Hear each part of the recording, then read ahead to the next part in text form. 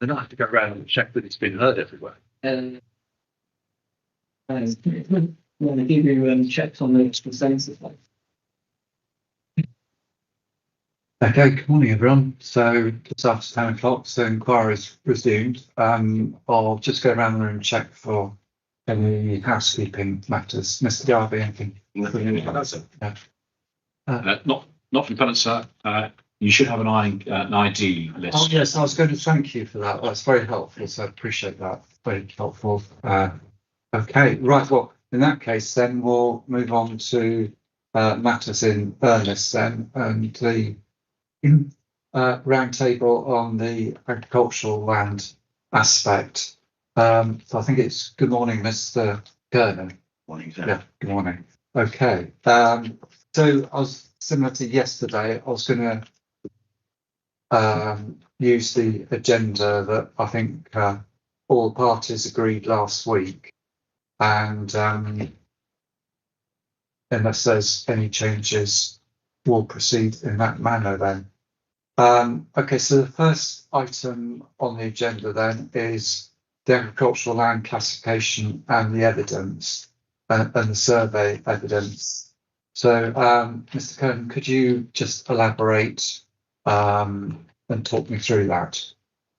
Yes, sir. I think the two documents I was going to refer you to, unless you want to go back to the original survey as well, will be my proof of evidence. That's CD 8.12.5 and the Statement of Common Ground on Agriculture, which is CD 8.11.5. Yeah, I've rather naughtily got paper on both. So good. So right.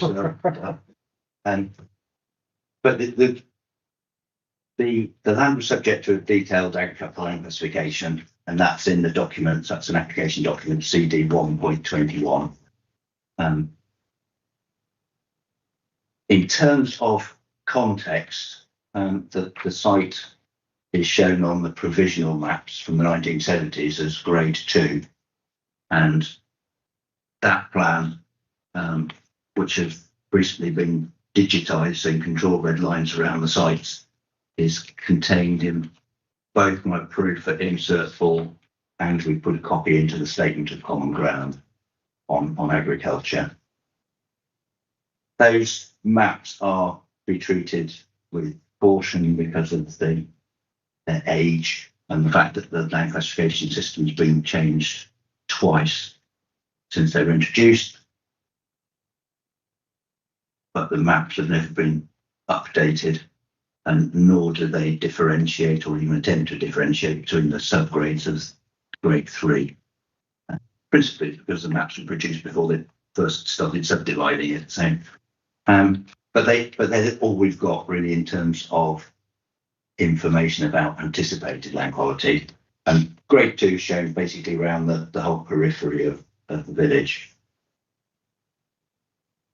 The other map, which is again in terms of background information, and it's insert 5 in my proof, and a smaller version of it is in the Statement of Common Ground on Agriculture, which is the sort of gaudy pink and purple plans, which are an attempt to predict the percentage of land in a particular area that's likely to be of the best and most versatile quality.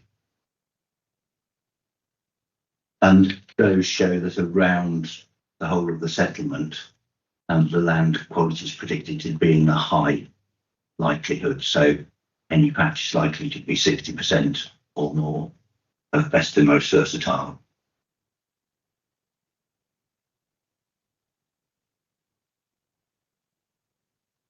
What the agricultural land classification survey found was that the site's a mixture of grades 2 with a bit of subgrade 3A running through the middle of it, and that's in the agricultural land classification report. It's also in my proof at insert 2. So the site was found to be wholly best and most versatile. The soils are sandy and stony, and as I set out in evidence, that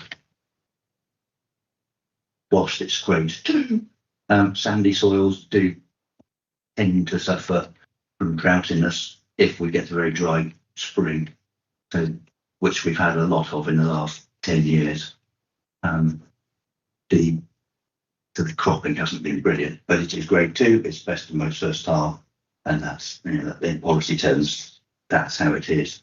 So just so I understand properly, the sandy soil, basically the moisture just drains through, it's not retained. Yes, and it comes out as grade 2 because sandy soils you can usually get onto them earlier in the year, you can get on later.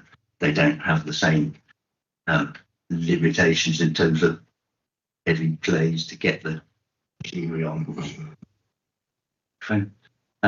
But what we do know is that if you get dry springs, particularly a May period, then the roots, they haven't got deep enough. The plants stop, the roots don't keep going down because it's drained straight through the sand. So in the last few years, clay soils have cropped far better. It's something that we noticed a lot, and I'm not knocking it and saying it's not best and most first time, I was just explaining the situation there. So, but the data set that's used for agricultural land classification is 1950 to 1980. And it's going to be that until they change the system, because that's the only way of getting consistency from each and every ALC, so that the same surveyor or the same site should be capable of being surveyed by 2 different people, so they use the same historic climate data. And just in terms of one minor point that was cleared up in this statement on ground, is it's 5.6 hectares at best and most first time, not 5.7. And that's cleared up in 3.1 in the statement on ground.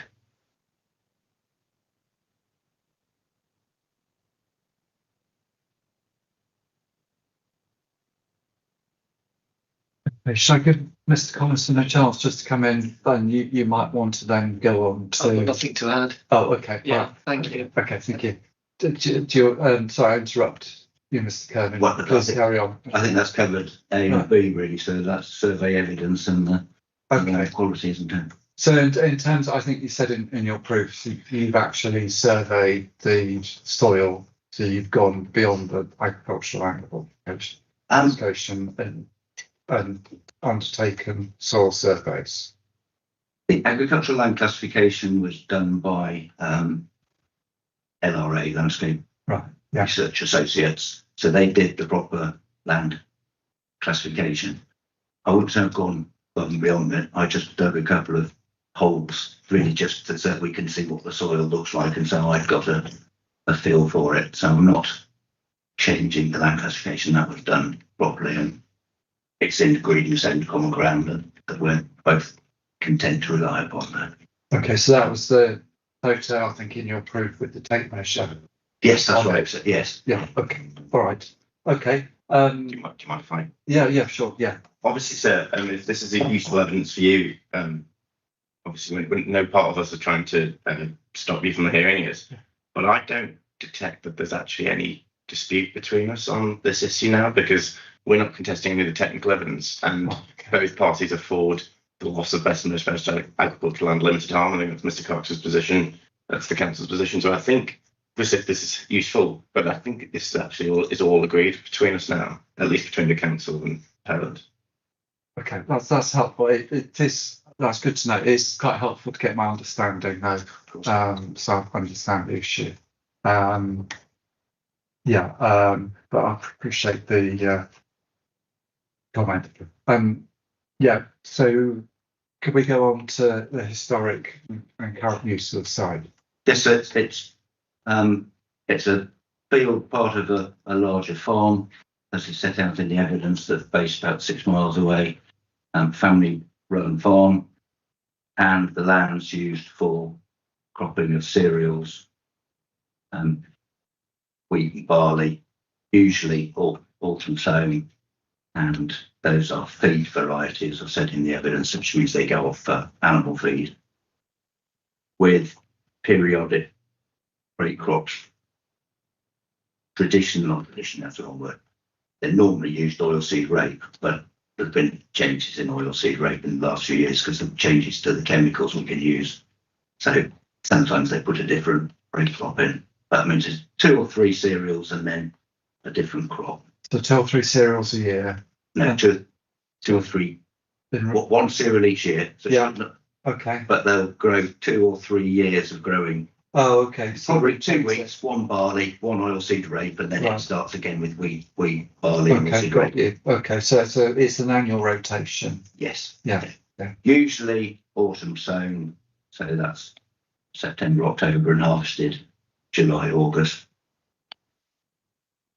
So is that is the reason for the autumn sowing? Is that because of the sandy soil then? Because what the wetness, for lack of a better word.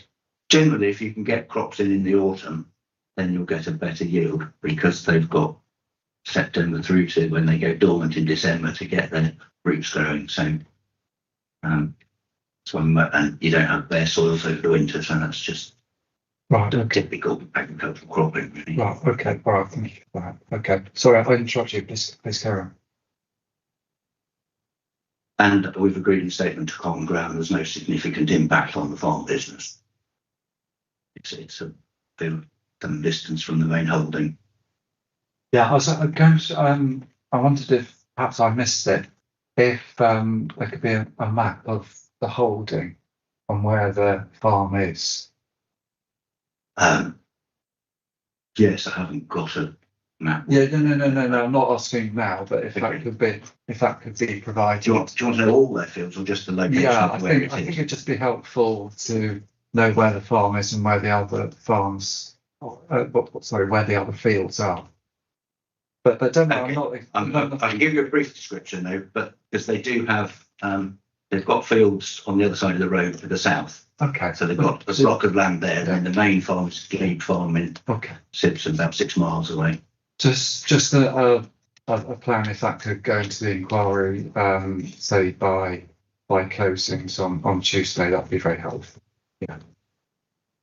Right, we'll do our best. So I haven't collected it. Yeah. Okay. And I'm sure Mr. Cox will help you, and if that could be just agreed with the council as well. So if I understand the emphasis there, it's the location of the farm, the central focus of the farm, and simply the general boundary of what's saying. We don't have to go to individual field patterns or anything. No. So it's actually just a single point, line, as it were. Yeah. Thank you. Yeah, sorry, I interrupted you. That's covered off the historic and the current use of the site. And the other, shall I just keep going? In terms of agenda item 1D, the economic benefits of the use of the site. So that's a reference to the MPPF paragraph 187, which talks about the economic and other benefits of the best and most versatile agricultural land. What's done in evidence, which I accept is a crude way, but it's the only way I've ever been able to think of how to do it, is to say, well, let's take a theoretical assumption that better quality land produces a greater yield of crop than moderate quality land. So I take a budgeting textbook and use the John Nicks and just go between high and moderate. And if you applied that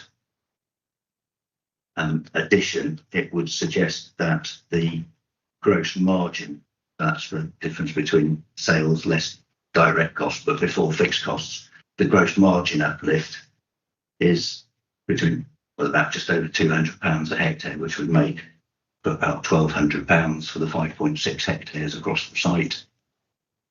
That's on a yearly basis. That's on a yearly basis. And the, again, theoretical increase in yield, if you took winter wheat as basically the cropping and other cereals, would be about 5.5 tons, 5.6. 5.6 tons. What's the figure?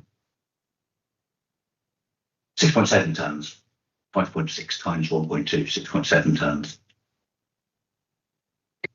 One slightly technical question I was going to ask. I think in your brief evidence you referred to the triangular shape and use of machinery and Yes. The sprayer. And I was going to ask how many times a year a crop would have to be sprayed.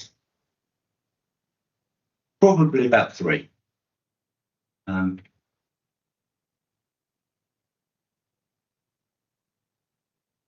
I think it's a bit dark, but I think I was just pointing out in my insert freezer, you see every time when you go to triangular field, each time you turn the what you call the tram lines, which are just where you can, like the train tracks where they drop through the crop, gets very short at the end, so you do a lot of turning. Right. Okay. So I was going to ask, what's if you can't get to on the turn? What's the implication on the turn? You miss bits out then, effectively. When a shape field gets very awkward, yes, it gets very hard to. It's very hard to get into the corner. The big boom, but you also have to be very careful on the operator because they have to keep closing off the nozzles as you go around so they're not double spraying as you go around on the rest of the crop. Right. Okay. So, but it's workable, but it's just I'm just saying it's an awkward shape field because it's triangular. Right. Okay. Yeah. So it's awkward to operate. Is it a case that things don't get sprayed, or is it a case that it just takes longer? Principally, it just takes longer, because obviously sprayers like that have to be all folded up. Right. So once you come into the field, you've then got 10 minutes unfolding everything out. Right. You go round the small field, that's a bit awkward, and then you have to fold it all up to go out again. Okay. Same with bringing in the combine. They might be able to, they're just come straight across if they're harvesting the other side of the road, but otherwise you've got to take the cutter bar off, tow it behind you, put it on when you get into the field. Okay.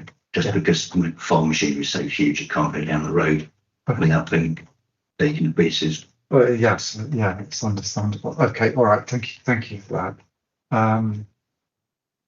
So, in terms of item 1, then, is any more to add?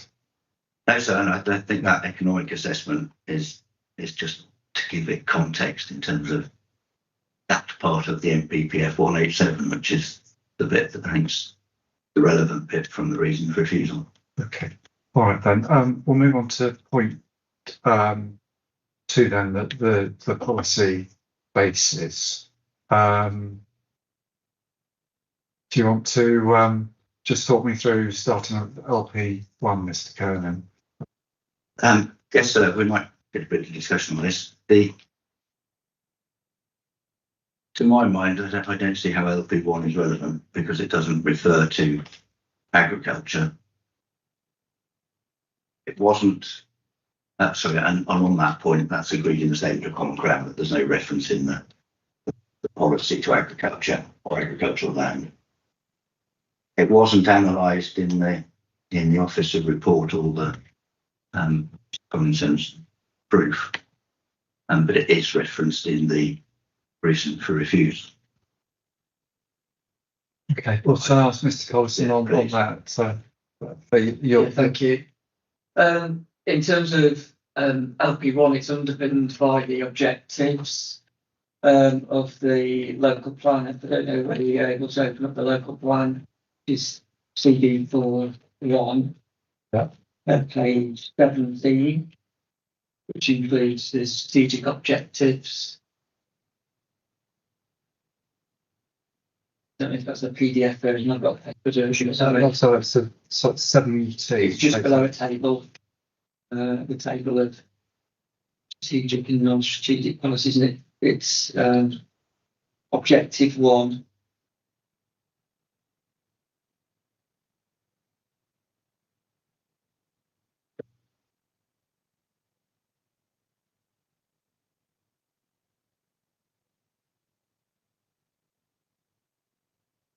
Paragraph 5.3 I was looking at.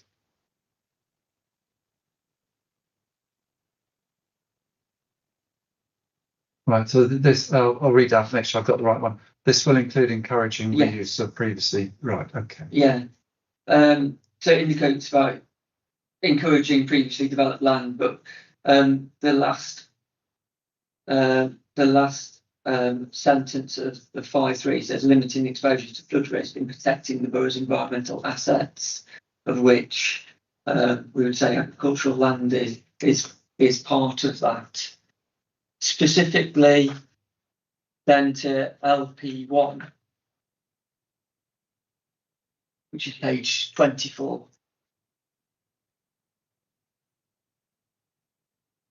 The heading for this is sustainable development, and we take the view in terms of the three strands of sustainable development that agricultural land is part of that.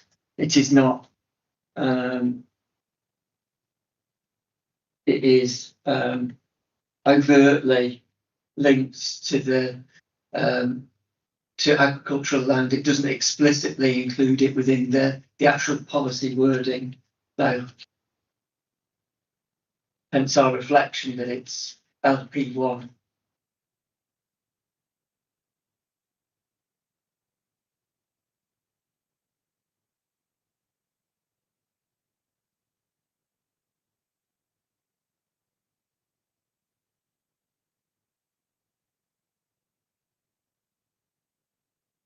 There is the potential that where it says quality of development, there's bullet point 3, which is about integrating appropriately with natural environment, not include historic there. It's natural we're talking about.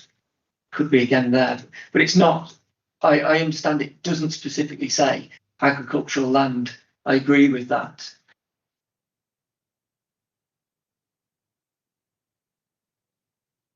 Mr. Colonel, I think. So it's a planning point, but I think it's a bit of a stretch. It seems to me to say it's relevant to chapter 5 because it's not previously developed lands, therefore as a reference to agriculture, and then to go into chapter 6 and say which doesn't mention the word agriculture at all in either the text of the policy or the explanatory text. I would have thought that if this was intended to cover agricultural land, it would have at least used the word agriculture somewhere in there rather than just say it's an environmental thing. So can I intervene at this point? Yeah. I'm not sure if the Chertley campaign against Moral Valley case has been cited to you in other cases about the interpretation of policy text and supporting text. We can put it in if necessary. I mean, it'd probably be of interest to me anyway. If you do, even if you. So no, I'm very happy to put that. We'll put that in. Yeah.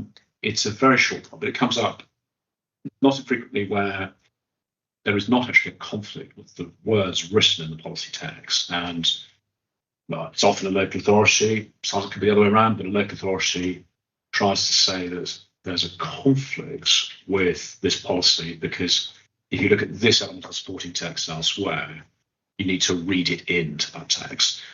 And the quote from the text, it's a case in the Court of Appeal from 2014, and the simple point set out there is that the court saying, I do not think the development that accorded with the policies in the plan could be said not to conform with the plan because it failed to satisfy an additional criteria referred to only in the supporting text.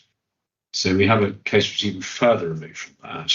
There's not actually a conflict with even the supporting text, we say, but there is not a conflict with the policy as written. And it's not appropriate for the LPA, we say, to read in agricultural land if it's not stated there. So we'll put that in, we'll try and get that printed today, and we'll make submissions on accordance or conflict with LP1 on the basis of that authority. Mr. Garvey, I'm assuming you probably readily know that case. And I do so. I don't dispute anything Melanie Friend said there in terms of interpretation of the policy. It might be helpful to understand whether the appellant disputes whether best and most fair land constitutes part of the natural environment.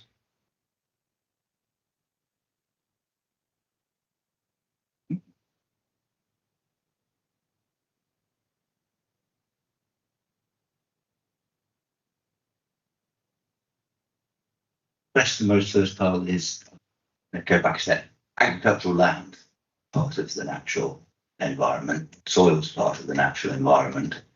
I think that the policy which applies to best and most versatile is a specific analysis of the versatility of land for land use planning decisions. So it is, if you like, a subset of agricultural land. Obviously, therefore, if you're really going broad, agricultural land is best and most versatile and non-best and most versatile. So if natural environment is the policy that you're relying upon in LP1, it covers best and most versatile and non-best and most versatile in equal measures. I can't see how you can take that reference about integrating with the natural environment and suggest that that somehow protects better quality land and doesn't protect poorer quality land. It doesn't, for my reading as a non-planner, I just can't see how you can stretch it to get to that conclusion. So I think really what this comes down to is that you've got a development plan which did not refer to best and most versatile agricultural land because that was covered in national policy. The national policy we have now, 2024 version, is obviously 187B. And Mr. Keller's already explained our position in respect of looking at B&B in that context, particularly economic benefits. And so that one needs to look. It's slightly prefacing the world which was going to be with the national development management policies in which local plans would not trespass on matters dealt with at the national level.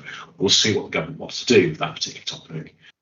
But as I read this plan, it didn't say that B&V was a specific issue that was to be covered at the local plan level because it was cognizant that national policy dealt with it. And therefore, the B&V issue, we say, can be looked through largely through the lens of national policy.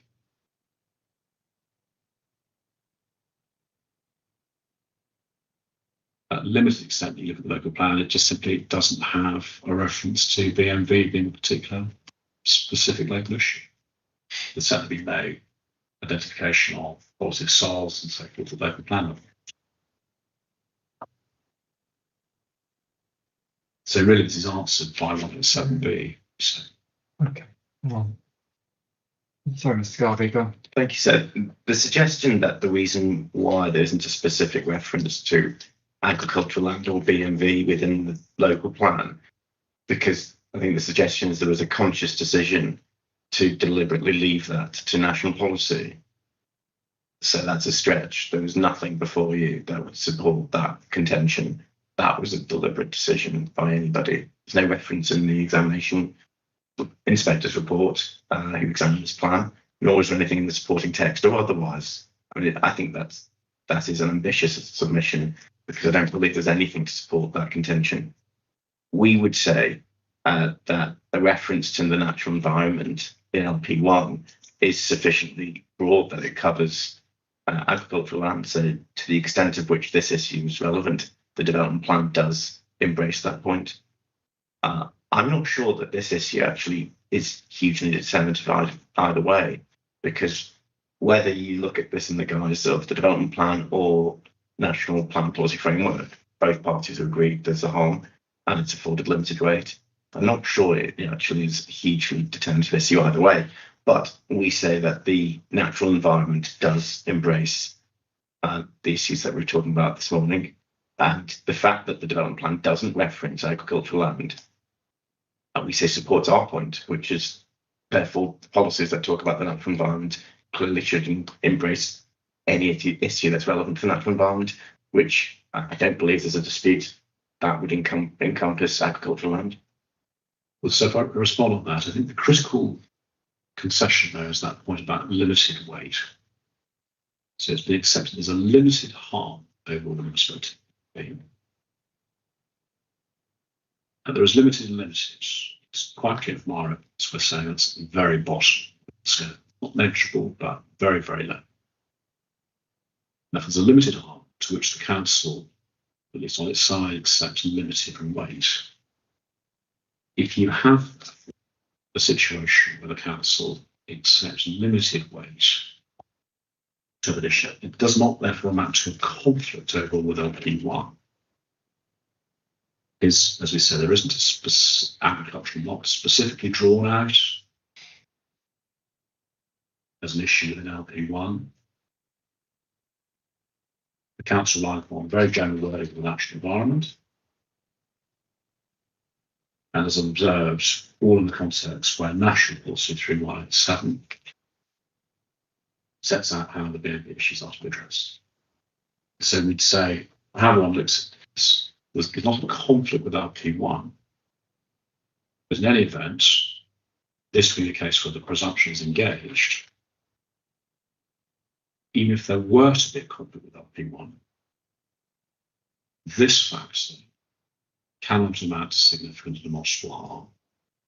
That's where we always end up with 11D, notwithstanding how we work through LP1. It's just such a low level of weight, it's not determinative. Okay, I'll leave this for submissions, but you can also pick it up with your planning witnesses if you wish to. Yes, I think I may be trying to do it with Mr. Cox. Yeah. I think we may go to LP16 if that's, unless it's conceded by the council, that is not engaged in fruitful conflicts. So next, the policy relating to the natural environment, it's a similar point. Okay, well, does the council want to say any more about LP16 then? Is it the same interpretation?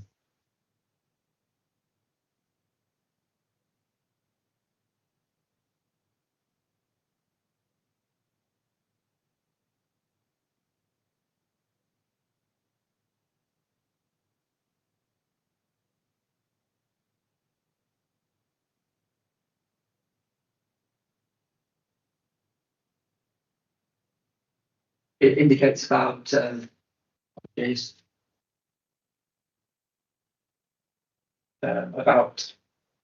environmental asset, of which the land is an environmental asset. So there's an element of conflict there.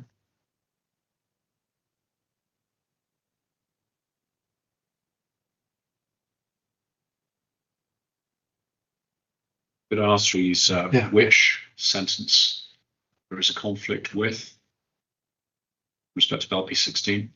We've obviously been very clear we don't think there is a conflict, but I'd be interested to know what Mr. Collins' analysis is based on. It indicates about the quality. Second paragraph, second sentence, so the quality of the natural environment will be protected. So it's that element there. I'm just picking the quality aspect of best most versatile.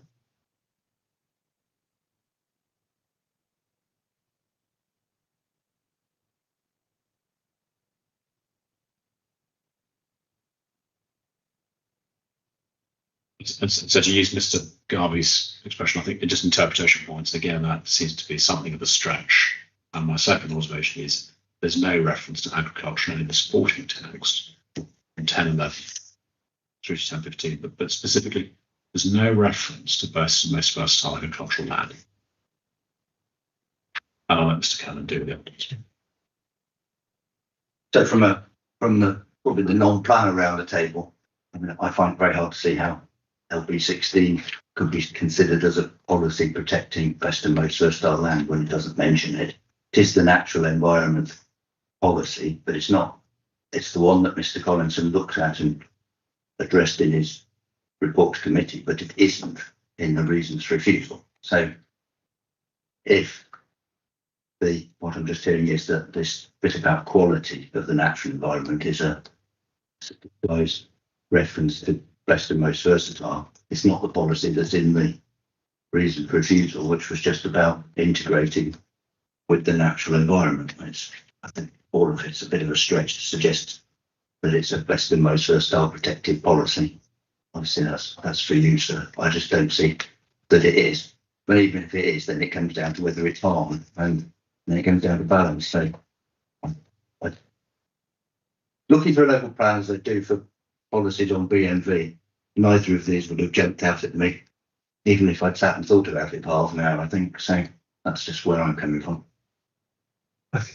Anything to add, Mr. Collison? Or, okay, we'll go to the framework then. 187's been, yes, mentioned, obviously. Mr. Kernan, any you mentioned the changes and the footnote. Anything further to add in terms of the framework? Yes, in terms of, I'll just go quickly through the framework because there's 187 is the reference in the reason for refusal. That's where the council have gone to.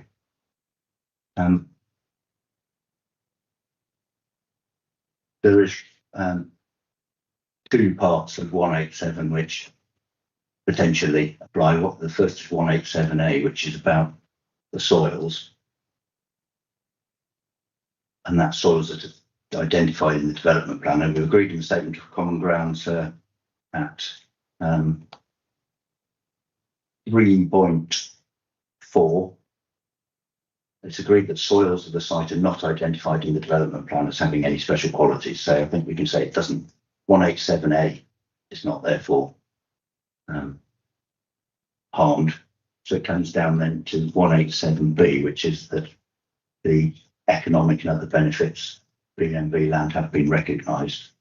And obviously that's what we've just gone through in terms of how we've assessed them. So they've clearly been recognised. We're sitting here talking about them, so they've been considered. So to my mind, sir, there's policy compliance in terms of paragraph 187, which is the one paragraph referred to in the reason for refusal. I think is relevant. So go on to 188 with that help in the next. Shall we let us? Yeah, I think let me. That's Mr. Collison who wants to. Thank you. 187B it indicates that we've talked about economic benefits, but they've not really dwelled on the other benefits of food security, which is the concern through the loss of the land.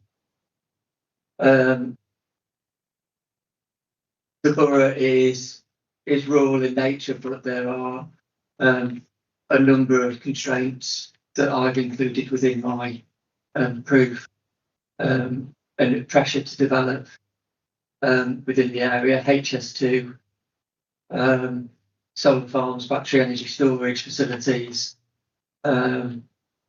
including close to the area,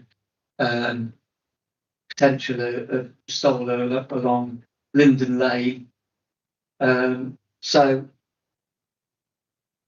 the impact on best, most versatile land is a real threat in the area to, I would say, food security.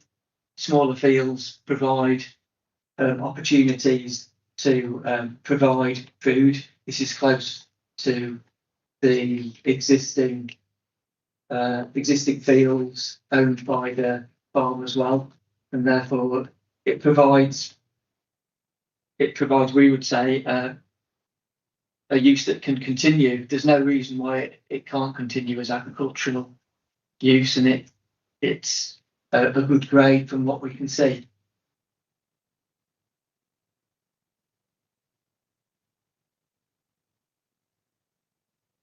So just on interpretation, you'll note at the beginning of 187, this says that planning policies and decisions should contribute to and enhance. So that's the sort of requirement of the policy, contribute to enhance. It talks about the natural and local environment.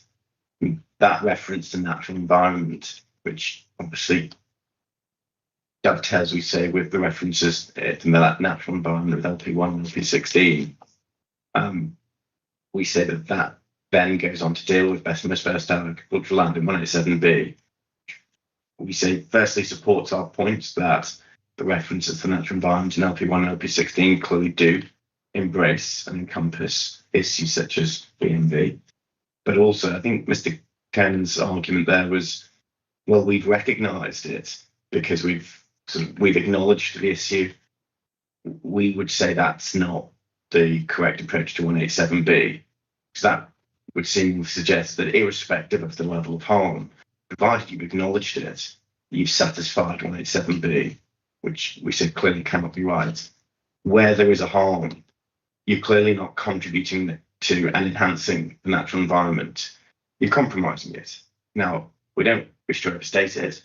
Clearly, the extent of harm is limited, but that still cannot be consistent with contributing to and enhancing the natural environment. It's a harm to the natural environment, and there would therefore be conflict in that limited respect. Can I also just add, it's a permanent loss of this land. It's not as if it's renewables, it's a permanent loss of this agricultural land. Mr. Kernan.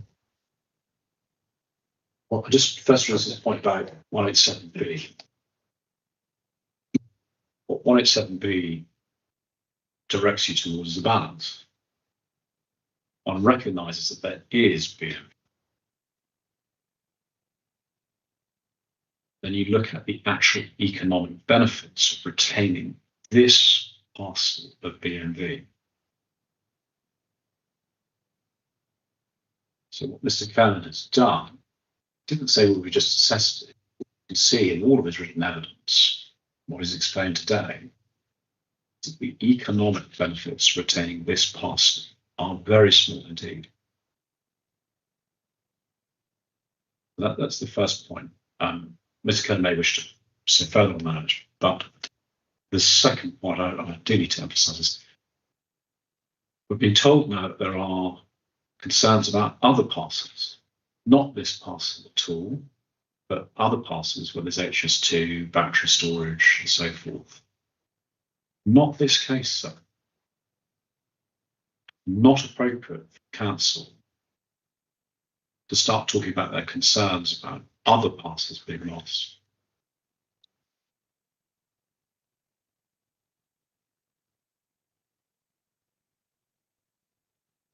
So I'll let Mr. Kernan continue.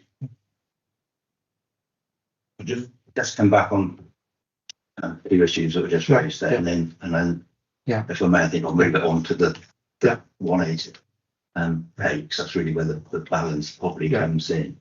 And it was just stated that food security is a key consideration. Yes, it is, but that's really a matter for government.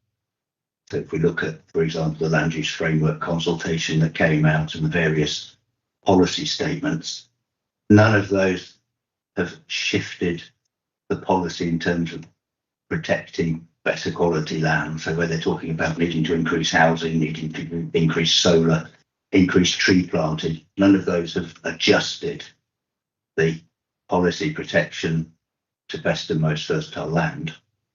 And so they're not barring it. And in addition, comments about this being local to a market, therefore somehow suggesting that it's more important. I mean, agriculture is a national and an international trade. So the crops from here go off to a farm 6 miles away, then go off to a grain merchant. They may go abroad, they may go to a feed mill. In this country, we shift grain abroad, we buy in grain, different types of grain. It is an international trade. So the sort of historic idea you could wander down and buy something from the local farmer, apart from food shops, is just history. Nobody goes down to and asks for a bag of corn coming off the back of the combine, for example. It doesn't happen. So that's gone. But in terms of, I'm not sure that was William Miller, I think, was the closest we ever got to, wasn't he? When you got it floured up. So nobody ever bought bags of corn off a farmer, so even in the old days. So can I? Yeah, absolutely. Yeah, sorry. Sorry, Mr. Kernan conclude? Yeah, sorry, yeah. He hadn't finished. Yeah. You will get your turn for us. It's just he hadn't finished. I was going to go on to 188, so So you're a natural break now then? If you like, yes, sir. Yeah, fine. Okay, sorry, Professor Phipps, yeah.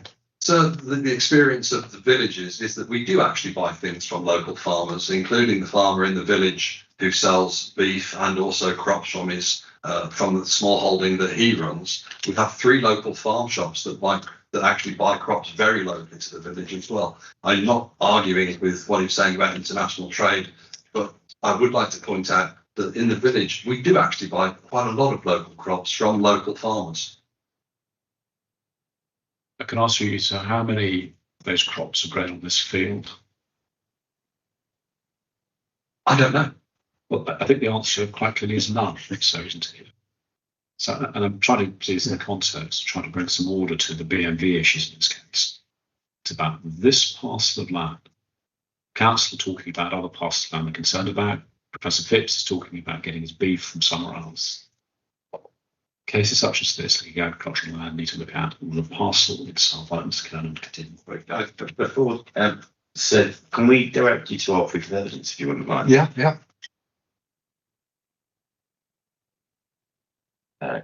Page 56, Mr. Collinson's proof of evidence.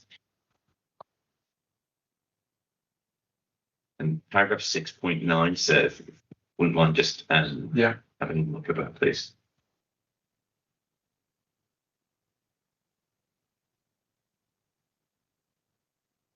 Because I think the suggestion was that this is a new point being taken by the council. The references to Edges 2 and renewables. It's not. It's a point that was advanced in the proof of evidence. We're simply saying, given that there is a pressure on agricultural land elsewhere within the borough, that informs the weight that you'd attach to retaining B&B on this site.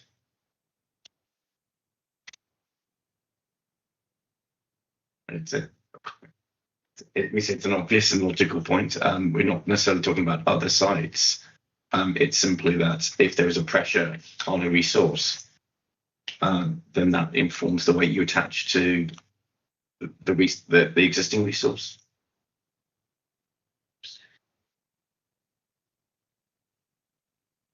So we could have a really interesting and lengthy discussion about this. I don't agree that because there's pressure for use of better quality land or poorer quality land elsewhere in a borough, that increases the importance of this small parcel of land.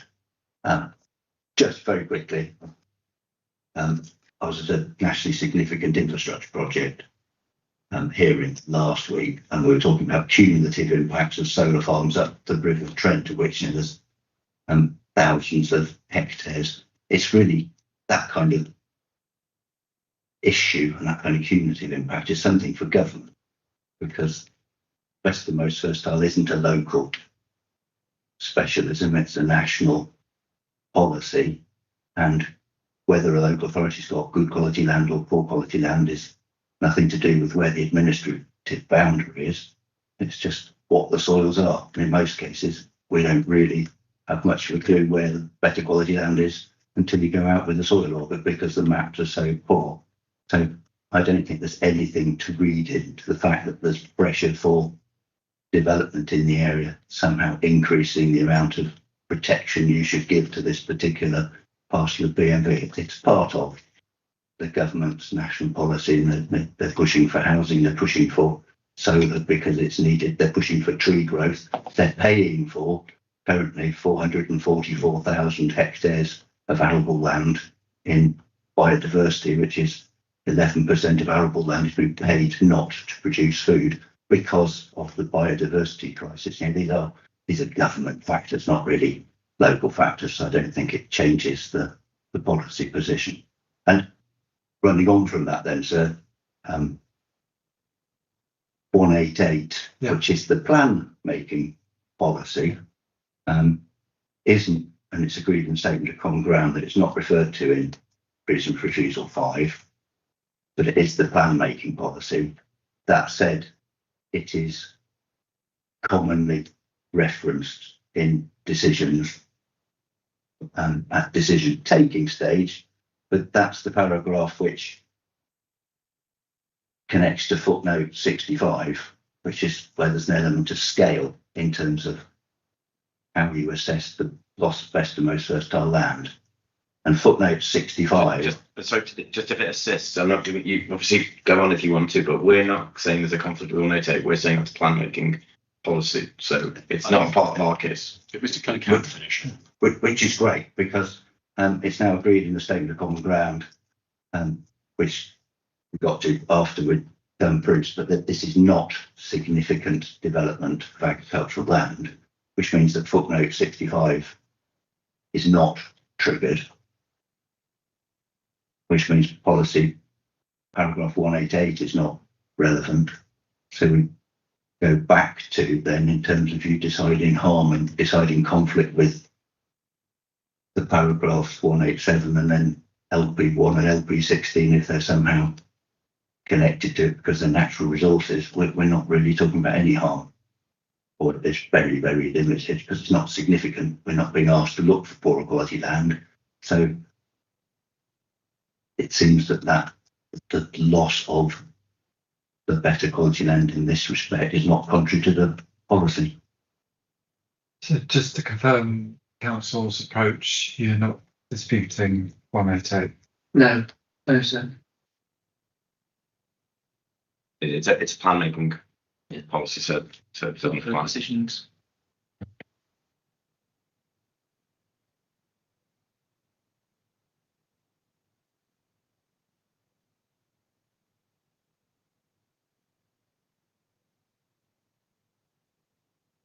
That's fits anything? No, sir. No. Okay.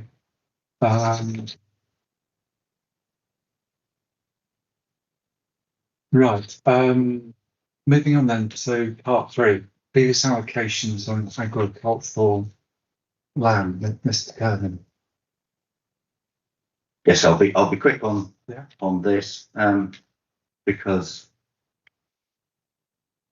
I don't think it helps us too much to go into it in any great depth. It's agreed in the statement of common ground that the land around the periphery of Warton is shown as grade 2. And we showed the plan earlier, so and I looked at it in my proof at between 718 and 722. I looked at 3 recent developments that I could see at the southern end of Warton.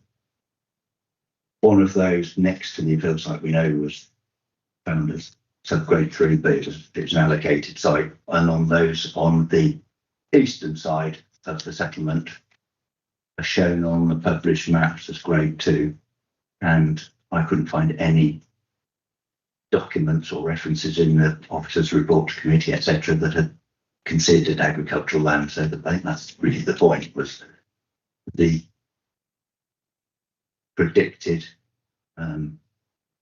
provisional ALC grade of grade 2 was not a constraint to development there, and didn't seem to, at least it wasn't considered to the point that anyone used the word agriculture in any of the reports that I could see. So that's really just a matter of history, that it's recognised that Down's got, or the village has got quality land, and that wasn't a constraint historically. Mr. Collison. Yeah, I just need to get to my rebuttal evidence because it includes information about these 2 sites. Just bear with me, sorry.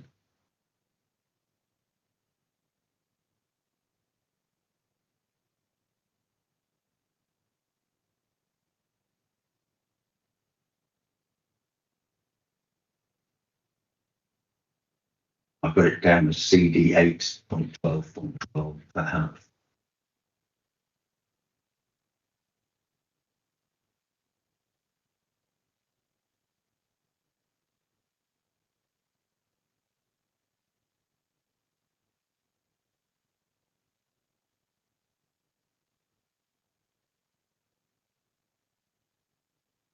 So looking, don't know whether you've got that yet. Sorry.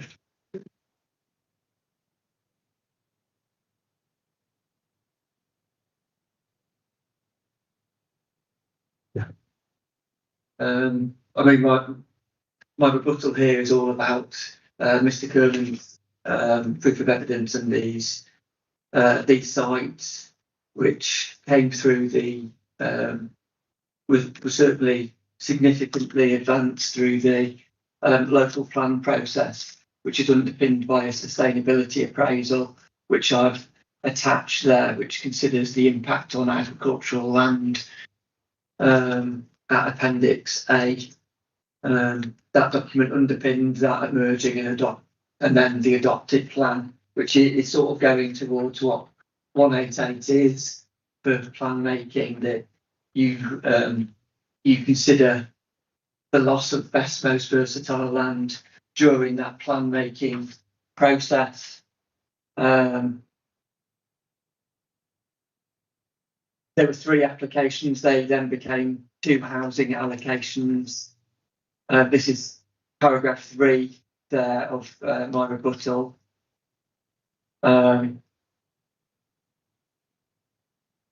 clearly to me indicates the robustness of the local plan and the evidence behind that, and then the weight of those emerging allocations as it came through to granting planning permission for those sites.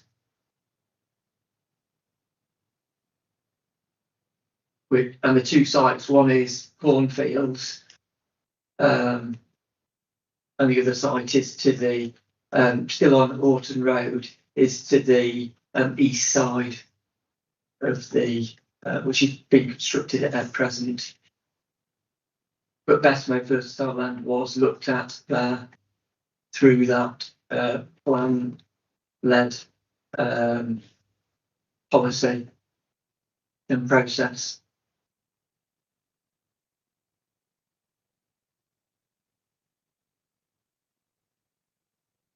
There's a bit like the local plan reference. I couldn't see that it actually was. I could see that it's one of the listed items of factors to be considered, but I couldn't see that it actually was then specifically considered, decided that it was good quality land, and that in making terms poor quality land wasn't available, or any of those factors. It just seems to me it's on the list of considerations, and I can't take it any further than that. But it's 10 years ago.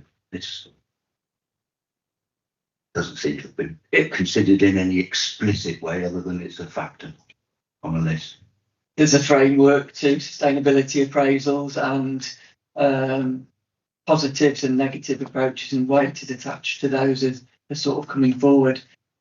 Page 14 of my rebuttal indicates the objectives, the sustainability objectives, and ensuring development makes efficient use of previously developed land buildings and existing physical infrastructure. And the point in there is percentage of housing or employment development and grades 1, 2, 3A agricultural land. And then the 11th objective is maintaining those air, water, productive soil elements. And again, that comes through again percentage of development within those areas as part of the overall strategic local plan assessment on where housing should go. So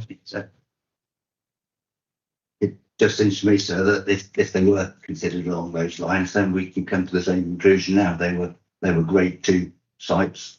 They went through that balance, and it was decided that despite the objectives of protecting the soil and the BMV, that a balance was reached and it was acceptable. So I don't see we're in any different situation now in terms of policy analysis and conclusions. Okay.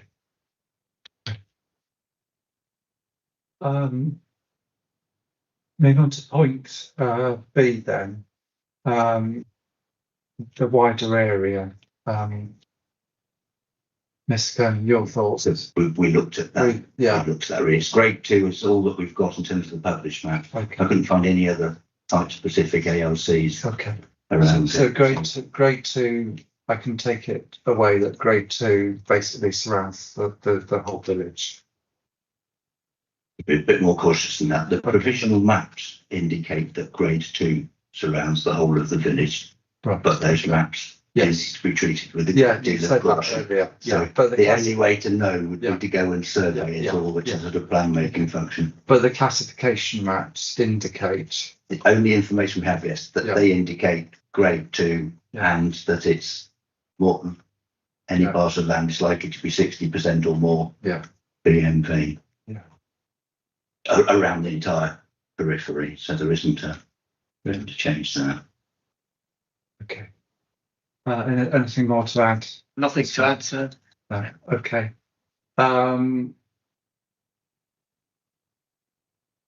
3C.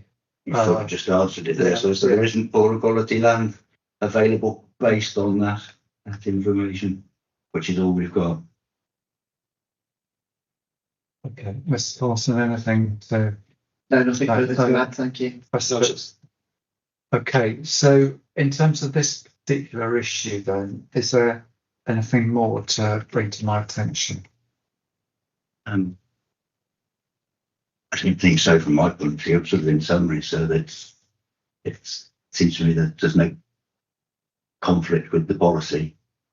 I don't follow the link to the local plan policies, but in terms of 187, it's been considered it is part of the planning balance, but it's not significant harm, therefore it's not 188, so we don't need to look at poorer quality land in that respect, and that doesn't seem to be in dispute.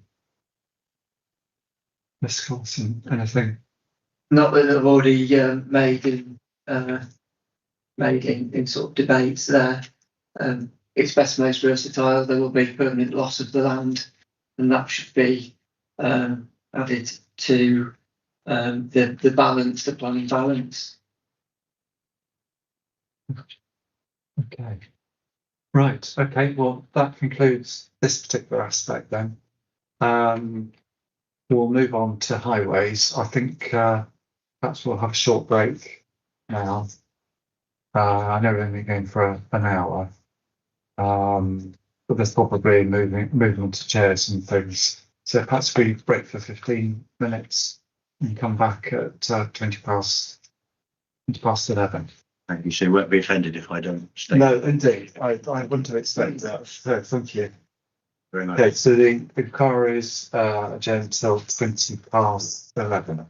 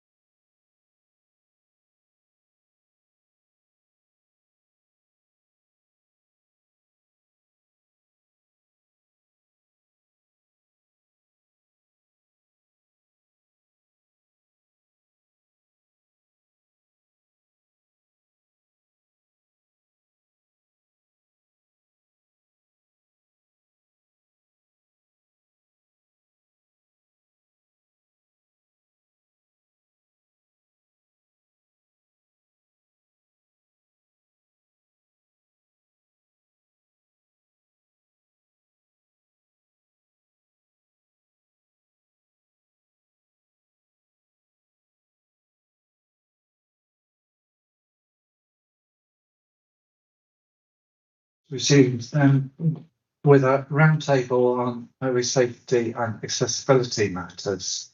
I think, is it, good morning, Mr. Parker?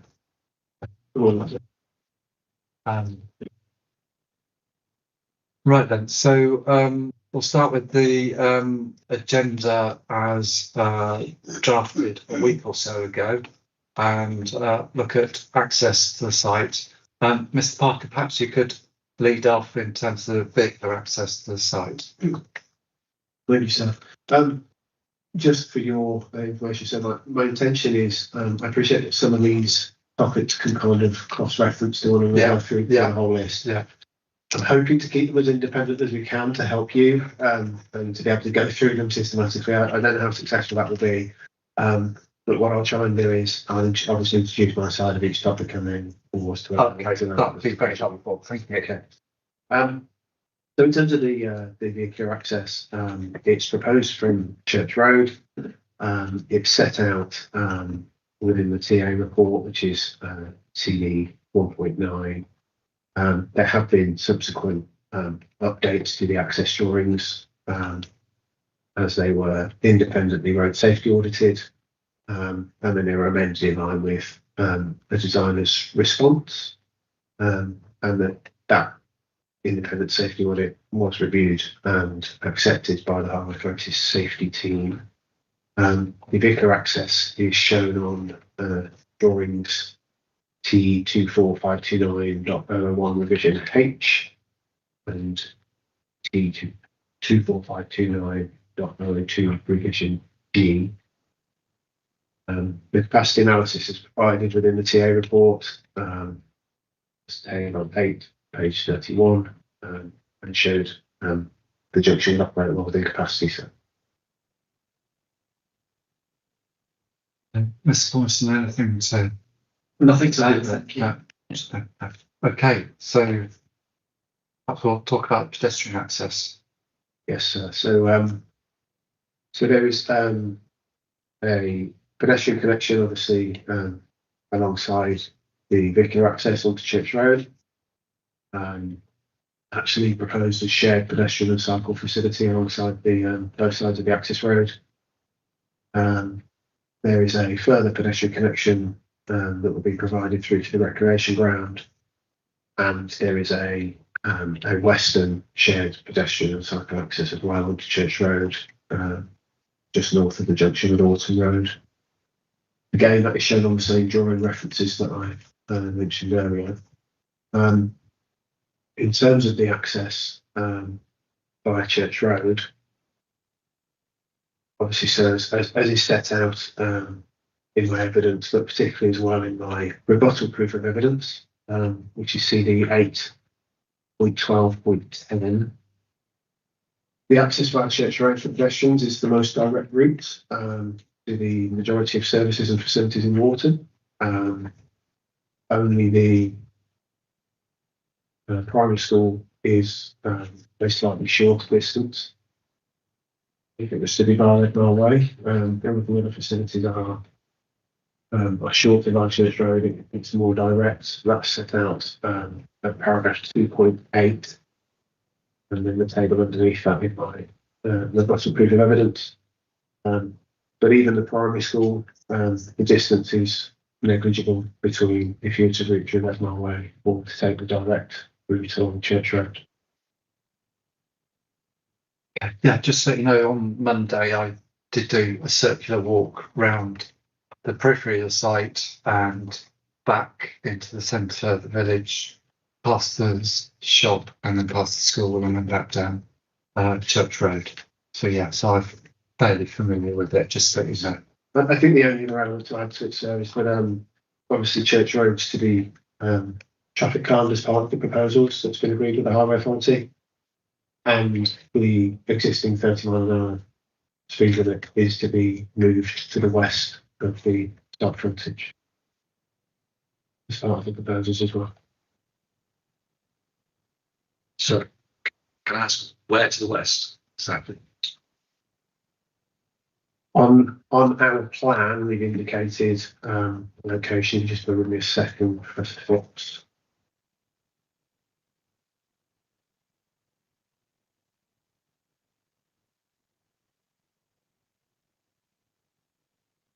Essentially, on our plan, we've indicated it pretty much adjacent for the last property on the northern side of Church Road, so just after the bend, essentially. So that'll be a 60 down to 30.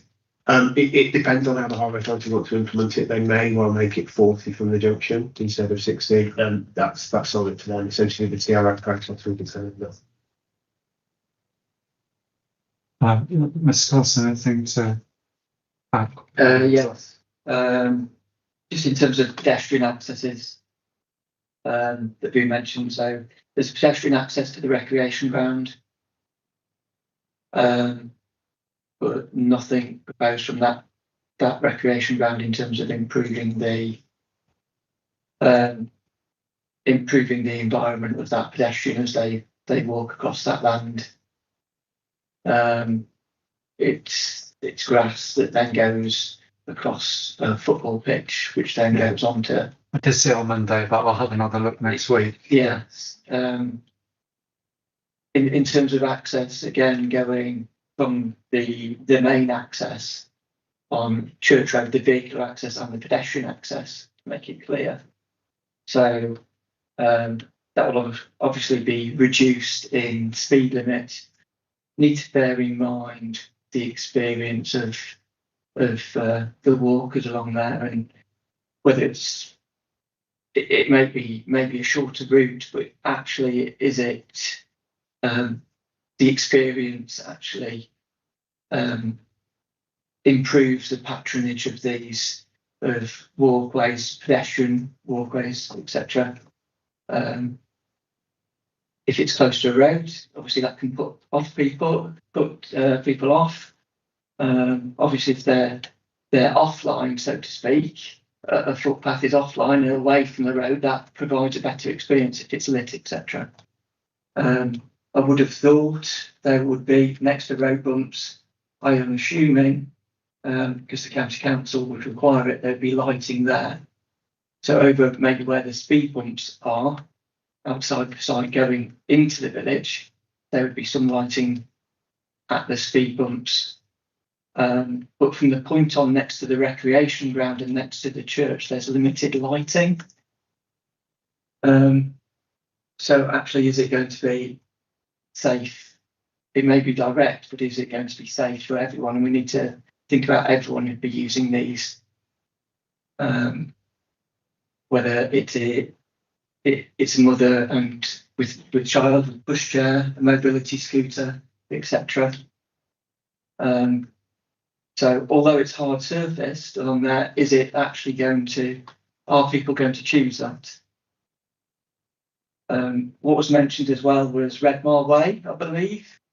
There isn't a footpath link that's proposed as part of this scheme.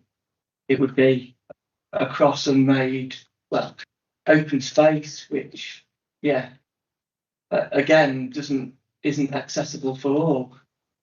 Maybe we're thinking about us as, that don't have mobility issues. I think we need to consider those, because actually those sort of people may want to use services, facilities in the area. Again,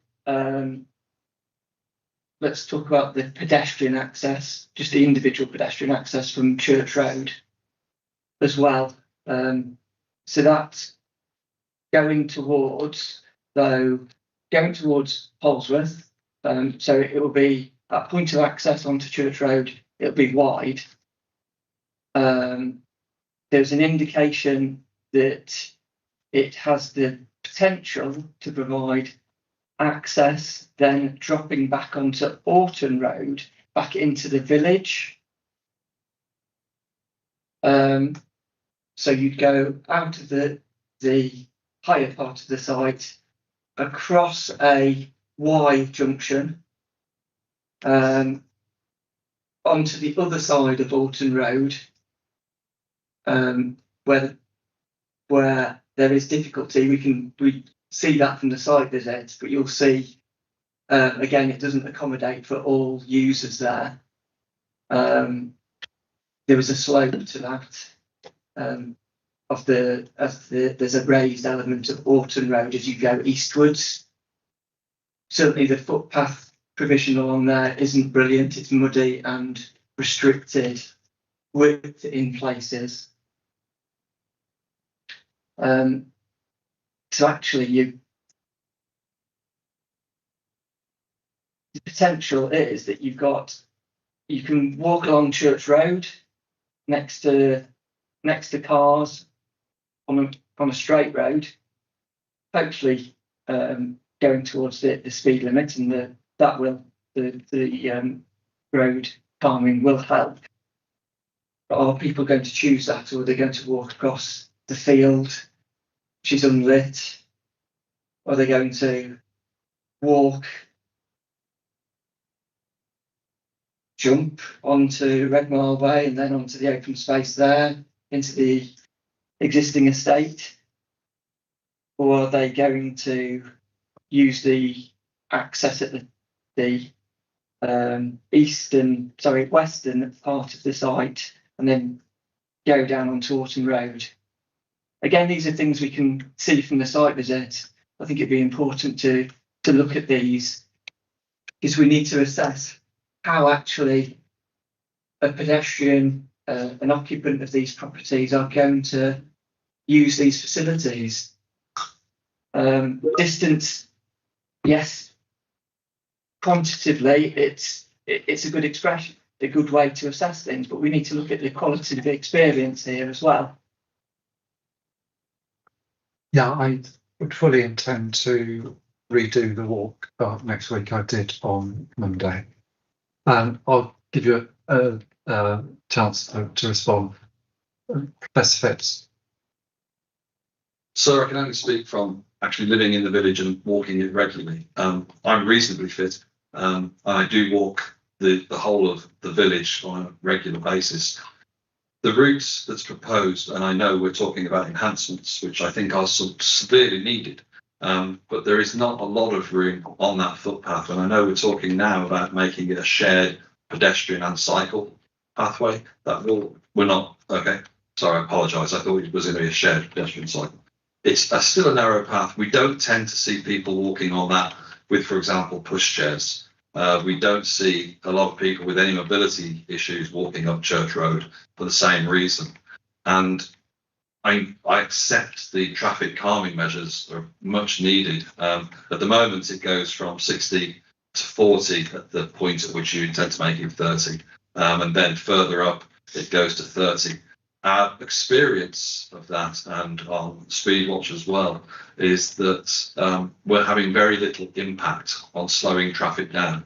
It's a very long, straight road, and it's a very easy cut through from people coming from the A444, coming into Polesworth and Tamworth. So it's seen as a bit of a cut through, and the traffic can be quite heavy and quite dangerous. We've clocked people doing 60 in the 30-mile-an-hour zone, and that it have been reported to the police, and it's well documented.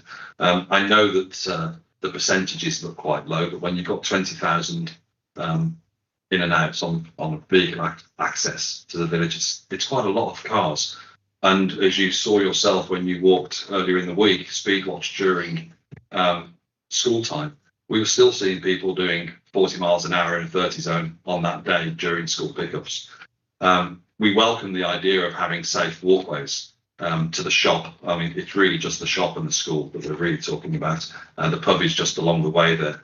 And that's where the lighting starts as well, at the pub. It's not a very well lit route. I tend to walk there in the middle of the day, because by the time it starts to get dusk, visibility is very, very poor on Church Road. As Mr. Collinson said, I actually walk down that road. I then cross over onto Warton Road. You are taking your life into your hands, because that remains 60 miles an hour all the way to the junction.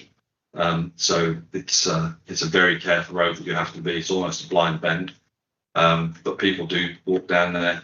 Most of the time, that's exceptionally muddy, but again, a narrow footpath with the hedgerows overgrown. And then when you reach the junction, you have to do a diagonal crossing to get to the other footpath. It's not a straight across the road. So yeah, there are some pedestrian problems, I think, from our own experiences of that. And the traffic problems are something that we are trying to address with Warwickshire Police and the County Council, that we've been doing for a long time. I think Speed Watch has been going for 4 years, and we haven't seen a significant decrease in speeding offences. So just to add some colour to our experiences of this. Mr. Parker, your thoughts particularly on lighting and speed along Church Road? Okay, sir. So, yeah, in terms of the traffic calming measures, just to clarify, they will actually go far as Trinity Close, which is beyond the Office of Public House. They will be lit. It is a legal requirement for them to be so. In terms of obviously the impact on speeds, as a fixing it over in paragraph 18, I appreciate you just said that the percentage isn't high, but it's a lot of trips. Based on their own evidence, 97.5% of drivers are within the speed limits through the village. Traffic covered on this particular section of road, it's just been noted that it'd be welcomed. It will clearly have a positive impact on lowering vehicle speeds. Just in terms of some of the comments made by Mr. Collinson, it's never been a case that pedestrian access to the west would be for people looking to walk back into the village on a Warton Road. I don't know where Mr. Collinson's taken that from. I mean, it would potentially be an option for people, but it's not been a route that we've identified as a route of choice and the route that most people would want to take or would choose to take. It's counterintuitive if your facilities are to the northeast on a straight section of Church Road and it's pretty much straight line, that you would choose to come out the southwest of the site, cross a 60-mile-an-hour road, and then go along the south side of Warton Road up to another junction of Barn End Road and then back into the village. It would almost double your walking distance. So I'm not sure where that's come from, but that's not our case. But it's certainly not the case that's before you in my evidence, sir. In terms of the Church Road experience itself, obviously the traffic calming will help. There seems to be a commentary coming forward that people won't use it because of the experience. Professor Phipps, just during I think it was the landscape roundtable session yesterday, sir, made the point that the routes around the village are regularly walked along Warton Road and Church Road, so that's including the 60-mile-an-hour section. Lots of people walk along them, including dog walkers, as I believe the comment was made. And then he also made reference to the lack of litter that you would see because groups. Yes, I remember that. Yeah. So to suggest that Church Road is so prohibitive in terms of its walking environment that nobody will do it from this development when it's regularly walked by villagers, I find a bit counterintuitive, sir. And then finally, just in terms of the distances and the routes, and in terms of Red Mile Way, obviously, sir, it's a public open space and backing onto public open space. There is no formal route identified or proposed. There may well be a trolley route that comes forward in due course. But in terms of the distance provision that I've put within my rebuttal proof and the directness of the route, Red Mile Way itself, the actual road itself is fairly curved, as you will note when you see on your site, but it's Barn End Road. There's a couple of curves on Barn End Road. It is a longer distance to the vast majority of the facilities within Warton for that reason. It's more, I wouldn't use the word tortuous, it's not particularly tortuous to walk, but just in terms of alignment, it's far more so than Church Road. So Church Road is straight. My view is that residents of the development will clearly choose Church Road. I think one comment was made regarding chairs, mobility scooters by Mr. Collinson as well. So I think it's worth pointing out that for the vast majority of its length, Church Road is in line with inclusive mobility guidance in terms of its length. Yeah, I was going to ask you what the width of it is. I mean, you might not know off the top of your head, and it might be. It varies. So it's somewhere between 1.6 and 1.8 meters generally. There is some soil creep, which I mean, we're tending to find this across the whole country with massive general road maintenance and highway maintenance survey budgets cut. There may well be further width underneath. I think the actual width of it should be 1.8. I think from sections where you see the back edging curve, and there'll be sections that are slightly narrower than that because of soil creep and lack of maintenance. There are sections further into the village that are narrower, over short sections. So just beyond the public house, there's a short section that narrows down before you get to Trinity Close. But that's the nature of a lot of actually the footways through the village, is that you will have, just because of the historic nature of the village itself, and you'll find that in a lot of rural settlements, that you'll have footways that tend to vary in width past certain buildings. It doesn't appear to be from evidence that's already been given to you at this inquiry, so it doesn't appear to be a restriction on people walking around the village. Okay, so there's a curb, so there's a curb to the footpath, and the footpath is differentiated from the road, and it's a minimum of 1.6. In the immediate vicinity of the site, so yes, and Church Road going up past the church. Yeah. I ought to know what the width of a buggy is. I know the width of a wheelchair is normally allowances 850 to 900. It's around the same. So I think mainly for streets from memory. What 1.2 is the minimum width past somebody with a pushchair and a person walking. And then they generally advise in wheelchairs, inclusive mobility advising 1 metre is the minimum width over a distance of 6, because that allows for a bit of clearance in wheelchairs.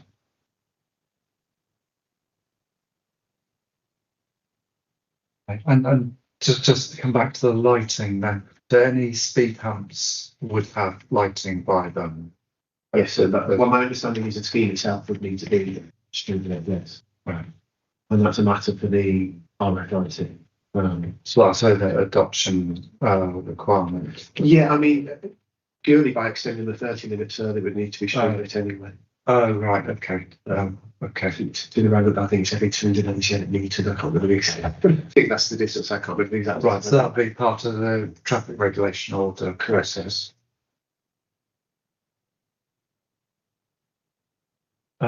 We somewhat skipped over the agenda because there's reference to criterion 2, relevant guidance, walking, cycling and bus stop, and what an acceptable distance is. So I was going to ask Mr. Parker if you want to lead off on that.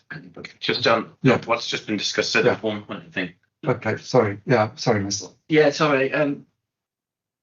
In terms of accessing facilities in the village, I'm trying to look and help yourself in terms of what someone would be looking for. Yeah. And my point in terms of access onto Warton Road relates to the position that, because we need to look at the provision of bus facilities, whether there's any infrastructure that goes along with those bus facilities. As was mentioned yesterday, the library of the bus facility. Oh, so the sheltered, a sheltered bus shelter there along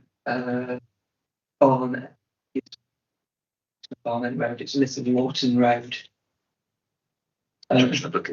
Yeah. Okay, so that's the other end of the village. Yeah.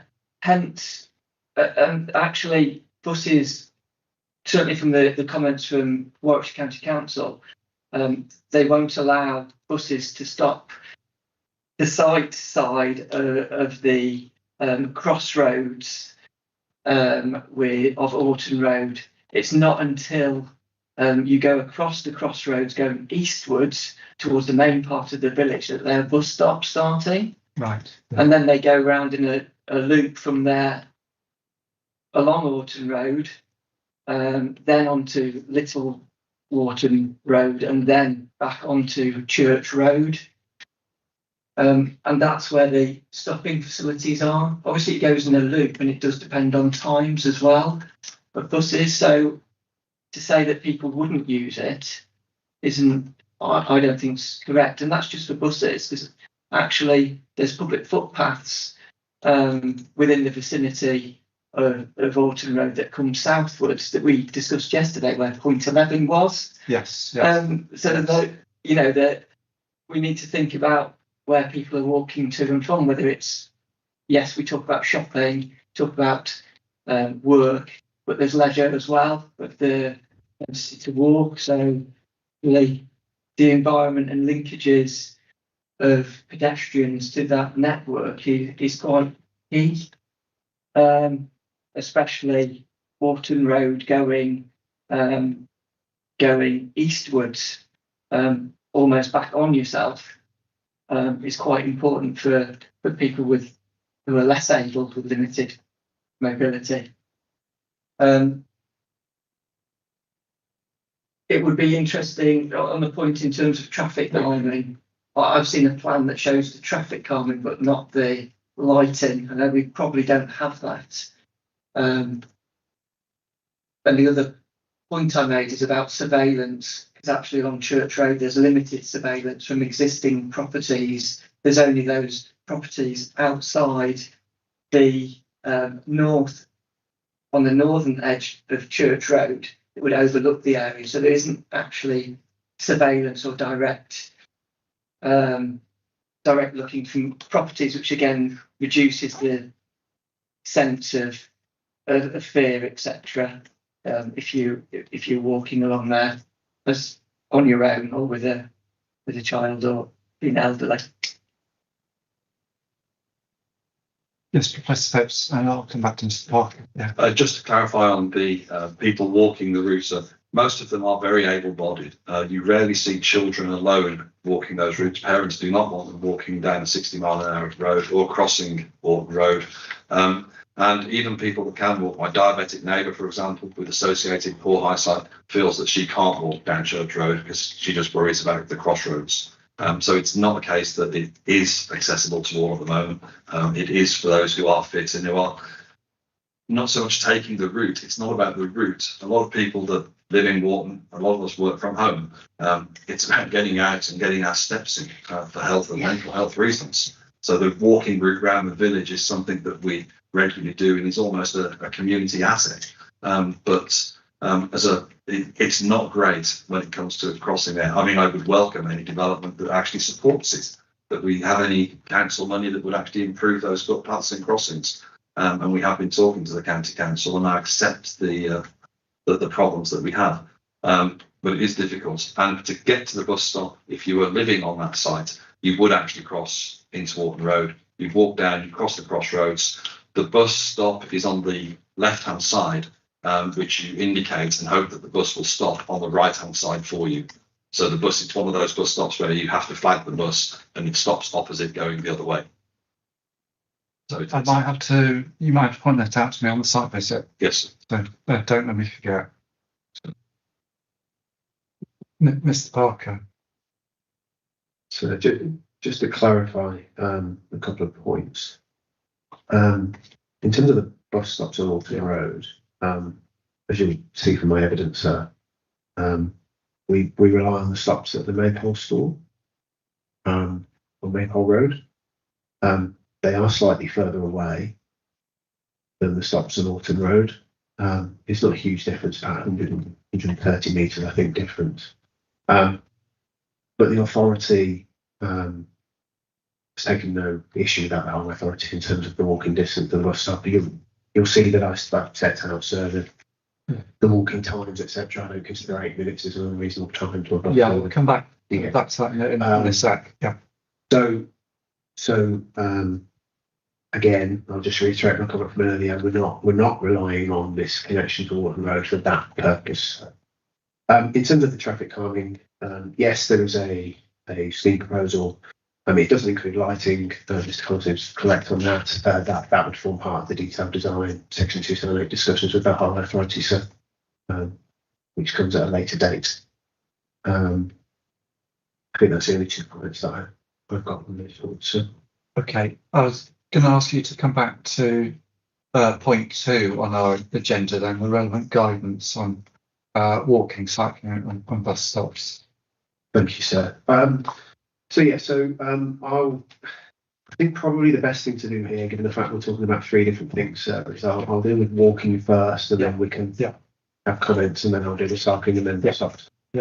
So in terms of walking, it depends on the facility you're walking to.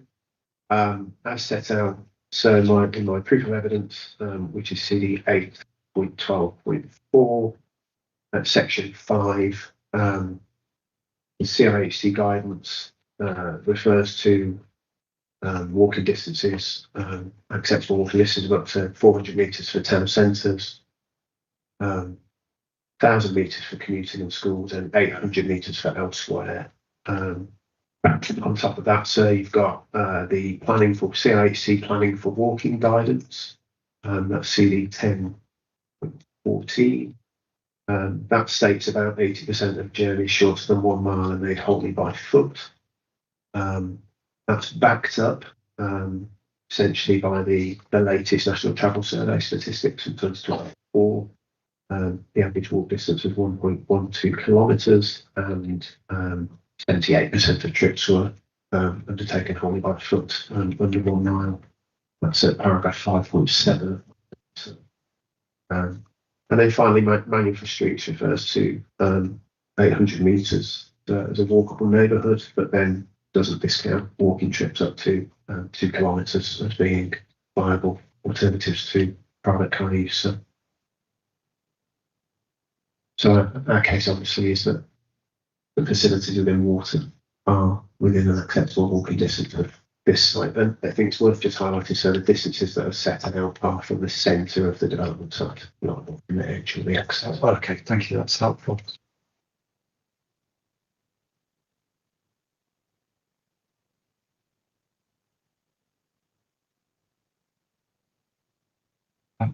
Mr. Collison, any comments on the yardstick for walking? Yes. I don't think we're ever going to sort of agree on this, because there is an agreement between certainly institutes, etc. Land use patterns that are sort of most conducive to walking need to be in a range of facilities within 10 minutes walk or 800 metres. That's from manual for streets, but some of that's based in urban areas. I think we need to think about walking the neighbourhoods and how they're characterised, really, and the propensity to walk isn't influenced by the distance here, but the quality of the experience that people may be willing to walk. In my evidence, I include a table. So my evidence is CD 8.12.6. And at 0.516 within that include about the propensity to walk using the Chartered Institute of Highways and Transportation. In the table 7 there indicates about acceptable walking distances, local facilities asterisk as food shops, public transport, says desirable 200 metres, acceptable 400 metres, preferred maximum 800 metres there. Obviously this isn't a district facility. I'd say when they're walking, people will be walking to shops. There'd be that first column that would be the maximum there is 800 metres. And this, at the moment, we're just talking about walking into the facilities in Warton and not further afield. If that was picked up later, then obviously I can wait for that. Yeah, sure. Anything to add in terms of walking times? Sir, I'm a big proponent of getting the kids to walk to school, and I do walk up to the post office, and I live on one of the extremities of the village. It's a pleasant walk. I have to say that most people in the village are car users. Even my neighbour will drive the 5-minute route to drop her child at the primary school sometimes. And I think in terms of the shop use, most people in the village have to have a car. Most of them will drive to Polesworth to the co-op or to another local shop rather than walk up to the shop. It's not to say that Mr. Parker isn't correct. It's to say that the behaviour of people in the village is changing, and perhaps more widely as well, that that's just the natural thing that people will do now.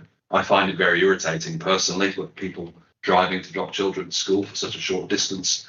But the reality of using things like the shop is people will actually drive to a bigger variety. And if it's shorter to drive to the next village than it is to walk to the shop, they'll do them. Can I ask if some schools have sort of like a walking bus or a crocodile or various other? Yes, so we do. We have it at the office hub, put on parking and offered to walk people there, so people would actually now drive to the office to actually walk their children round the corner to the school. Right. So that's a park and walk. A park and walk scheme, yes, sir. But it's not actually very well used at all, and I'm not even sure if it's still running, but I could clarify that. But it was offered, and also the local social club offered the same scheme as well. So we are trying to address that, getting people to walk. But the natural instinct of people, the behaviours, the lived behaviours, is that they tend not to do that. You add a little bit of rain into the mix, and what happens?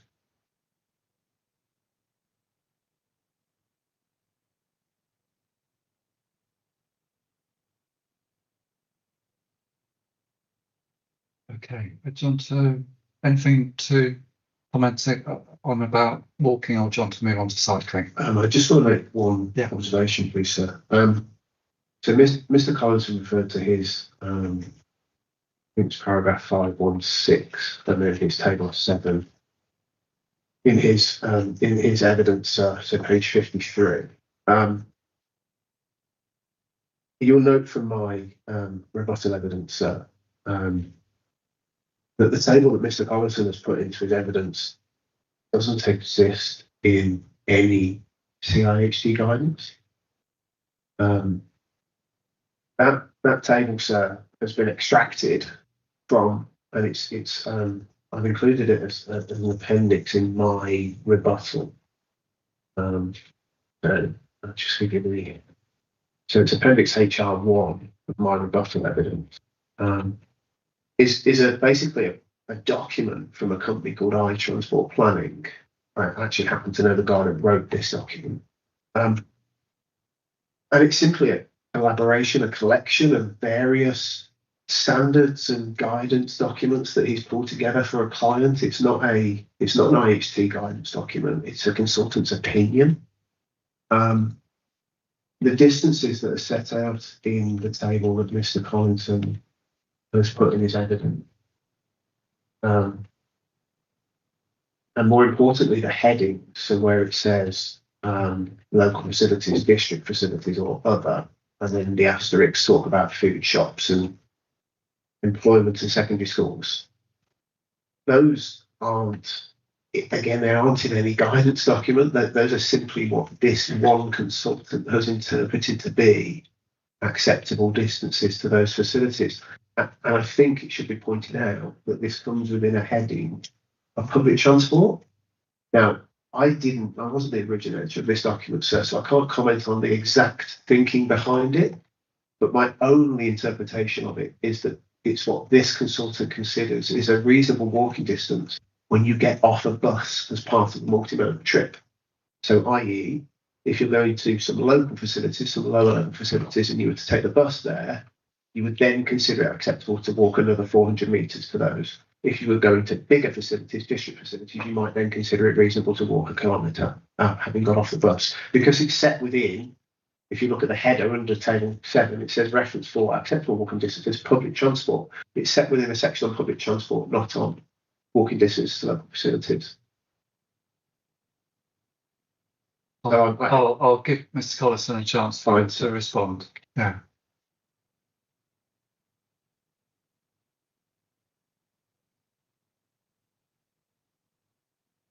Can I come back to you on that once I've looked at this? Right, yeah. It may be in a small break just to look at the CIHT reference. Okay, well, we'll come back to that then. Yeah.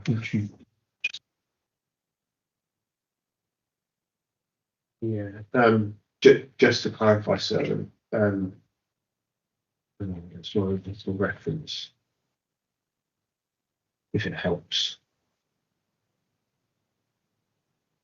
It's 8.12.10 is known but of evidence and for this others as benefit 8.5.10 and appendix I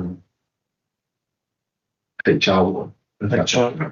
So it's the appendix for rebuttal. Yes, so essentially what I've done, sir, I've got paper in front. I've got it in front of me. Okay. Paper. Yeah. So basically, I found the document from which Mr. Collinson had extracted that table, and I've included that entire document. Right. So it's one of my appendices from that consultant. Yeah. Okay. To basically highlight where it's come from and what that document was, and that it's a consultant's essentially it's a consultant's opinion, sir. Which, as I set out in my rebuttal, I wholly disagree with. If it's related to this. Yeah. Yeah. Okay. All right. Thank you for that. Yeah. Right, John, to talk about cycling distances. Yes, sir. So in terms of cycling, sir, the CIHT planning for cycling document, which is CD reference 10.15, that states that 80% of cycling trips are less than 5 miles and 40% less than 2 miles. And also states that the majority of trips by ball modes are short distances, 67% less than 5 miles, 38% less than 2 miles. So therefore, the potential to switch to cycling is viable based on distance criteria. The DFT cycling and walking investment strategy, which is CD 10.16, refers to a threshold of 5 miles as well, which is 8 kilometres. The National Travel Survey, the 2024 National Travel Survey, shows the average cycle trip distance across the country was 5.3 kilometres. And it's worth highlighting, sir, that Warwickshire County Council's LC WIP, so that's the local cycling walking infrastructure programme, refers to 5 kilometre and 10 kilometre distances for cycling. So that is figure NW17 on page 25 of that document. So, and just giving the reference, that is CD 10.19. So.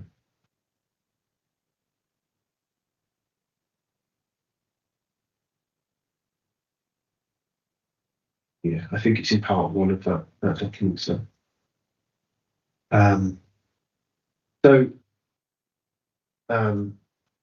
essentially, so my evidence is that cycling up to 8 kilometres is reasonable. 5 kilometres certainly for leisure, or I say for leisure, as opposed to commuting trips. So, for other purposes. I think the only other point I'll make, so particularly in terms of the LC WIP, obviously it refers to 5 and 10 kilometres as thresholds.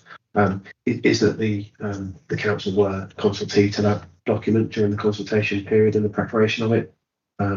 That's set out in the LC WIP consultation report, and in the meeting dated the 15th of Feb that's alongside that report as well. So they have been fully consulted on that document in terms of those kind of issues. Mr. Compson, any thoughts on cycling distance? I think like with walking, it all depends on the infrastructure that's in place. Certainly from a cycling perspective, the roads are there are high speeds, as we've indicated. There are limited facilities for actual cycle parking around facilities in the village. other than railings, etc. So that would reduce the patronage of people actually going out to. It obviously depends whether it's for leisure, for work, or for actually going to facilities. But there isn't really the infrastructure to go along with those that would increase it significantly. Okay, Professor Fitzgerald, anything to add? So we're on a Strava route. On Sunday mornings, it's chaos. The reason we're on a Strava route is as you come through Warton from whichever direction, or if you're coming through the village from the west towards the east, there is a challenging hill which the cyclists like to challenge themselves on. It is a very challenging hill. So we do see groups of 10, 20, 30 cyclists on some days, on Saturdays, Sundays, or even early mornings during a week. Cycling away from the village, coming down the hill, they tend to go up through the village and out through Orstry and do a loop, or they tend to go across the crossroads and then go down Linden Lane on another route. They're all very challenging, and large groups of cyclists are easily spotted. When it comes to commuting, I don't know anybody who actually uses a cycle to go anywhere from Warton because of the challenge of that, because of the roads. Certainly as you go down Orton Road, past the junction of Church Road, what we tend to find is that the equestrian use of the road, the horses, rather than using the road as a cyclist would do, they cross over and they'll go for the rest of the journey into Polesworth, actually on the footpath, because they feel the road is unsafe. That's been going on for a very long time. So I think that's probably the tendency why we don't see a lot of cycling for commuting or leisure purposes in the area, other than people using it as a challenge. And we do have no cycle facilities at all in the village in terms of bike racks and things like that. Thank you, sir. Obviously, I think we've moved slightly between categories again because it's referring to distances, not. But I'll try and respond without moving too much. I think into section 5 where we deal with this stuff. Professor Phipps mentioned the Strava routing, and that actually formed part of our transport assessment. It is set out in one of the figures there, the Strava heat map of the area. I mean, I'm more than reasonable to acknowledge I'm a cyclist myself. Strava tends to be used by experienced cyclists. It's something we use just as a tool to determine kind of how roads might be used by experienced cyclists. I don't equate that to children cycling to school and things like that. I never would do. I think I don't want to cross too much into the proposals that we're going to be talking about, but I think Mr. Collison mentioning that there is, it's high-speed roads and it depends on your infrastructure. I think we'll come on to this, but it highlights the importance of the LCWIP scheme that we're contributing towards. Okay, we'll come back to that. Okay, bus stops. Yes, sir. So I think it's widely accepted. I don't think there's going to be a debate between us that the guidance says that generally people should be within 400 metres of bus stops. I think there's a couple of things in this respect. I won't take too long on this. The bus stops that we're relying on are 625 metres from the centre of the site. It's an 8-minute walk. I don't consider that to be unacceptable in terms of time. And the Highway Authority also, in their consultation response, acknowledged that the bus stops were in excess of 400 metres, but that didn't, essentially because of the location of the site, that didn't cause them a problem. They didn't object to it on that basis.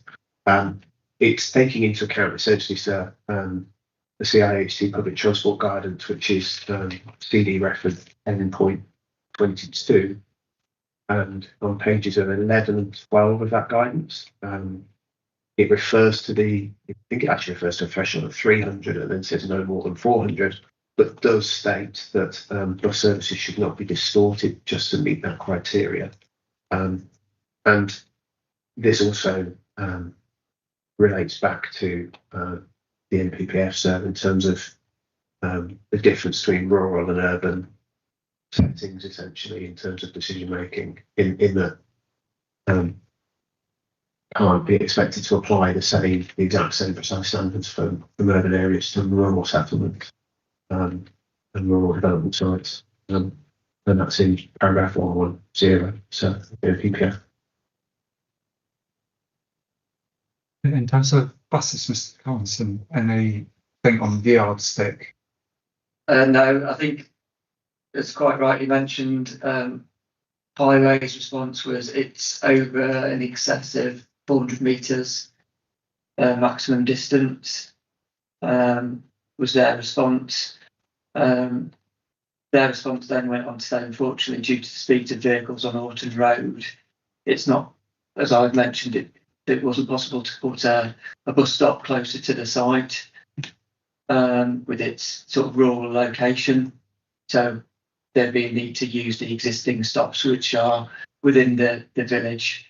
Whether it is the one at the top of Church Road, there are 4 stops that could be used.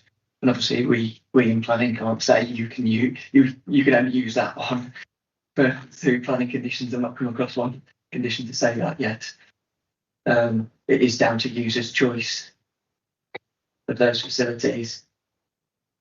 It is down to the propensity of the person to walk those distances, and the nature of the physical infrastructure that's there, as I've already pointed out.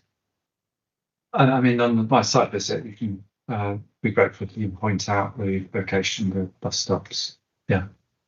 It's quite honestly, so most people in the village aren't worried about distance to the bus stops. Most people in the village, I mean, the buses are very little used. Most people use cars.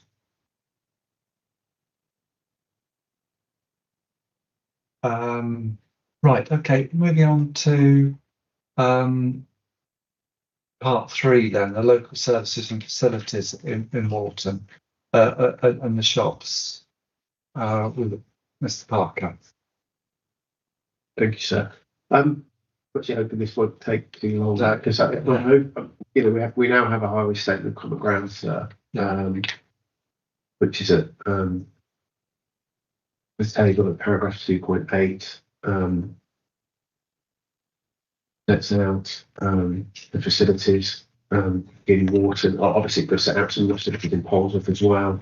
The Warton store and post office is 600 metres from the centre of the site. The primary school and nursery 750 metres. The recreation ground 300 metres. The church 400. The office hub 500. The village hall 625. And the Warton Social Club 725. So, okay. I don't disagree with any of those factual figures. Okay. It is what it is. Okay. Right. Yeah, I have put my head inside the shop already. Yeah. I'll probably do so again next week. Okay. So in education then. I think we heard yesterday. So it's a primary school in the village, and I think there's a nursery as well. Yeah. Okay. Yeah. Yes. Apologies, sir. I've just rattled through all 3 subheadings. No. That's helpful. Okay. And secondary school then, that's at Polesworth. We heard yesterday from local residents. Yeah. Yeah, it's called the Polesworth School. Some people will say, "Is it Polesworth? Is it Dordon?" It's on the border. Yeah. Okay. I think Birchmore Road is sort of which goes off to the right as you go up the hill, is the dividing line where it's set out in that table in the statement of common ground. So it's also I was going to come to that into the wider services facilities. It's 3.3 kilometres from the centre of the site. Thank you. Yeah, I just had a look at Polesworth on Monday. Yeah. And then the final one, I think you might have already answered this, Mr. Parker's social community then you give me distances. Yes, perfect. So the recreation ground, the church, the village hall, and the social club. Do you want to move on then to point 4, wider services and facilities? Do you want me to come back on that point about pedestrians at all? Is that disappoint? The walking distances. Well, I think we've got item 5, haven't we? Sustainable transport modes, which I think probably looking at all 3. So I think at the moment I'm just sort of locating where things are.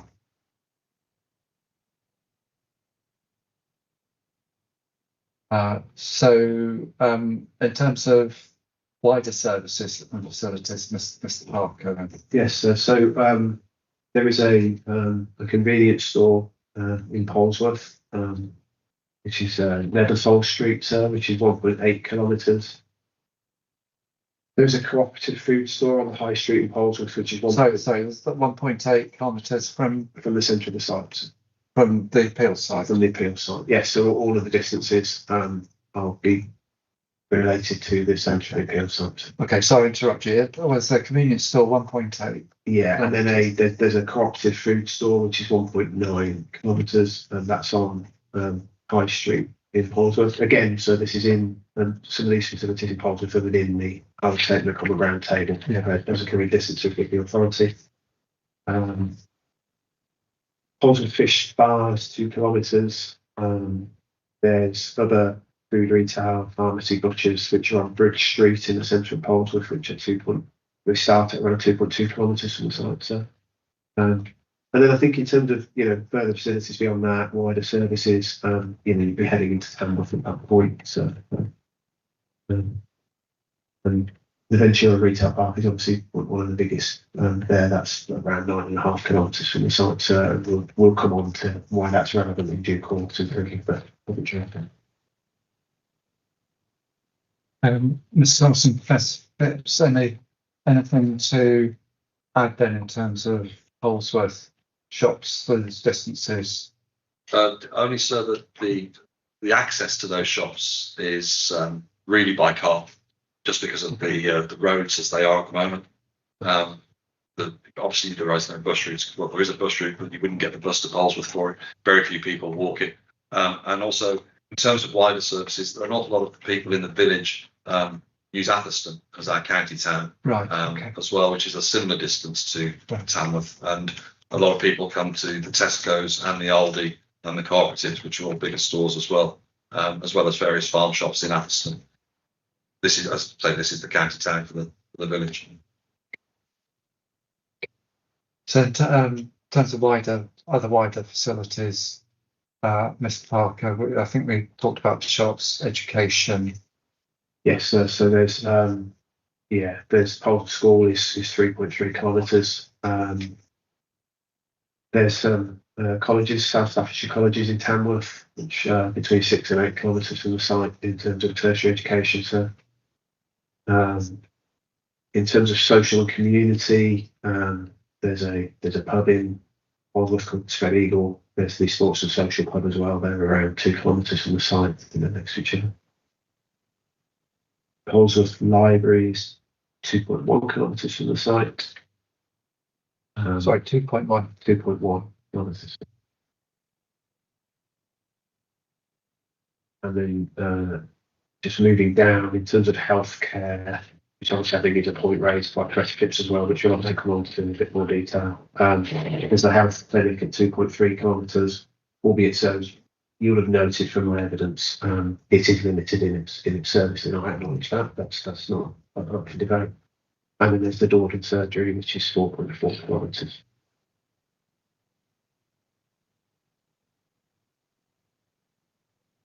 Do you want to wrap up this section? Then I'll the other part is comments in terms of leisure and jobs. Yeah, leisure. There's the Polesworth Sports and Social Club, 2 kilometres from the site. There are other areas of public open space in Polesworth, but obviously there's the recreation ground in Warton and the open space associated with development as well. So I'm not thinking to rely on people accessing wider public open space areas for the new adjacent settlements. And I then think beyond that, in terms of leisure, again, you're looking at Tamworth or potentially Aston, but Tamworth certainly, the things like the Odeon, Lux, the cinema, and things like that. And then in terms of jobs, I mean, the primary sources would be Tamworth Town Centre, Centurion Park, Birch Coppice, and Thames Valley Industrial Estate. In terms of major kind of employment areas. Okay. Mr. Collison, any thoughts? Thank you. Location, distances. In terms of shops, already been mentioned in terms of where supermarkets are. There's no supermarkets within Polesworth Jordan.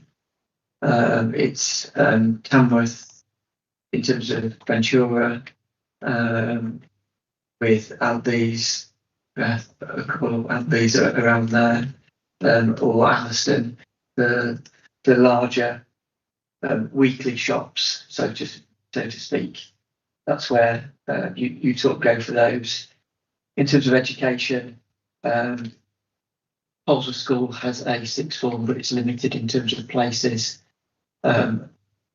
So if you don't get the grades you want, you'd be heading towards Tamworth, Nuneaton, Lichfield for colleges there, or further afield towards Stafford for some of the courses there. I don't disagree, with the social and community elements or the healthcare elements has been raised. In terms of leisure facilities, those are wider in area again towards Tamworth. Which has those leisure facilities in that area. In terms of gyms, snowboarding, etc., and things like that. Or even, I'm not going to go to leisure facilities because those are destinations, whether it's Drayton Manor or places like that, or Twycross.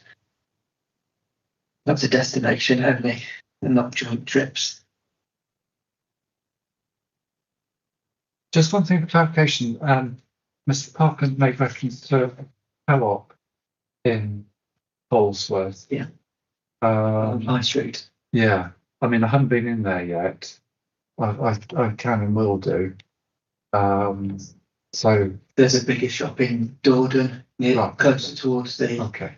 It's not a small co-op, so it's probably the equivalent of probably a Tesco Metro kind of. It's not a super store. If I might. Yeah. Most people drive to the co-op from Warton. There's 4 parking spaces outside, 1 disabled. It is actually a small co-op. Doesn't carry a great range. It's quite small. As the gentleman, as Mr. Parker said, it's not a super small one. No. So can I raise the healthcare? Yeah. The health centre in Polesworth was used during COVID for vaccines. Currently, it's Polesworth and Dordon GP surgeries. They don't actually use the health centre in Polesworth. It's not regularly open. It's not somewhere that they'll take GP appointments or anything like that. So it's not accessible for people in Warton to go to Polesworth to actually have a normal healthcare appointment. It's used in circumstances such as we had during COVID. So it's not used for normal routine GP practices. I think, as I said in my evidence, just to come back on that point, it can be used for blood tests, I believe, by booking online. But I agree, it isn't used. It isn't used for standard GP appointments. They tend to sort of wait until there's a host of people. So is it best if I describe it as a sort of drop-in? No, sir, it's not open on a regular basis. No, okay. So it's an appointment. When I went in, so I asked the receptionist, and I think at the time she told me it was open Monday morning at that point, between the 8 and 1, and then that was it at that point, essentially, which Mr. Phipps doesn't appear to be disagreeing with. So she must have told me right. It's essentially, if you want any kind of normal healthcare, you have to go to the nearest one being Dordon, which is quite a distance, and 2 bus rides. But obviously we'll be revisiting that later on in this discussion. I think so. The only point that I didn't didn't get to, just from referring to employment in particular. Obviously, that's further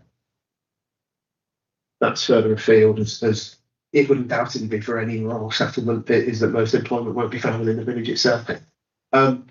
The one thing to bear in mind here, it was actually mentioned by Professor Phipps earlier that he works from home. So work from home is a benefit. High-speed broadband is a benefit. Obviously, since COVID's just been mentioned as well, there has been a step change in my own business. After the time our office is empty, so the employment trips aren't necessarily 5-day-a-week trips. The village benefits from high-speed broadband. Work from home will be a viable option for residents of the proposed development as well. So it's worth making that point.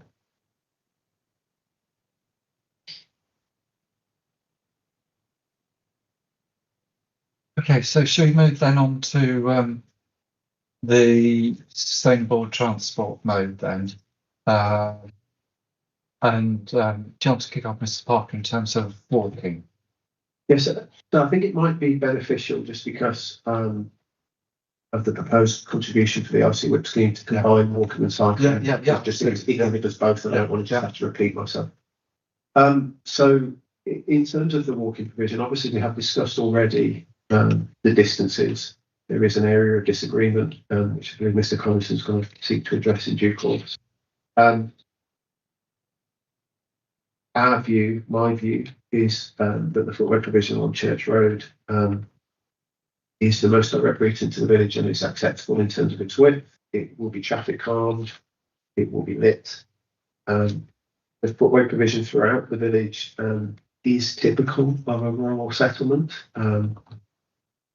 What my experience of sites in rural settlements and up and down the country, it's not just specific to water, is that the provision of full width shared surface pedestrian cycle facilities throughout settlements like this is just it's not reasonable either to expect it, and it's certainly not commonplace at all.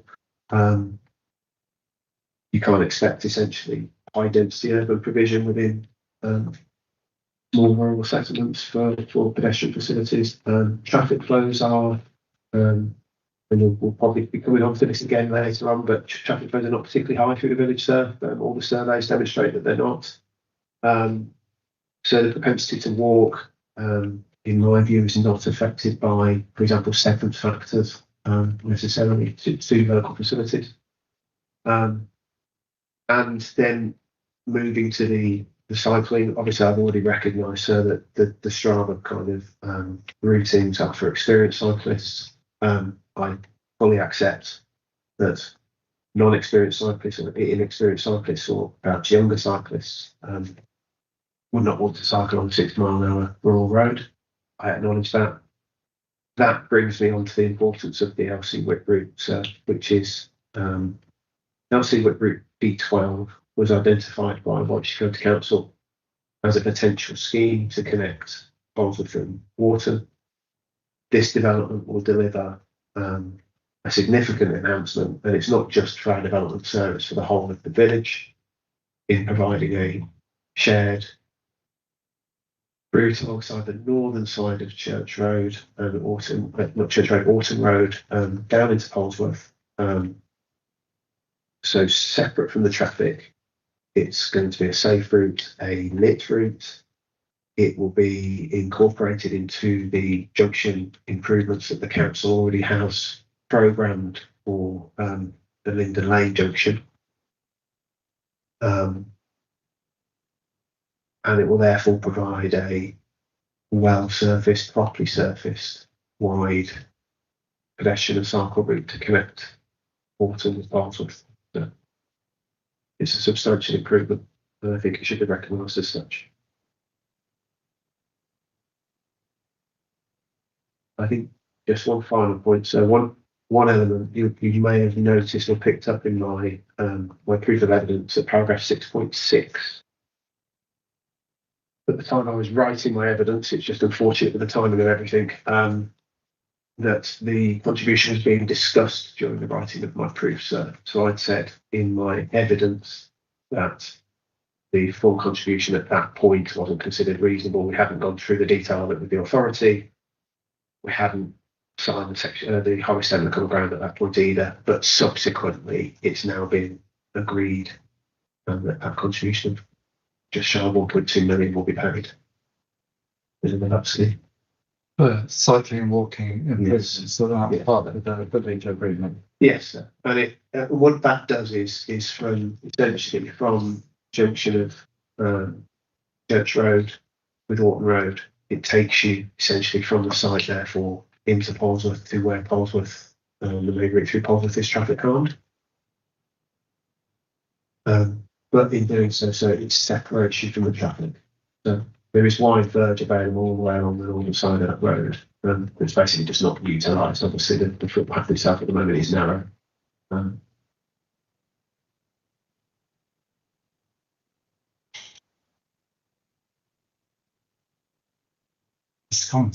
Yeah, thank you. I think we'd say sustainable transport modes is really dependent on location. The location itself, as Warton, has a high dependency on the motor vehicle, which is difficult to change. Not that we're changing the village as a whole, we're looking at this site and the infrastructure that goes along with it. As we've seen in terms of land use patterns that are most conducive to walking, the range of facilities must be sort of 10-minute walk or 800 metres. That's in paragraph 4.4 of the manual for streets. In terms of coming back to maybe my point about the TIHT references, I would suggest that you look at CD 10.7, planning for walking, and paragraph 6.4 there in terms of pedestrian catchments, which then emphasises 10 minutes walking, 800 metres. But it does say about propensity to walk or cycle is not only influenced by distance, but the experience that people may be willing to walk or cycle further if their surroundings, where their surroundings are more attractive, safe and stimulating.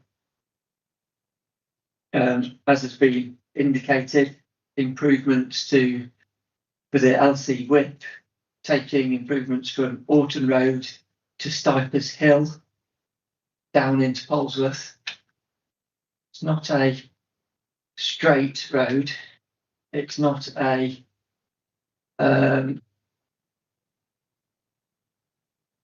flat road.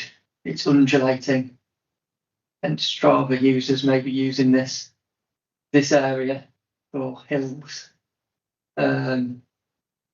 etc. I think one needs to bear in mind the lack of properties along that road and surveillance in terms of the attractiveness and use of that. I think the impact here is going to be limited in terms of use by pedestrians walking or cycling to use the improvements, albeit segregated. I think the environment is not brilliant in terms of surveillance and safety as well.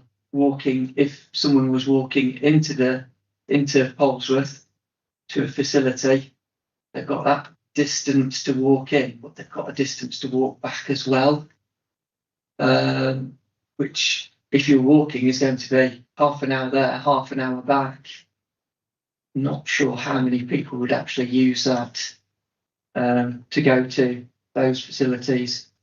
And as already indicated, if people are walking in to then pick up maybe a bus, another bus from Polesworth, It's 400 metres as a maximum, because you're walking and then you've got another thing to do as well, which is why I believe that the limits in terms of distance for public transport is less. So I don't think it sort of improves the sustainability of the site from that perspective. If you would allow me, certainly sustainability of the site is a key point. I don't know, we've not really gone into whether the site is sustainable. There's some key appeal decisions, the Curly Place Close and Fox and Dogs decisions, which both the inspectors there both indicated that so Curly Close CD 651 paragraphs 8 to 9 where it says, furthermore, while the village does offer a few services and facilities that are insufficient to cater for daily living requirements of residents. Although I acknowledge the presence of additional residents could potentially support that, I find that easy access to shops, services and job opportunities would heavily rely on the use of the private motor vehicle.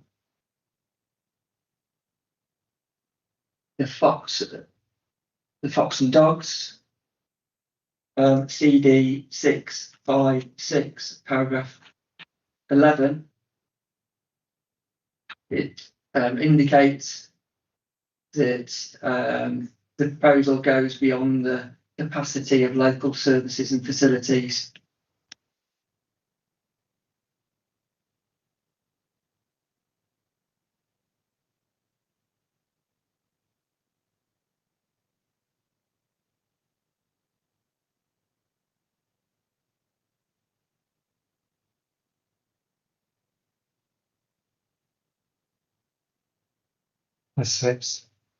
No on the Curly Close comments, but I would say that it's not a pleasant walk into Holsworth. Most weekends we have Snipers Hill is actually not open fields for agricultural use. Snipers Hill to the south is actually a motocross venue. So most weekends you can actually hear motocross actually in the village with various camper vans and things like that parked up, and then the actual Snipers Hill itself is the track. So most of the time, if you're walking down there at the weekend and there's a 2-day meet on, then it is actually quite an unpleasant walk. And as Mr. Collinson said, it is very undulating. So can I also say, whilst I like the idea of the scheme that Mr. Parker has spoken, it sounds really helpful. I think for it, as he said, for it to be for the whole village use, that would actually extend down past Church Road into Orton, into the village itself on Orton Road, going past the junction of Church Road, rather than just starting at Church Road. Most people live, Red Mile Way would have to go around and access down Church Road to get onto that. People in the other part of the village would have to. So the scheme should actually extend down to the crossroads if it was for the whole village. Do you want to answer that point, Mr. Parker? I will answer that point straight away, sir, because Route E12, the overall route will extend that far as a proposal. Obviously, the element that we've agreed with the council is that relating to the appeal site, to be fair, etc. And that's why we're doing the section we are. So it will eventually extend, as it will extend through into Polesworth as well at the other end, in more detail. Thank you. We do find it very. This is not obviously Mr. Parker's fault. We do find it very distressing in the village that we're still waiting for promises of Section 278 and S106 is still to come through. It seems to be that we take all the developments and then several years later something might happen. Sorry, sir. Just in terms of some of the comments made by Mr. Collinson, sir. Earlier on, when we were talking about walking and cycling, Mr. Collinson made the comment that obviously the propensity to do both depends on the infrastructure. when now faced with obviously this significant enhanced scheme through the LC provision, his comment now is, well, it depends on the location. So from Mr. Collinson's comments, it appears to be the case that this authority has been consulted on this LC whip as a document, has seen these proposed and potential routes, and has accepted them, agreed with them, whatever their consultation response was. It clearly wasn't an objection to them. Otherwise, it would be in there, or there would be text to that effect in the document. But he's now arguing against the route in terms of it's not good, its alignment's poor, it's. I just find that difficult. Having got an authority that's been consulted on the document in the first place, and now be arguing against the outcome of that document. So, in reference to the buses in Polesworth, I was a bit confused by Mr. Collinson's reference to using this route to then get a bus in Polesworth. I think we're conflating some issues there. I didn't understand exactly what Mr. Collinson meant. If you can clarify what he was getting at, that people wouldn't. I don't think it's ever been our case that people would walk into Polesworth to get another bus somewhere else. Well, let me give Mr. Collinson a chance to respond. So firstly, I was talking about the environment of what was proposed in terms of the LC whip improvements, and actually whether they would have a significant impact on people using those improvements. So I was talking about the environment, the physical environment of it. In terms, in which expand. I think probably better, yes, yeah. Well, I was talking about the gradient of it, and whether it was overlooked, and what the actual impact of the provision of it would do in terms of making the development acceptable. It's essentially it's mitigation offered by the appellant. Yes. And as with any mitigation, we say it's welcome, but it doesn't remove the issue. And that's essentially with any issue, whether it's landscape mitigation or highways mitigation or ecology mitigation. You can offer mitigation and say, well, that's welcome. It somewhat reduces the extent of harm, but it doesn't go far enough, because we say the reality is the nature of the route is that people aren't realistically going to walk it because of gradation of the route, distance, and critically the surveillance offered. We don't envisage the scenario where anyone who's elderly or mothers or otherwise would realistically walk this sort of route, a rural route into Polesworth, given the nature that essentially there's nothing along that route leading into the settlement.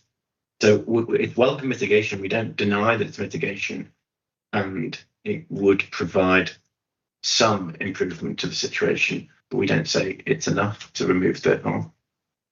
I understand that.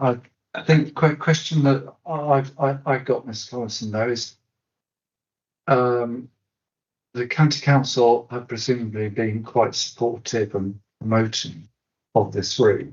So I'm wondering if they would have considered the gradient in supporting such a cycleway. But you can't sort of change a route, can you? You're sort of stuck with it is from here to here, and they need to. This is a village.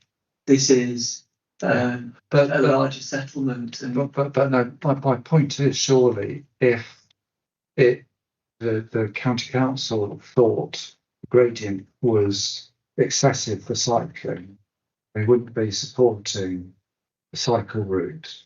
I'm not saying it's excessive. I'm saying it may reduce how many people actually use it. I think that's the issue here. Yes, it is welcome, but how many people would use it? Okay. Oh, I think I understand your point. Yeah, Mr. Parker, do you need to answer any question? There was one other point Mr. Parker asked a clarification on about bus stops. If I understood it, was that the distance to a bus stop is relevant because anyone who walks that distance is mindful of the fact that it's not just the 400 metres or in this instance 680 metres. You've got to walk that to then get another means of transport getting on the bus. So I think that was the point about. Right. Okay. It was the joint stop that whether it's a doctor's surgery or whether someone wants to walk into Polesworth to then get the bus to the doctor's surgery, or wants to walk into Polesworth to get a bus that goes elsewhere. It's that, and actually the distance is, I believe, it is too far for someone to actually do again. It comes down to how many people would do that, and I think it's negligible how many people would actually do that as a journey. So can I just clarify that? Yeah, that's not the case. I'm not relying on people walking 2 kilometres into Polesworth on this new route to get another bus somewhere. It's not in any of my evidence. So. Yeah, I thought you said that earlier. Yeah. Can I briefly point raise about mitigation? Yeah. The benefits of the route clearly do not solely relate to our scheme. Yeah. And residents of Warton will be able to use that pedestrian cycle route. To that extent, that is a separate benefit. So it should be weighed in the balance in that way. Yeah. Okay.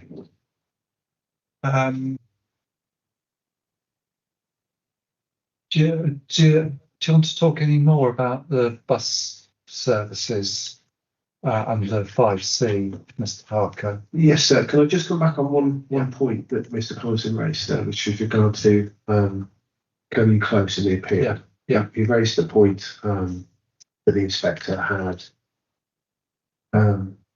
essentially said that the settlement wasn't sustainable and that easy access to shops, services and job opportunities would heavily rely on the use of private motor vehicles. So paragraphs 8 and 9. So I think it's really important to acknowledge that the inspector in that decision wasn't presented with any transport evidence. That wasn't before that appeal. And as noted at point 9, the inspector says, although there is a bus service nearby, I have not been provided with a timetable, and so cannot be certain that the routes and timings will be viable for the typical daily needs of future occupiers. And then goes on to talk about, in the absence of alternative sustainable modes, occupants are likely to rely on private vehicles.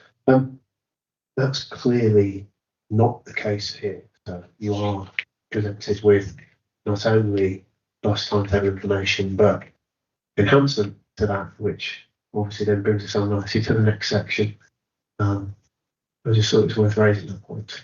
Can you come back on that, sir, please? Yeah. Firstly, I did note that the appellant's high-risk rebuttal said at this point that there's no detailed transport evidence. Have they verified that point? Because I didn't detect that they've gone through all the information that was before that inspector. But even if they have, the inspector and Smith in the Keller Close Appeal decision said that Warton itself doesn't cater for the daily living requirements of residents. That doesn't require detailed transport evidence to come to that conclusion. One will go to a settlement, see what the facilities are, and be able to form a view as to whether the settlement itself caters for the daily living requirements of residents. So even absent detailed transport evidence, that conclusion, we say, still remains legitimate. And just to respond on that, sorry, because we had an additional point I don't want to interrupt. You did get in there first. So. It's on that same point about curling close, if that's okay. Yeah. The inspector would have seen from their site visit quite clearly this bus stop directly 2 bus stops in very, very close proximity to Curling Close, both along Ostry Road and near Maypole, the Maypole retail shop. So they would have seen that in terms of that. They maybe wouldn't have the timetable. We can look at that in terms of the evidence of that appeal if necessary, but that's the point I would make. Sorry, I wonder where this takes us. We have a situation, some as it says, but it's a written rep decision, so it wasn't fully argued at the hearing and inquiry. I mean, that point could be made. But there's an additional point here, which is simply comes straight off the page when you read this, is that the appellant in that case, did not even produce the bus timetable. And so it's quite clear that the evidence provided to that inspector was much more limited than in this case. Come on, of course, to the increases in bus services we're providing in this case. So you have to look at paragraph 9 in just in the real world. A situation where appellant hasn't even put in that detail as to what that timetable is so different from facts in this case that must logically diminish the weight to any conclusions as to location sustainability and marketing. There are obviously some other issues in respect to how appellant ran that case. Later on, obviously, in respect to Section 106, and there was no Section 106 to guarantee affordable housing. I think it's quite clear that there was a limited amount of information for that inspector. That doesn't mean that should count against us, whatever another appellant has done 2 years ago on a different national policy scheme. I'll let Mr. Parker address the specifics and, of course, the broader policy context.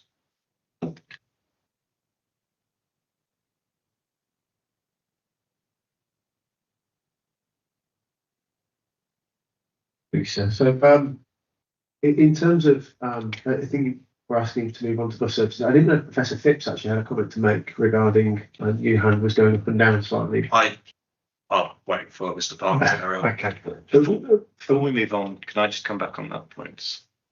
The Kelly close appeal decision. Yeah. So the reason why we're relying on this is obviously you're aware of the principle of administrative consistency and inspectors departing from decisions. Yeah. It's obviously a different appeal decision, a different context. Council had a 5 year supply at that point, Section 6. So we're not saying that appeal was dismissed, therefore that sort of carryover conclusion obviously would be inappropriate. But what we've got is inspector saying that Warton itself doesn't have the certain facilities to cater for the daily living requirements of residents. Bus isn't going to change that. Buses take you out of Warton. It doesn't make a difference to the service and facilities that this settlement has. And we say there's nothing to suggest that conclusion doesn't remain a good one. We don't see that there's a good reason to depart from that conclusion. Transport evidence doesn't change the amount of service facilities which an inspector, whether it's written red hearing or inquiry, will be able to observe from a site visit. So can I follow up on that? One needs to look at both paragraphs 8 and 9 together. There's a collection of views expressed as to whether there be reliance on the use of product motor vehicles. We have proceeded detailed evidence in respect of public transport, district observations on walking, cycling, improvements. So we don't agree, and we do not consider that you are bound in any way by that finding as to the quality of the services and facilities within Warton, and whether those are sufficient to cater for daily living requirements residents. We just simply don't agree with the detailed reasons Mr. Parker set out in respect to what there is a shop and a post office, beauty facilities, school, and nursery. It's entirely open for you to reach a different view, exercising your judgment as to the services and facilities in Warton County. But what would not be appropriate would be to stop the analysis at that point and admit consideration of all of the detailed evidence we've provided as to how this site is both sustainable in its own right and can be made sustainable in accordance with the test in 110 of the APA. Thank you. Yeah. So we've seen several developments in Warton, and each subsequent there's been discussions of sustainability and public transport. And I'm a huge fan of public transport, and I try and use it when I can. The reality is that we've seen no increase in the use of public transport through each development. In fact, having spoken to the bus company who wouldn't give me actual figures, they're saying that it's not even a time to stop in Warton. It's just part of the route. They don't give us actual times when the buses will stop, just an estimation. People don't use the buses. I understand what Mr. Birch was saying, and he's quite right. I accept everything that he said. I think the lived experience that we've seen with people moving to the village is they move and they all use their cars to transport in and out of the village. It's a sensible, if you wish to live effectively in Warton, then you use a car. We have 2 cars. I'm not proud of that.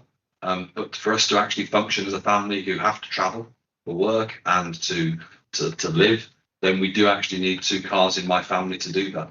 I would rather use public transport, but a bus service that's every 2 hours and doesn't actually go to places that I need to get to isn't useful for me.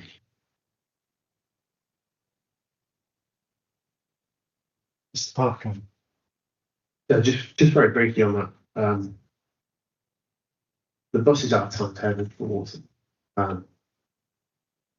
set out in my proof of evidence in section 6, in paragraph 6.13, the updated timetable, which obviously we're about to go on to. So, and their timetable on the website.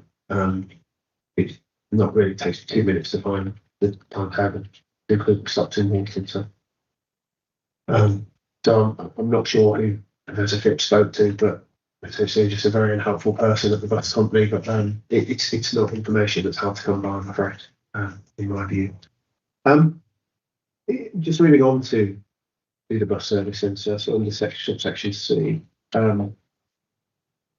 Obviously, I've already made the case that I don't consider Lakewood to be unreasonable to bus stop in this location, and that's a view accepted by the Highway Authority. You will know, so I won't go into it in detail because we could potentially be here all day discussing my section 7 of my proof with regard to multimodal accessibility, so where you can get to them 5 an hour using, walk and then bus and rail and things like that. So, what I would say is, if you look at the updated, the latest settlement sustainability assessment, so that is core document 4.17. So, the council acknowledge that Warton is served, it's their words, they're not mine, by a frequent bus service in scoring the settlement. And it should be noted that is the position they've taken in their latest assessment, without the benefit of the proposed contribution that's been agreed with Warwickshire County Council's public transport department. I set out in the highway statement of common ground, so at paragraph 2.11, and it's set out in part of the Highway Authority's response as well. So this site will provide a sum of just shy of £240,000. And what that will do so is it will extend the 785, 786 service through to Ventura Park, and it will operate an additional evening service at 7:25 from Tamworth, and that will be Monday to Saturday. What that does, as I've set out in my evidence in that table under 6.13, it essentially results in Warton having 10 bus services a day, Monday to Saturday. I acknowledge that during the off-peak, so during the middle of the day, so that they are less frequent. That again is not uncommon for rural settlements. But during the peak hours,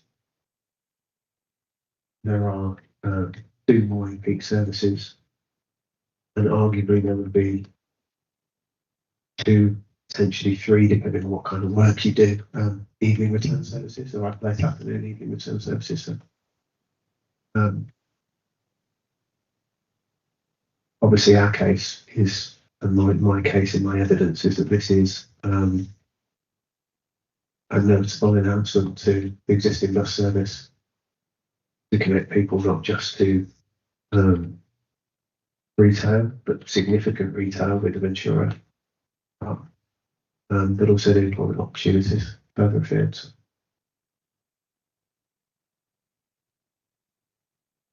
Steps. So it's 5 services in and an extra five services in, 5 services out. Is that correct? It's a circular service, sir, so it's not 5 in, 5 out. If you have a look at the timetable.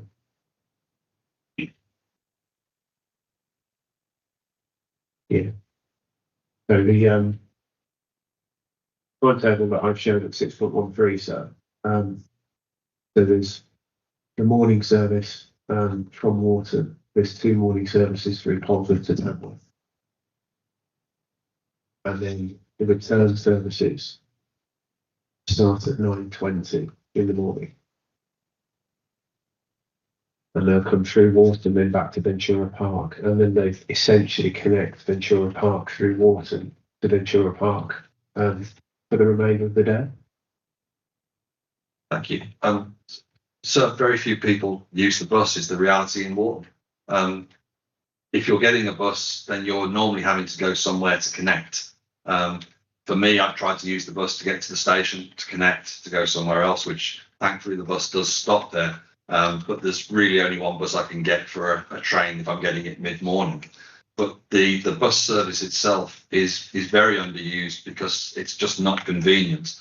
And when going to Ventura Park, whilst we welcome the idea of the bus service going to Ventura Park, Ventura is basically hypermarkets. It's large supermarkets where people will do a weekly or monthly shop. And they're unlikely to want to do that on a bus and then carry 4 bags of shopping back home on the bus. And it's got huge amounts of car parking there, designed purposely for out-of-town shopping. A bus service to it would be nice for a day trip maybe for somebody.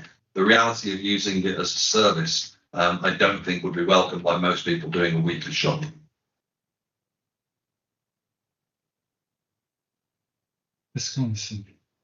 Yeah, thank you. In terms of a noticeable enhancement, I don't agree. It provides one additional service, whereas actually you will have sight of the timetable in the statement of common ground in the appendices. I'm sure you will look at that following the appeal. But if you look at the frequency of journeys there, as Mr. Bishop Phipps indicates, not a brilliant service. In terms of the sustainability appraisals, we're obviously a rural district with a number of rural villages of category 4, category 3, and main category 1 developments. Category 2 is where it's adjacent to existing urban areas, but there are certainly hamlets as well. So actually saying the bus service is adequate in terms of that that sustainability score is correct for those smaller settlements. I think you need to reflect that the sustainability strategy is based on a variety of different size settlements, and therefore certainly there's a bus service that is provided to Warton, to Ostry, to Shuttington, which help. These obviously go around in a loop one way and then back the other way, and provide the opportunity to go to Tamworth. Doesn't provide the opportunity to go elsewhere though. Doesn't provide the opportunity to go to Atherstone, as we've heard. It's only when you get to Tamworth that maybe then you need to do an on journey from there to elsewhere. There isn't that in terms of the sort of wider areas you can travel to. So if I might. Yeah. The link to Atherstone is very important to us because obviously it's our administrative centre. So there are reasons for residents to actually come to the county town, whereas Tamworth it's actually in Staffordshire. It's not actually in North Warwickshire. So coming to Tamworth is actually coming to Atherstone for some services is actually bound by the fact that we live in North Warwickshire. Post office sometimes actually deliver to the delivery office here, whereas our nearest delivery office would actually be in Tamworth.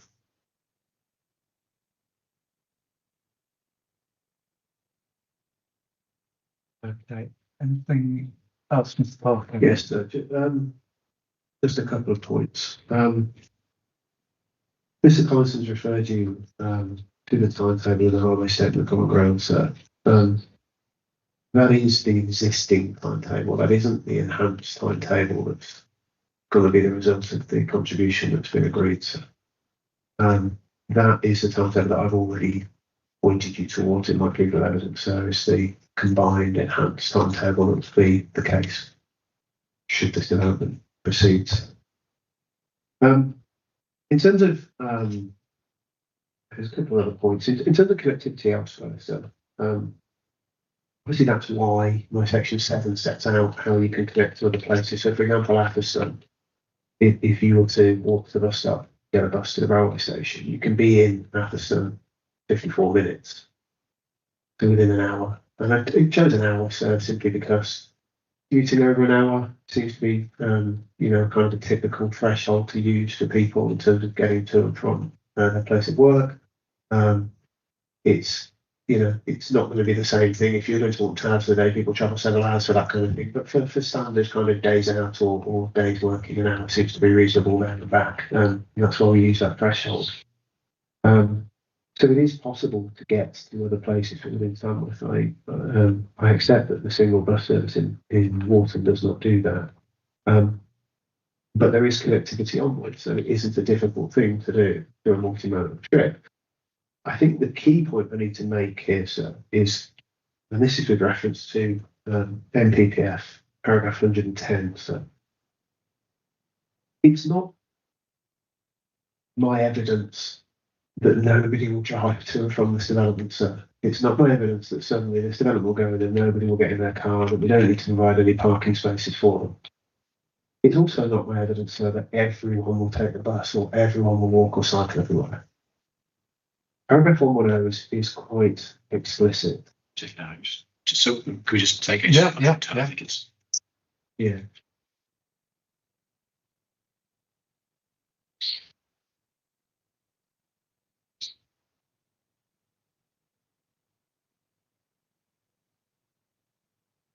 Yes. Yeah. So, paper copy. Yeah. So it's quite explicit. So paragraph 110, and I'll just point you towards. It says significant development should be focused on locations which are or can be made sustainable through limiting the need to travel and offering a genuine choice of transport modes.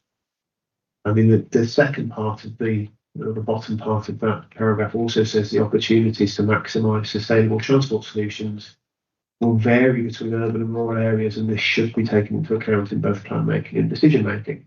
So the proposals here aren't put forward and aren't. It's not part of my evidence, sir, that it means that everyone will do it. It's offering the genuine choice. So that's what this proposal does. It offers genuine choice for walking to local facilities. It offers genuine choice for walking and cycling, but cycling in particular through the new LC Brick route into Polesworth. It offers genuine choice for bus travel through enhanced bus service provision.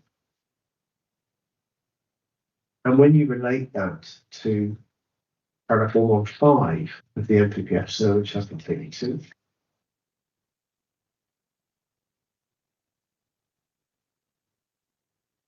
and subsection A, so it starts saying in assessing sites that may be allocated for development in plans or specific applications for development, it should be ensured that, and subsection A states, sustainable transport modes are prioritised, taking into account of the vision of the site the type of development and its location, sir. And this is key point. Its location. It's a rural settlement. It's 110 dwellings. We are proposing just under £1.2 million of improvement to a walking and cycling route. We are proposing £240,000 of improvement to bus services. It will benefit from high-speed internet connectivity so that people can make the holistic choice to work from home, as Professor Phipps has already pointed out. Taken as a whole, sir, our contention is that this is a sustainable site. It can feed the local daily needs of residents from the local facilities. It can feed wider needs that aren't necessarily day to day.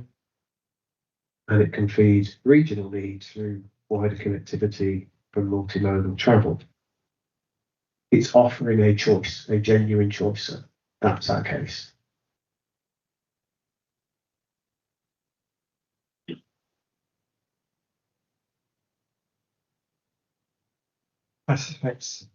Sir, I accept all of the choices that have been given to us. I don't accept that they're genuine choices. We're talking about distances or destinations that are over an hour away, and using the bus to get to them when I could actually jump in the car and be there in 10 or 15 minutes. That's not a choice. It's 2 hours there, 2 hours there and back for some of these destinations. The destination of Polesworth is not generally what we in Warton would call a destination. We don't use it for facilities. We don't have a doctor's surgery there, for example. We might drive down to the co-op, but most times we're driving to the Atherstone because it's got a bigger choice if you're having to do a local shop. And Polesworth offers us nothing else. We have a pub in the village.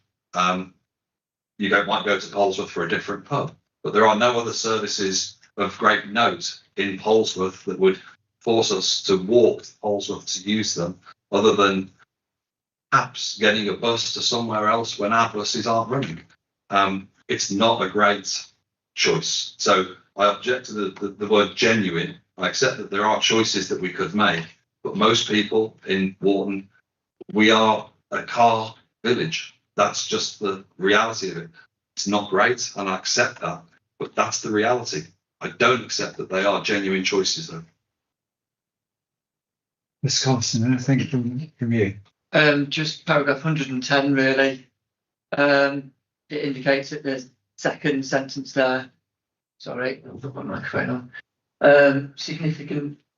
It says significant development should be focused on locations which are or can be made sustainable.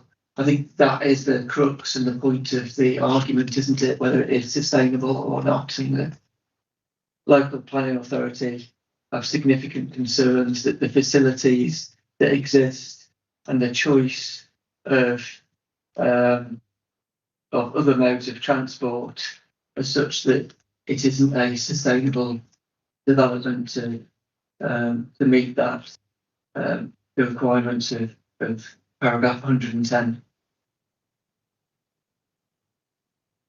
Mr. Parker, final word from you. Yes, so just a couple of things, sir. Obviously, the assessment under that paragraph has to take account of what's being proposed. Our view is that Warton itself is sustainable for local trips, and we are addressing wider needs through the provision of the bus service improvements and the LC improvements on top of that. So, I think the only other point that I would make, in regard to something that Professor Phipps said. Genuine choice. Yes, sir. I could repeat it. No, it's fine. It's come to Professor Phipps. That's fine. So this was something. So Professor Phipps mentioned about the ability to hop in the car and the time it would take to get somewhere in the car. Mr. Collinson did something similar in his evidence. He put the travel times and then put the journey time by car to do the same trip. The only point I'll make on that, sir, is if you do that comparison in almost any settlement other than dense urban areas, the car will always be faster. That's never going to be, in my view, a fair comparison. And it's not a comparison or the test the NPPF asks you to make.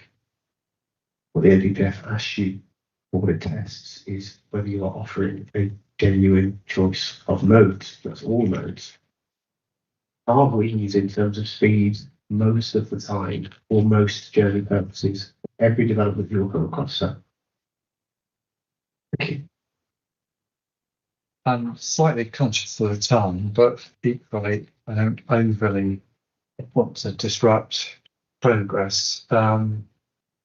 We've got the heading other issues raised by Rule 6 party only. So I wondered if we might break before then, because it is a separate topic.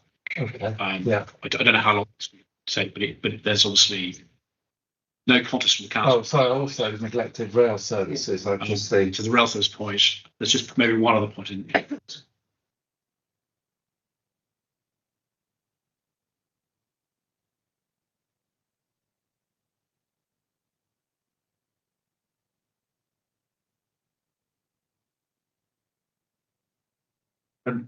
John, just talk about rail and so to finish this one off. Yeah. Obviously, I think it was pointed out in Professor Phipps' evidence about Holsworth Station. It's you'll have seen from our reports and my evidence, we never rely on Holsworth Station. I accept the provision there is wholly inadequate. We rely on Tamworth Railway Station. There are multiple services per hour across the region, connection to national destinations. The bus service stops pretty much outside the station, so you'd only have to look through section 7 of my proof of evidence regarding multimodal connectivity for rail journeys. But that's all I have to say on the topic. Only that Atherstone provides that link for some people as well, albeit I know people go to that because it's sometimes easier. It does have parking like Tamworth, but I think that needs to be factored in there. I agree, sir. And Holsworth is a nightmare. We do tend to use Atherstone as our station to get to London. It's actually because of the way rail ticketing systems work, which obviously is not the subject of this inquiry, but if you get the train from Atherstone, it can actually be significantly cheaper than going from Tamworth, which is in Staffordshire. So a direct bus to Atherstone would be always our preference, but we do tend to drive into Atherstone just because of that. Or in fact, many. Yeah, we won't get into the raising.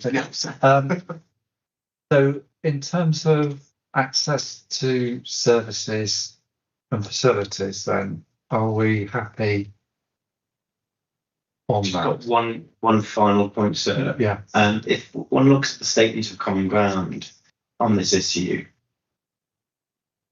and under areas of disagreement, about 3 minutes, sir.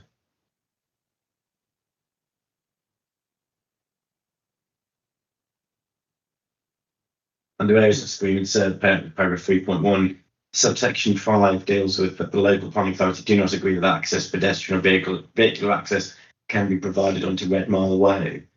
If I've understood where the case has gone now, the appellant doesn't in any way rely on Red Mile Way for their accessibility case. Have I understood that correctly? This is unfortunate. When one's trying to agree a statement of common ground, there can be some lines which are left over, which one would wish to delete at that early stage, but of course, because we're trying to hit the deadlines. To be clear, we've very set that out in Mr. Cox's proof. We've set out we don't rely on it. We've set out Mr. Parker's evidence, including his rebuttal. Equally, don't rely on it, particularly distances, but it's simply not necessary in those terms. So I think that element there just simply not relevant, really. We don't say that's relevant anymore to the end of the evidence. Okay, that's fine. So, any final comments then about accessibility? No. Okay. Well, let's draw that part of the round table to a close. There's second page, other issues raised by Rule 6 party. Would it be prudent to have a lunch break and then? Yes, I think that's probably our preference. I don't think that's Mr. Professor Phipps' preference. I think it may take some time, but I don't think it's going to take an enormous amount of time. So we'll still be able to renew the programme. It's certainly complete housing amount supply. Okay, I'm slightly conscious at the back of my mind that I think the council said that Chambers got to be evacuated at 5 o'clock. 5 o'clock, yes. We think probably it was slight probably in Professor Phipps's hands on this, but we think probably 30 minutes for that. I'm happy to run through if it helps them. Well, I think we're conscious it's going to take sufficiently long that we should definitely break. Yeah. For lunch now. I suspect probably an hour is still adequate and we'll be on track. Yeah, okay. I mean, normal Penn's guidance is to have a full hour for lunch, but I'm slightly concerned about time, and it might be worth us slightly for shortening the lunch break if that's agreeable to everyone. Yes, yeah. So at 2:15 perhaps, or yeah, I think 2:15. Yeah. Okay, so we'll requires adjourned till 2:15. Thank you.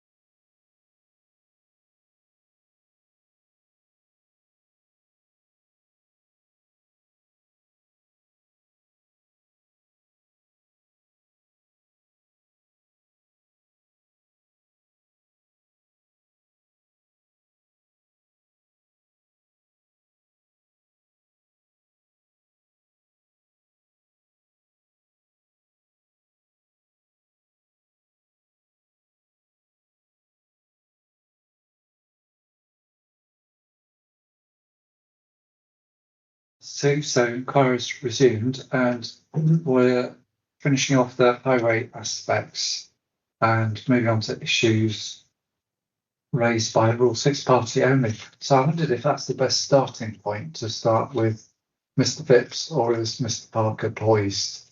So can I ask one point of clarification just before it arises from the reference to what was said to be CIHT guidance.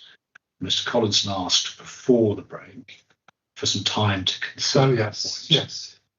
In the light of Mr. Parker's rebuttal, which paragraphs 2.6, 261, 262, and they explained that it's not CIHT guidance. I wondered if there might be sort of a one-word answer from Mr. Collinson that accepts whether that is actually not CIHT guidance, now having considered it. Maybe I wasn't clear in, because I did sort of revisit it back in it, and yes, it isn't potentially that guidance. I referred then to the planning for walking guidance and the distances within there. But yes, it wasn't the guidance. Sorry for not making that clearer for you. We'll maybe let that say it's accepted as that's not CIHT guidance. Okay, so I wondered if that's the best start. I'm happy to. Yeah, so Professor Phipps. Yes, sir. Sorry. Yeah. Apologies. So do we start with the recreation ground? Yes. Yeah. Okay. So Mr. Parker, in his rebuttal, was saying that it's actually not that much of a problem. I think the issue that we have is that with the two local football teams for the village, that road is continually parked upon at weekends. So there is quite a lot of parking down on that recreation ground, also for dog walkers and things like that. And it's not so much, we talked about the footpath distance earlier. The parking actually extends, most people drive up onto the curb and park there. I can't see any mitigation for that. People will continue to do it. And the other problem we have down there is continual flooding of that part of the site as well. Okay, so it's in terms of the football teams, that's predominantly weekends. It is so, and it's usually from around August until the following spring. So there's quite a lot over the winter. Of course, that degrades the verge as well. What sort of times of day? It's usually Sunday mornings, but with two teams, then it is actually most weekends. And again, we do have some. There's lots of training on the Saturdays as well. Less so in the week, but it does occur with people having dog walking and people using the recreation field for other activities. People tend to just park on the verges down there. Right. Mr. Parker. Thank you, sir. I've obviously been to see the site multiple times. I have been on some road when the football was on. Professor Phipps has put photographs into one of the appendices in his evidence. I didn't observe people parking on the pavement when I went multiple times, whether it was during football or not. His photos don't show that. I'm not going to debate whether or not people do it. People are inconsiderate. Some people probably do it at some point, but I've not seen any evidence of that myself. In terms of the frequency, I agree. My understanding is there's two Sunday football teams, and they obviously can't both play at home at the same time. So single pitch, so it's every Sunday morning. There will be a match during the football season. What I would say is, from the photographic evidence, and certainly from my site visits as well, where the site access junction is positioned, the extent of the on-street parking, I think certainly from Professor Phipps's photographic evidence, there might be one vehicle, maybe two, just at the point where the access would come in on Church Road. There appears to be some gaps between cars, so potentially they'd just close up the gaps, and you might displace one vehicle potentially with the access. But in terms of the operation of the access and what the impact that would be, obviously I set out, or we set out in our TA report, the traffic flows for the area. So that's CD 1.9. In Appendix C, there is a week survey of Church Road with the traffic flows and traffic speeds. Obviously the issue here is on a Sunday. Traffic flows on the network are lower. The data will show you that on a Sunday compared to during the week. And then the other element of this is, well, what's the impact of it going to be? And if you look at the traffic assessment, essentially 93% of the traffic turns left and heads down to Warton Road.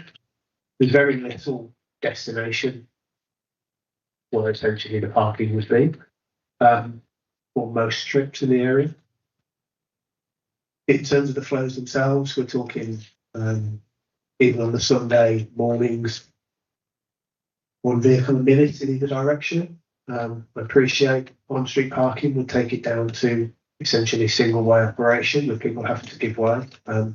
My contention is that the development side won't contribute to that delay issue. And in terms of the operation of the site access, we've proven that it operates within capacity at peak times. I don't see that this issue would result in any impact on the operation of that junction at weekends. So I just worry about visibility and the existing residents there. I think it does degrade their experience of the site and their experience of the issues as well. It's already not great. I do think this will worsen it. I accept what Mr. Parker has said about it being infrequent, but spiking, as it were. But it is an issue that I do think should be considered. As the appellant said, it's the lived experience of people moving up and down the village. Mr. Collinson, I presume you don't want to comment, or maybe you do. It's probably not my place to. I have seen parked cars along there. I've not seen them on the actual footpath themselves, but yeah. Can I just touch on this one about a lived experience? The lived experience is no part of our terminology. We've talked in the context of character and appearance about how a receptor program may experience visual effects. But it's been said several times that we have a sort of view that lived experience is how we should approach this, not our term. I don't want to hear that said in closing, but we accept lived experience somehow, some separate test. I just need to make that clear early on because it's now been said several times. Mr. Parker, anything else about the recreation grounds? No, so obviously just one other point in terms of the highway safety issue. So obviously the inference has been within the evidence that there could be a potential highway safety issue on Church Road due to this on-street parking. The accident data, the accident record demonstrates a good safety record on Church Road. There haven't been any injuries in the latest 5-year period. Sorry, I missed that. The door was going. So there haven't been any recorded injury accidents in the latest 5-year period along Church Road. It's going to be traffic calmed, so if anything, movements along that road should be safer by design than they are now. So.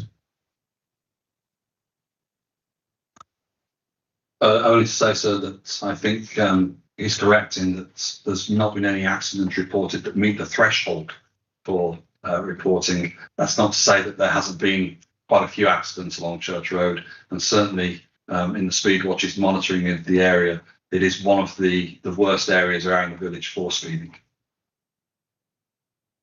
Can I just come back very briefly, sir? Okay. Obviously, you're undoubtedly aware, sir, we have to use recorded injury accident data. It allows a fair comparison to be made nationally. We can't take into account of evidence of near misses or collisions. It's accepted there are near misses and collisions for every injury accident, so that's a relationship that is known. Okay, traffic volumes, congestion and safety. As part of our submission, sir, we did put in the Speedwatch data. Just refer to it. The Speedwatch is actually convened by Warwickshire Police and supervised. All our data is checked by Warwickshire Police, etc. Just to say that we recorded something like 20,000 vehicle entries per week, and that could be double journeys as well. But just to note that we are actually increasing quite significantly in the area with developments.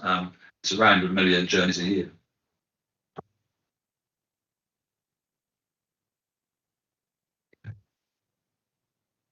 If I may, so just very briefly. So there's a couple of elements to the traffic data side of things. Obviously, we've done surveys of the area. What I would say is that the data that we collected includes, as it has to do simply because of the time we've collected, includes the construction traffic associated with the build out of the developments that's currently going on. So it's fairly robust in that sense because they tend to be a lot more peaked than residential traffic. In terms of construction, it's quite high intensity for short periods of time. We then obviously growth that data before we test everything. So in terms of the numbers being referred to, all I would say is, I mean, from our perspective and the data collected, the traffic flows through the village are not high. You can scale a small number to become a big number, to be talking 1 million movements per year. It's all relative. That would mean motorways would carry billions of movements per year. I mean, we can scale any number to become a big number if you give it sufficient time. On a day-to-day basis, 20,000 movements per day. There's 4 primary routes into the area. Sorry, 20,000 movements per week. Sorry, 2,800-ish per day along 4 routes into the village. So around 700 per day on each route. If you actually divide that, and I appreciate peak times will be higher and off-peak will be lower, it's about 30 an hour on average. So you could scale it back down to a point where you've got a small number, or you can scale it up to a big number. So the data speaks for itself. Our data is based on 3 routes, just to clarify, which is there's the route you witnessed, which was coming up Barn End Road. We do Church Road and we do Warton Road. And we don't do any monitoring during the early mornings when the development traffic is coming in. Most of them are during school times. Well, I was watching my speed when I was going through it, so you wouldn't have got me. Gets forgiven, I'm afraid. Okay. So the sort of sub points D and E, is there congestion and the highway safety record you've already touched on? Is there congestion? Have you answered?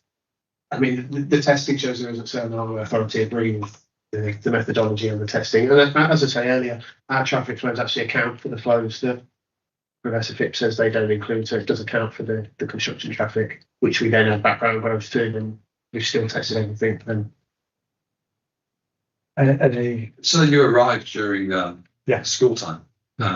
And I know it's not like congestion when you drive through Birmingham, but pretty much that part of the village is fairly congested with parking and with people trying to get through at both school pickup times and school drop-off times. But I think that peak time is quite congested around that area, and we do worry about that in terms of safety and people crossing the road. School has tried to various different things to stop people driving in. As I said before, even my neighbour will drive up to the school, which is a 5-minute walk, which I find irritating. And I think that's just behaviour of people. We can't legislate for the behaviour of people, but I'm afraid it does go on. Okay. We've got 2 other points on here, which we may have touched on earlier.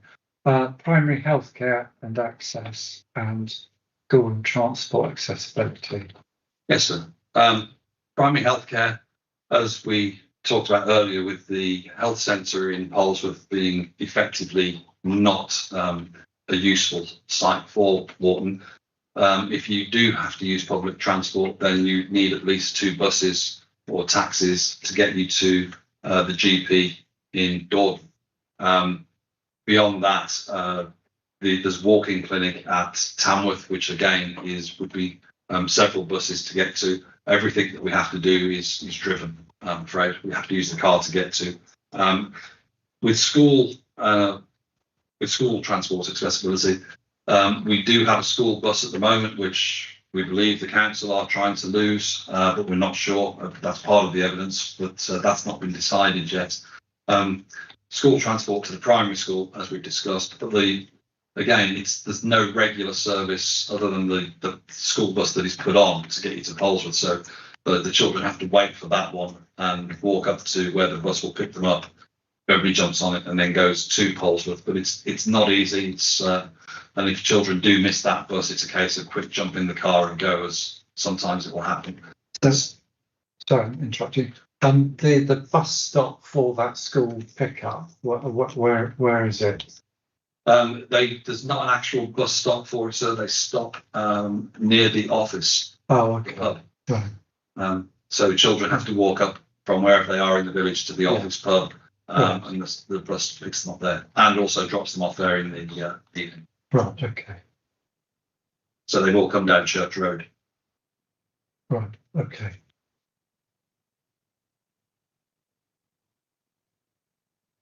Quickly in brief, so yeah. So no other type of again. In terms of the primary healthcare, I think we're common in terms of the facility in Polesworth, that's no problem at all. The case that I've made in my rebuttal proof, it's actually to the points that were made by Mr. Collinson, but clearly Professor Phipps makes the same point, is that the healthcare trips are infrequent, so they're not daily basis. From paragraph 2.34 onwards, I provided data from the Royal College of General Practitioners. The average visits per year in 2024 across the country was 6.27. So on average, it's once every couple of months. I fully accept some people will be requiring access to healthcare far more frequently, but conversely, people like myself, fortunately, haven't been to the doctors in a few years. So, and that's where you get the averages from. In terms of the school and transport accessibility, it doesn't obviously take account of the proposed LC route. We heard evidence from one of the residents on the first day whose children walked. Can't remember. Still, the second row to find who it was. Cambridge said that it was an unsafe route. That her two teenage boys walked it and would sit well with her. But obviously, they use it now. I would expect when it's improved, they will continue to do so. There is obviously no evidence of the free bus service being withdrawn before the inquiry. I appreciate what Professor Phipps says. I think he accepts there isn't any evidence in front of this inquiry to that effect. Bus services are a very odd thing with schools in terms of, yes, there may well be rumours it stopped, it might continue for the next 10 years, you just never can tell. So, but residents have the choice, their children would have the choice of either the service which runs from 500 metres from the middle of the site at the pub, or to use the upgraded route P12, and they can also use the 785, 786 service, obviously paid. So they will have options, but I don't think I can add anything more to that. Okay.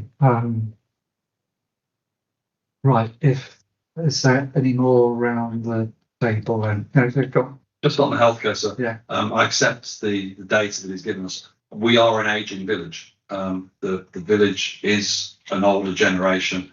They do have more healthcare needs, and I know the figures from Dorden surgery.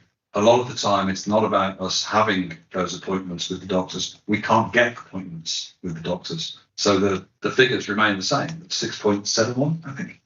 I can't remember what I accept the figures. 6.27. I accept those. The problem is those are the appointments you get, not the appointments you can have. And we do have a problem where we can't get appointments. I myself am still waiting for an appointment for a PSA test. These things take time. It's not the case that you can just ring up the GP in Dorden, given the numbers that they're dealing with, and great, I'll come in next week and get it's a case of waiting several weeks. So I accept that. I think that's the case across quite a bit of the country. All that I'll say is that we're proposing a residential development, not a care facility or a retirement community. I wouldn't expect the age profile of this development to be predominantly older people. Okay. Any more on this topic? Not from me, sir. No, Mr. Collinson, anything more from you? Yeah. So just one final point, just to round everything off. Obviously, you're aware in terms of kind of the traffic and congestion issues that the policy test is one of those a severe residual impact across the network in all tested scenarios. And obviously our views of that is clearly not met here with Wagon available. So what if I get this? Because I'm conscious cross-examination, Professor Phipps, tomorrow, rather than go over what that policy test is. Yes. I wonder if we could just take that out now. Yeah. And confirm that, because it's not a test that's been referred to by Professor Phipps in his evidence. He's obviously very important. The council so don't take any point on this. If I may, I think just for convenience, it's better to do it now. Okay. Yeah. What the NPPF requires, why our evidence is adequate, and also the significance that attaches to the local highways authority as the statutory consultee, confirm that they don't have any concerns about this. So I wonder if we just did maybe 5 to 10 minutes just now, just bringing that to the attention, because otherwise I have to cross-examine him tomorrow, whether he's read the NPPF, which neither he or I want to go over these severe testes with respect to this specific component. Yes, sir. So in terms of the NPPF, obviously the relevant paragraph is paragraph 116. I'll just read it in full. So it states development should only be prevented or refused on highways grounds if there would be an unacceptable impact on highway safety or the residual cumulative impact on the road network following mitigation would be severe, taking into account all reasonable future scenarios. And as I said earlier, so our case is clear. This development has been fully tested in terms of both highway safety and residual cumulative impacts. Our mitigation proposals fundamentally address sustainability and connectivity rather than actual physical highway mitigation for capacity purposes or safety purposes. And it is both our view and the view of the highway authority that the impact would not be severe, nor would it be unacceptable in terms of highway safety. Don't know if you want to respond, or if you might not have it in front of you. I've got it in front of me. Yeah. So all I can say is the crossroads that we're talking about, where this will impact most. We've had 11 accidents in 2 years. It's not met the threshold for them being reported, but there's been various write-offs of cars. I'm just saying what we experience. The speeds and the actual accidents do happen. I can only report that's what we as residents see and feel every day. Can I just check? Is that Linden Lane, Kisses Farm? No, that's actually Warton and Barn End. Oh, okay. Which is adjacent to the site. There's no. There's the Linden and Barn Lane. That's actually fine, rather than the 11. Yes. So that has a highway safety improvement scheme. That's the one. Because it has recorded injury accidents, that's the one the highway authority is putting funds into delivering a mitigation scheme for. It does. We've already had safety schemes on the Barn End and Warton Road one. Those accidents are all post the safety scheme. I can't tell you why we still have accidents there, but we do. It's just we just do. I can't comment because they're not recorded. So yeah. So if I can just follow up on this. Just follow up this point about the weight to be called a highways authority. It's a pretty well-established principle. It almost doesn't need a legal authority. There is, for example, in the ecological context, Shabelle Estates case, talking about the views of natural England. But effectively, just occurs again and again in many such decisions, is that the statutory consultee's view can be called of great or considerable weight. And I think that's what we'll say in this, because we said significant way enabling, but it's really the same point. It's the Highways Authority have looked at this. They are the statutorily appointed body. They have the relevant expertise. There's been obviously communication between Mr. Parker and them. So in those circumstances, on highway safety issues, the NHA's view is to be called is great or considerable weight, we'll say. Happy with that. Right. Anything else highway related? Not for me. Okay, right. I think the council, Mr. Collinson, nothing. No. Further, no. Thank you. Okay, right. Well, we'll draw a line under that topic then, and move on to housing and land supply. And appreciate there might be slight movement to chairs for a few minutes. Should we have 5 minutes? Yeah, I mean, it probably makes sense to have a 5-minute adjournment to allow shuffling of papers and chairs. And for 5 minutes. Thank you.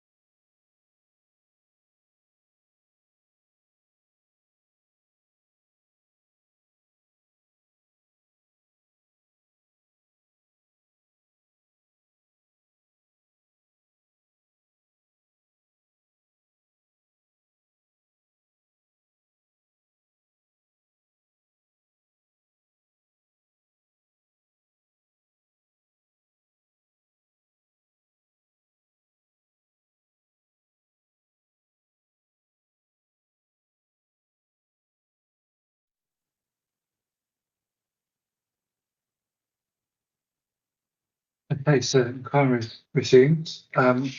So we got two witnesses round the table, one of which I recognise, but perhaps I'll ask the witnesses to introduce themselves, starting with the council. Good afternoon, sir. Good afternoon. My name's Dorothy Barrett. I'm the Full Planning and Economic Development Manager at the Borough Council. I've been here for 33 years, so know the borough well. Okay. Good afternoon, sir. It's Ben Pycroft. I'm a director of Emery Planning. You should have a proof of evidence on the associated document. Thank you. Thank you. Similar to the other round tables, the agenda was circulated last week. So if there's no suggested amendments, we'll use that as the sort of framework for this afternoon. Okay, so I've got a starting point, agreed matters. And I don't intend to delve too much into those unless any of the parties wants to draw my attention to anything. Mr. Pycroft. So there's an issue later on in terms of whether the requirement should be steps or an annual average, which we'll come on to. Other than that, I don't have anything to add to those matters. You've got the references already to the relevant paragraphs in the statement of common ground. Yeah. Ms. Barrett, anything to draw my attention to under that first item, agreed matters? Yes, the only item that I'd like to draw attention to is the completions figure, which goes into the housing delivery test information. Yes. I think it's also in Mr. Pycroft's evidence as well that there is a table there of completions, and it's for the year 2021-22. Yeah. It was incorrectly sent to it's part of the housing flows reconciliation information, and it was at that time given as 200 units, and it should have been 374. Right.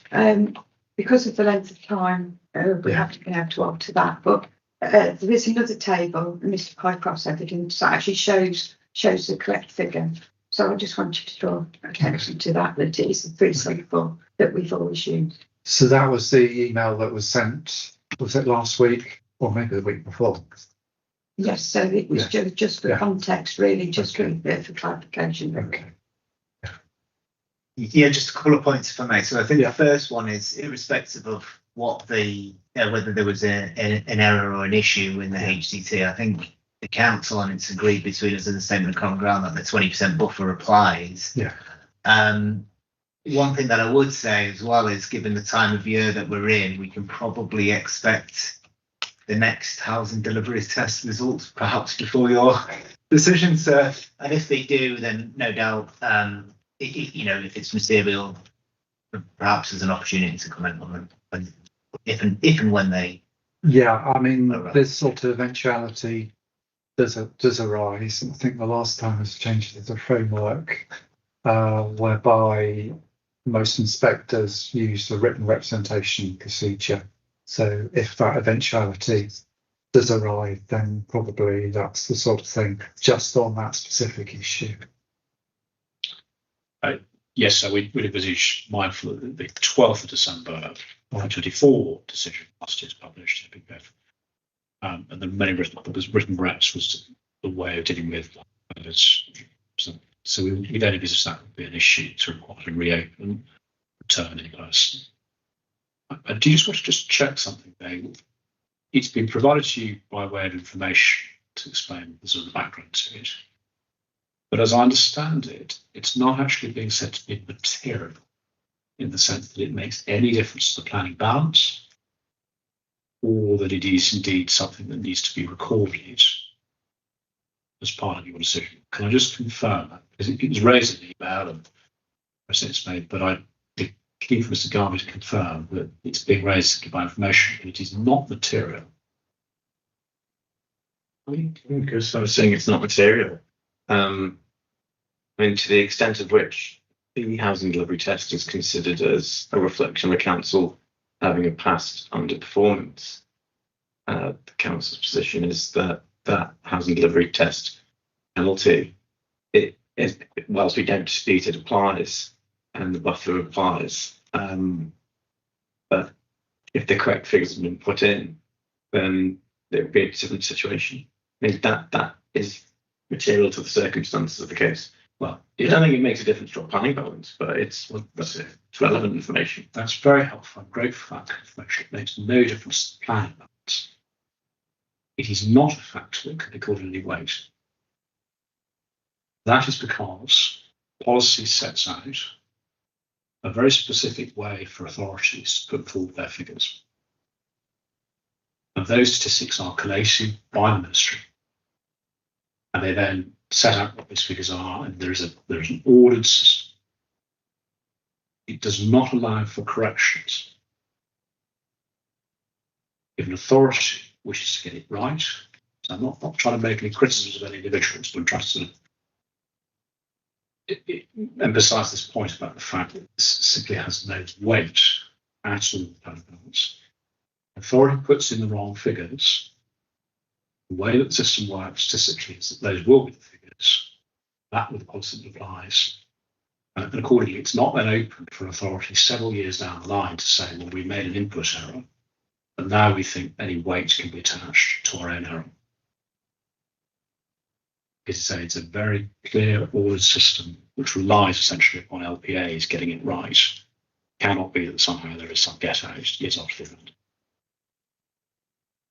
On planning balances, so hopefully it's clear from our position, nothing that we discussed for this roundtable is going to have any bearing on council's planning balance. Indeed, whether you go for the appellant's 5 is 5 figure or the council's, we don't say that would make a material difference to the planning balance we're providing. We did say at the previous point, we're not sure that you need to explore this difference, but as I understood it, that the appellant wished to present evidence, which we're not stopping them, but it doesn't make a difference to our planning balance. Anything we're going to discuss this afternoon. But that's a different point, sir, and we'll make suspicions on the council's attitude to the importance of identifying what the correct figure is and the deliverability of the individual sites. So we'll make some points on that. I just want to be clear about this because a new point has been raised that there was an error in the figures historically, and you have confirmation, at least from the council, that they're not saying that actually is a factor that can be called in any weight at all in the overall planning balance. So I take that confirmation as helpful. That's not helpful. That's right. I was asked to say, is it material? I said it was. I said it doesn't make a difference to our planning balance because nothing we're discussing this afternoon makes a difference to our planning balance. So what I don't want to hear from the other side in closings is a reworking of how the system would have been if the council put in the figures correctly. Because that, as confirmed, can make no difference to how you should address the housing issues in this case. An accurate figure needs to be put in. If it's not put in, then that is what the purpose applies. Yeah, well, as we've made clear, we're not suggesting the buffer should be anything different than what it is. Okay. So you're accepting 20% buffer? Yeah. But I don't know where it could be suggested. We've indicated at any point it shouldn't be that buffer. Okay. Okay. Anything else then on agreed matters that needs to be brought to my attention? No. Okay, well, let's move on then in terms of deliverability. And we've got a reference there, approach to clear evidence, and there's reference to the framework in there. Mr. Pycroft, do you want to comment on that? If I may, Sarah, and the reason why we suggested an item on the agenda to discuss this is with the hope that it saves us when we're talking about the sites to go over the definition and broad principles. So you'll have seen in section 3 of my proof of evidence, for your reference begins on page 11, that I set out the previous definition of deliverable and the guidance as was set out in the 2012 framework, now archived version. But essentially that iteration of the framework allowed all sites with planning permission, regardless of their size or whether the permission was in outline or full, to be considered deliverable or permission expired, or if there was, unless there was clear evidence that it wouldn't be implemented. And the PPG went further by stating that allocated sites could be included, and even sites, non-allocated sites without planning permission, so-called SHLA sites, strategic housing land availability assessment sites, could be included. What we have now, of course, and have done since the 2018 version of the framework, it's been rolled forward in subsequent iterations, is the changed definition of deliverable, which you can find on page 72 in the annex to the framework. And what this sets out is the definition of deliverable to be considered deliverable sites for housing should be available now, offer a suitable location for development now, and be achievable with a realistic prospect that housing will be delivered on the site within 5 years. And then it sets out 2 categories of sites. The category A sites are those with full planning permission for large site, major development sites over 10 units. And for small sites, those less than 10 units may have outline planning permission. And they should be considered deliverable until permission expires, unless there's clear evidence to demonstrate otherwise. And then the category B sites, which are sites with outline planning permission for major development, allocated sites in a development plan, and they're effectively the bulk of the sites that we're going to come on to discuss. It also includes sites with planning in permission in principle, or those identified on the brownfield register. And the point being is that they should only be considered deliverable where there is clear evidence that housing completions will begin on site within 5 years. And you can see in my paragraphs 3.5 to 3.7 on page 12 that the consultation by the government at the time on the then revised wording of the framework explained, or the government's response to the consultation rather, explained that the wording proposed, i.e. that we have now, these categories of sites, is considered to set appropriate and realistic expectations for when sites of different types are likely to come forward. And that's a relevant consideration because we have an agreed base date at 1st of April 2025, and it's whether there is clear evidence that on these category B sites, in particular the sites allocated without planning permission, that we're going to come on to, whether there's realistic prospects that housing completions will begin on the site within 5 years. And when we look at whether there is clear evidence to be provided, I set out at 3.9 of my proof what the PPG says, paragraph 68007, which sets out some examples of the types of clear evidence that could be provided, and I'll go through those when we look at the individual sites. But it's worth pointing out at this stage that the onus is on the council to provide the clear evidence for category B sites. And in this case, what we have from the council is the housing land supply statement itself, which is CD 10.6, and the schedule of sites, which is CD 10.6.1. The council didn't put a proof of evidence in. There were a few comments in the statement of common ground on the housing land supply that the council has provided. That's core document 8.11.2. And effectively, my case is that those few comments that have been provided in those 3 documents don't amount to the clear evidence that was required to be provided for the inclusion of any of these category B sites in the deliverable supply. And that is the predominant dispute between us. As I go on in the remainder of the section 3 of my proof, sir, I discuss several appeal decisions where the definition of deliverable and which evidence has been put forward by other authorities has been considered and found to be lacking in clear evidence. And I don't intend to go to those decisions now. But what I would suggest is that there's several themes that have arisen across those appeal decisions. The first one being where there's an absence of written evidence, i.e. from those supporting sites, Secretary of State and inspectors have removed sites from the 5-year supply, and that really applies to many of the sites that we're going to come on to discuss here. There's nothing from any of the promoters or developers involved that's been provided by the council.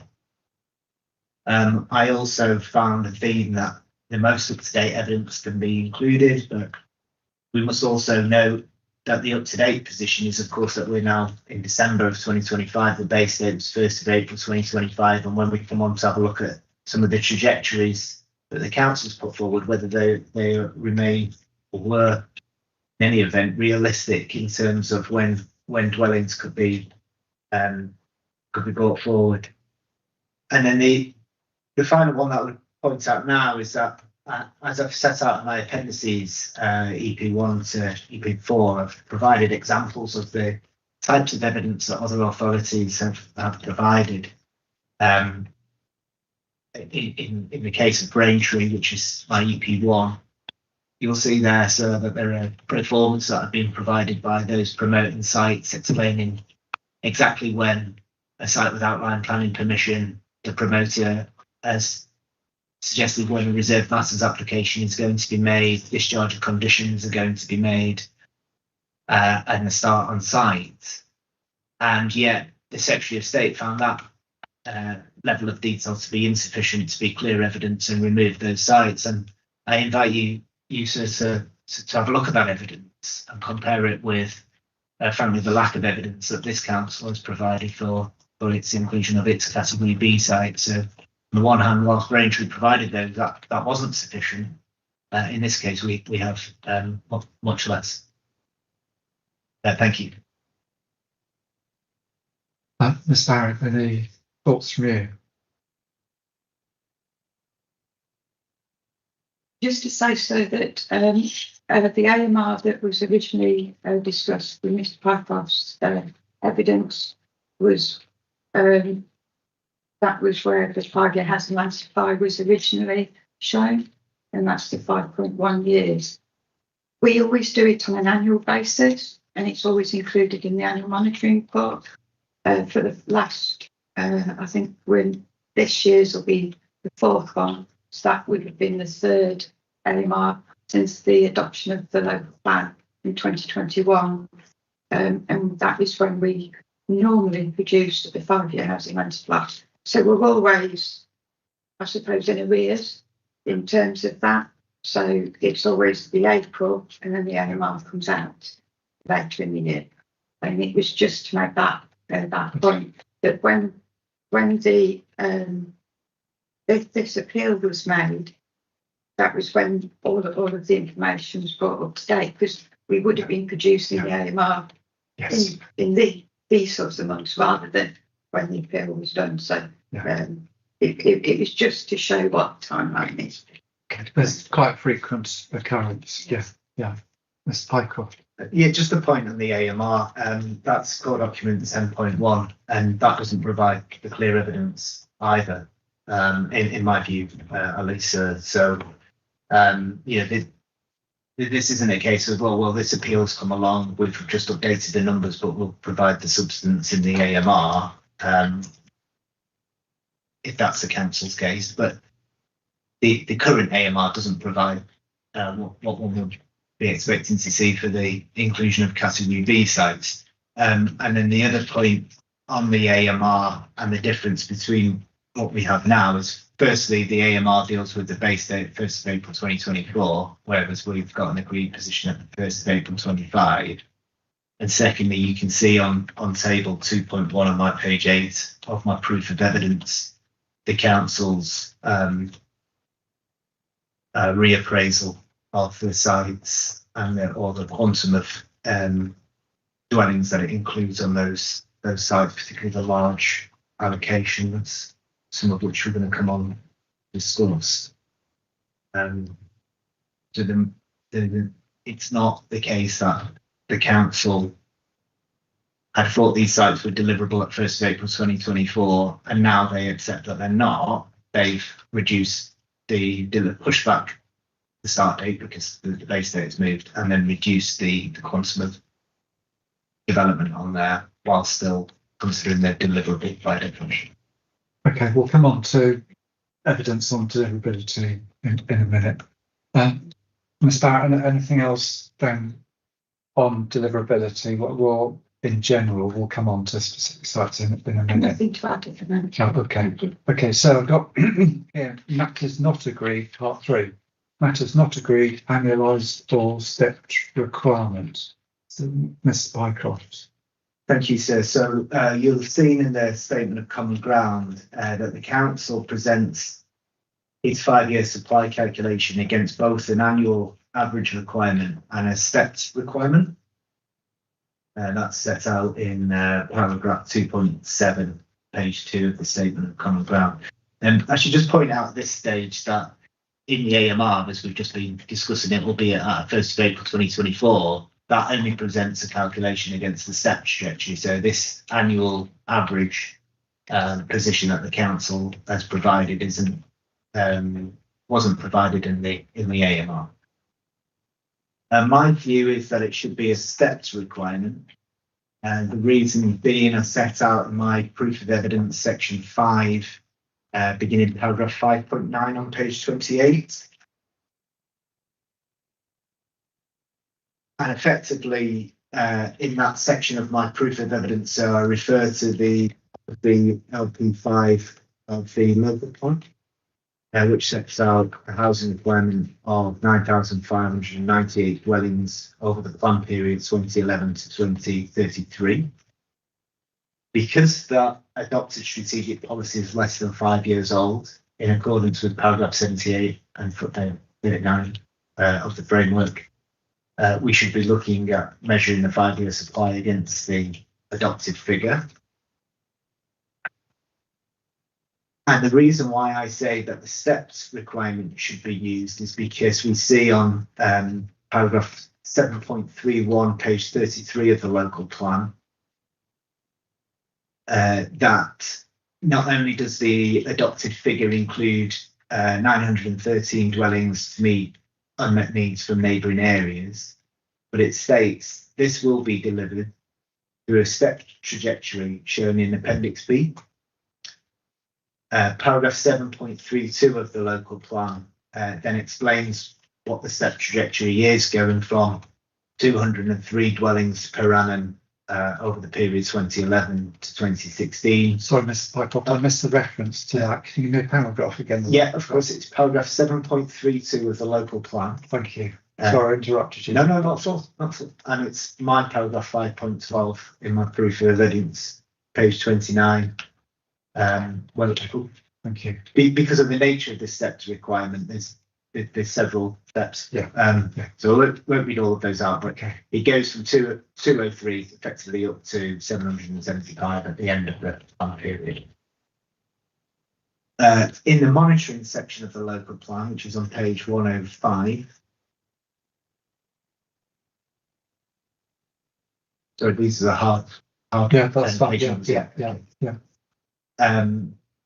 It also explains that how policy LP5 will be monitored, and it explains that it will be in line with the housing trajectory in Appendix B, and then Appendix B on page 118 of the local plan shows the housing requirement as a step trajectory. The line there is green in the adopted plan.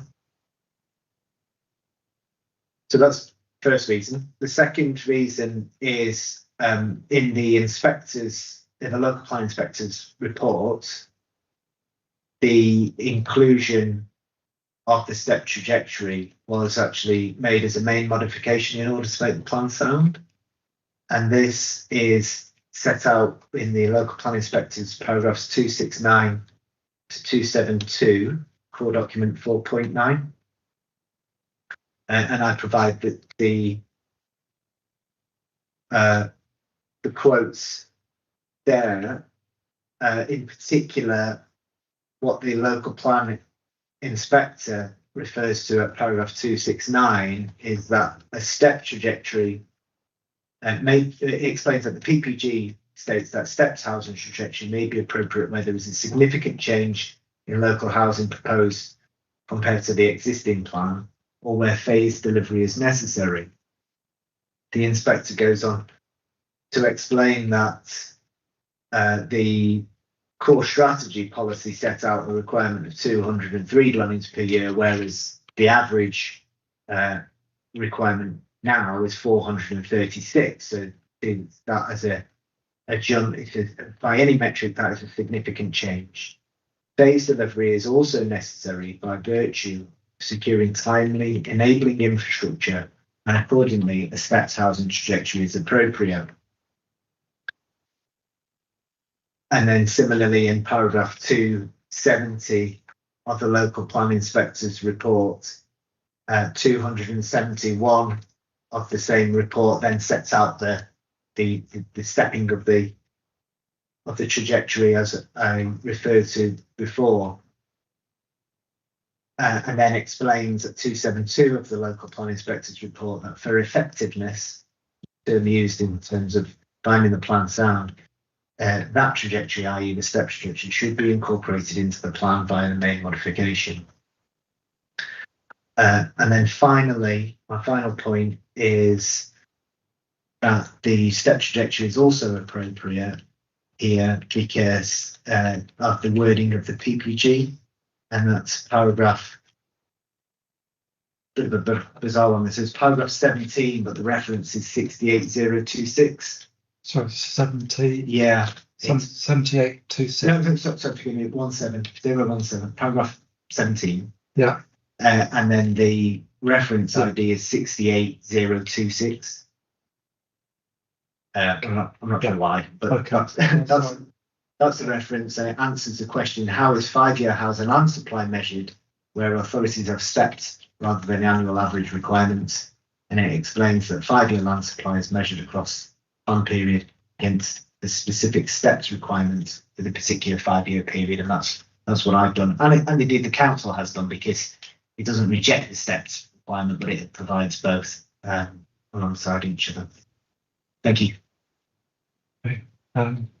Ms. Barrett, your thoughts on the appropriateness of a stepped approach?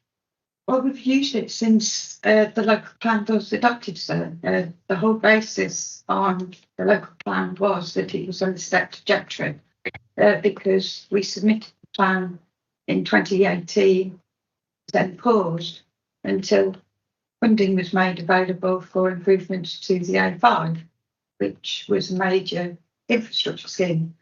But as you know through the evidence that I think you've had before you, that the funding for the A5 has been pulled in March, April of this year.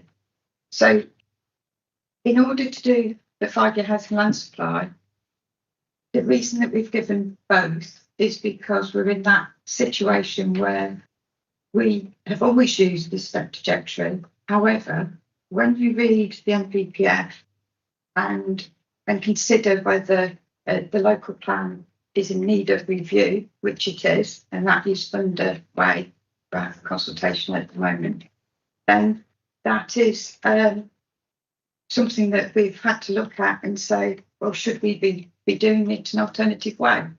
And so that's the reason why we've given the other alternative. It's one of those where I think the policy says the NPPF says that it should be in adopted strategic policies, but it's in the reason justification or the supporting text for the policy is a step trajectory. So does that mean it's not in the actual policy itself because it's in the reason justification? So I suppose it's as clear as mud, but so that's the reason why we've given you the two options. So we're in a situation of change, and so that's the reason We're clearly not saying in either option that we have a 5-year housing land supply, because we don't. But we've considered that we should use the 20% buffer because of the published information for the HDT. But so where do you then go in what is your requirement? So not a very clear answer, sir, but I'm afraid it's just not a very clear situation. Okay, Mr. Pycroft. Yeah, if I may say just 2 points. So the first one is council's view. Well, it's not actually written in the adopted policy; it's in the supporting text. I've taken you to the various parts of the plan. It's clear in my mind that there's steps requirement. The second sort of wider issue is whether the plan remains up to date. Is probably for later on Yes, in I've the week. expected this. But what I would say in terms of 5-year housing land supply is we are still in a position, because the plan is less than 5 years old, that we measure, for example, the 5-year supply against the adopted requirement, irrespective of whether those policies need review and up to date due to infrastructure and phasing and the rest of it. So in my view, we carry on with, as the plan currently stands, the measuring 5-year housing land supply, which, as I say, is clear that it steps approach. And then I suppose the final point is, would you be assisted, or you haven't got in front of you a calculation of our supply figure against the annual average figure? Yeah. Would that assist you, sir? Because obviously we can provide that. No, I think I'm happy with the evidence that's submitted. Thank you. Yeah. Okay. Then we'll move on to matters not agreed then. So that's the size of shortfall against the adopted requirement. Ms. Pycroft. Thank you, sir. So depending on whether the council's figure is against, on its case, is against the adopted requirement, that's on an annual average, the shortfall will be 3,620, whereas against the steps requirement, its case is 439. So it's that latter one that's comparable with my view of the shortfall, that's 544. So the reason for the difference between the two, the 439 and the 544, is because I don't agree with the council's adjustment that it's made to its completions, actual completions, which it makes in 2019 to 20 and 2020 to 21 due to the COVID pandemic. This is section 6 of my proof of evidence on page 32, where I say so that there's no justification for the council's position to increase completions due to a COVID adjustment. You'll recall, as I set out, paragraph 6.3, that the housing delivery test made an adjustment to reflect the pandemic, but that was in relation to the housing requirement used in the housing delivery test, not in terms of supply that authorities consider would have otherwise been delivered had there not been restrictions on the country and social distancing that was taking place at the time. And I suppose the other point that I would like to make on this is it would end up in double counting, because on the one hand, the council would be calculating its shortfall, reducing its shortfall to date on the basis that homes would have been completed. But those homes would then be included in the supply because they weren't completed at the time. Or we should use the actual completions data for that reason. Thank you.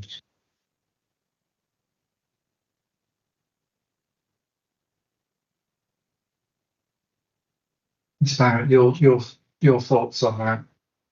It's something that we've always used since the pandemic, and that we've always included within the housing, the 5-year housing land supply.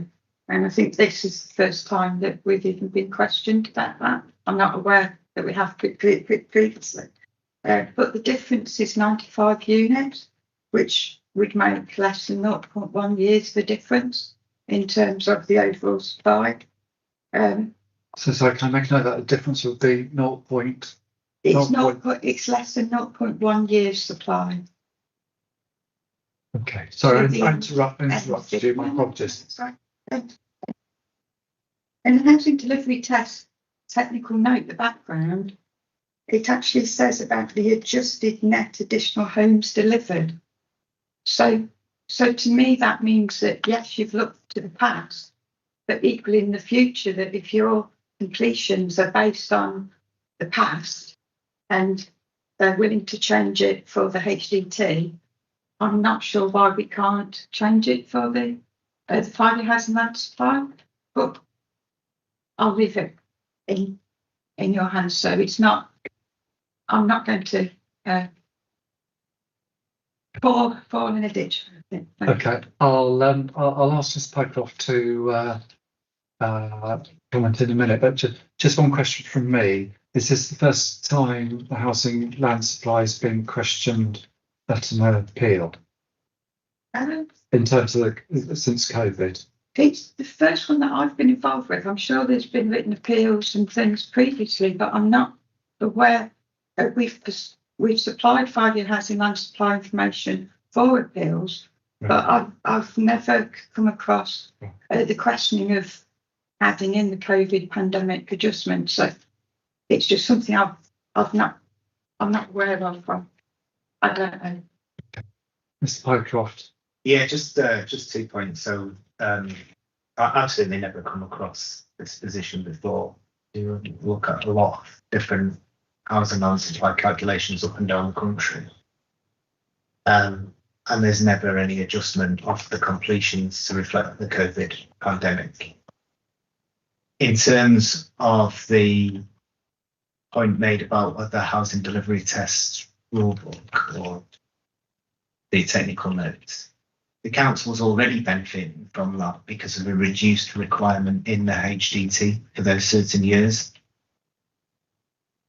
So there shouldn't then be an adjustment in its forward supply. Is that what you mean about double counting?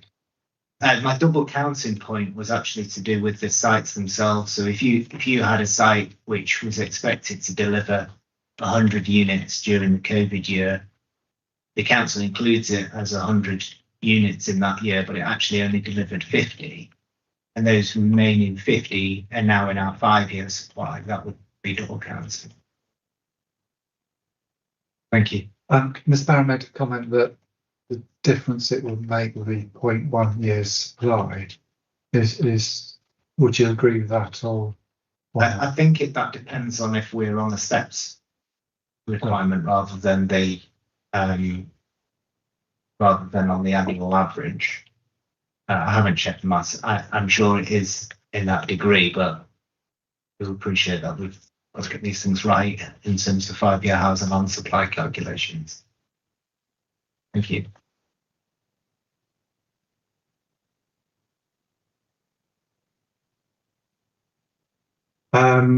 Right, disputed sites.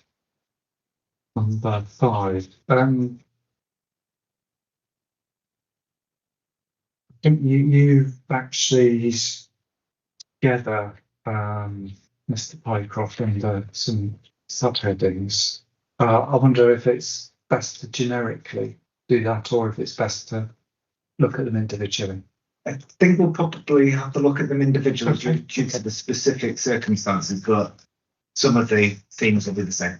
Okay, all right. Well, should we start in, they're referenced helpfully in alphabetical or numeric, A1s and things. So, okay, so in terms of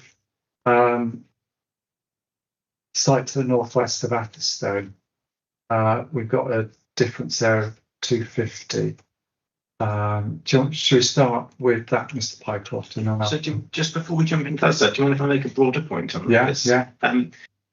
I just want to understand this dispute, to what extent it's determinative to the appeal from the appellant's position, because The legal requirement, as you'll know, serves to be aware of the broad magnitude of the shortfall. But it's not a legal requirement for an inspector to determine exactly what that shortfall is.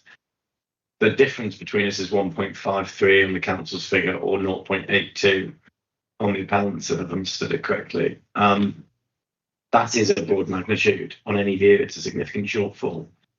Didn't detect. I'm not shutting down this discussion on supply, but I'm just trying to understand, is the appellant saying that it makes a difference to their planning balance, whether you were to go for 1.53 or 0.82? Because if not, I'm not sure how much this debate is going to assist in either party's case. So I'll be brief. We have 4 gates for this, Mr. Garvey. We had the CMC, where he tried to make this point, then had some emails, which they tried to withdraw as consideration. There was no reference to it this afternoon. And now there's an attempt to say, well, what difference does it make? We've been very clear all along, these are allocations. Whether they are deliverable or not is highly relevant to not just the overall figure, but actually what's happening spatially, numerically in this authority. And they do need to be looked at individually. So if I may say so, a situation where an LPA asks multiple times not to look at the housing land supply is extremely telling about what actually looking at that land supply will reveal about what's happened to that local. So we say that you should urge upon you to look individually at each of these sites. There's only 11 of them total, but each of them has, ultimately, they have to pass the clear evidence test. And as Mr. Pycroft's can reveal, they don't. We don't want to take too long on this, but they do have to be looked at. Okay. With respect to that's not true. We raised this at the CMC with your colleague, sir, who's obviously not the determining inspector, and he said he'll go away and look at this, and we didn't get a resolution on this point. Okay. Well, I take the view that if one party puts some evidence before me that it wishes me to consider, then I should hear that evidence on that basis. And I say, as I said, I'm not trying to shut down this discussion. My question was, what difference does it make to the appellant's planning balance at this point? Well, let me make it clear. It makes no difference because the supply is so low already that we say in respect to the substantial weight, that will apply even if the council's wholly unrealistic 2.2 figure would apply.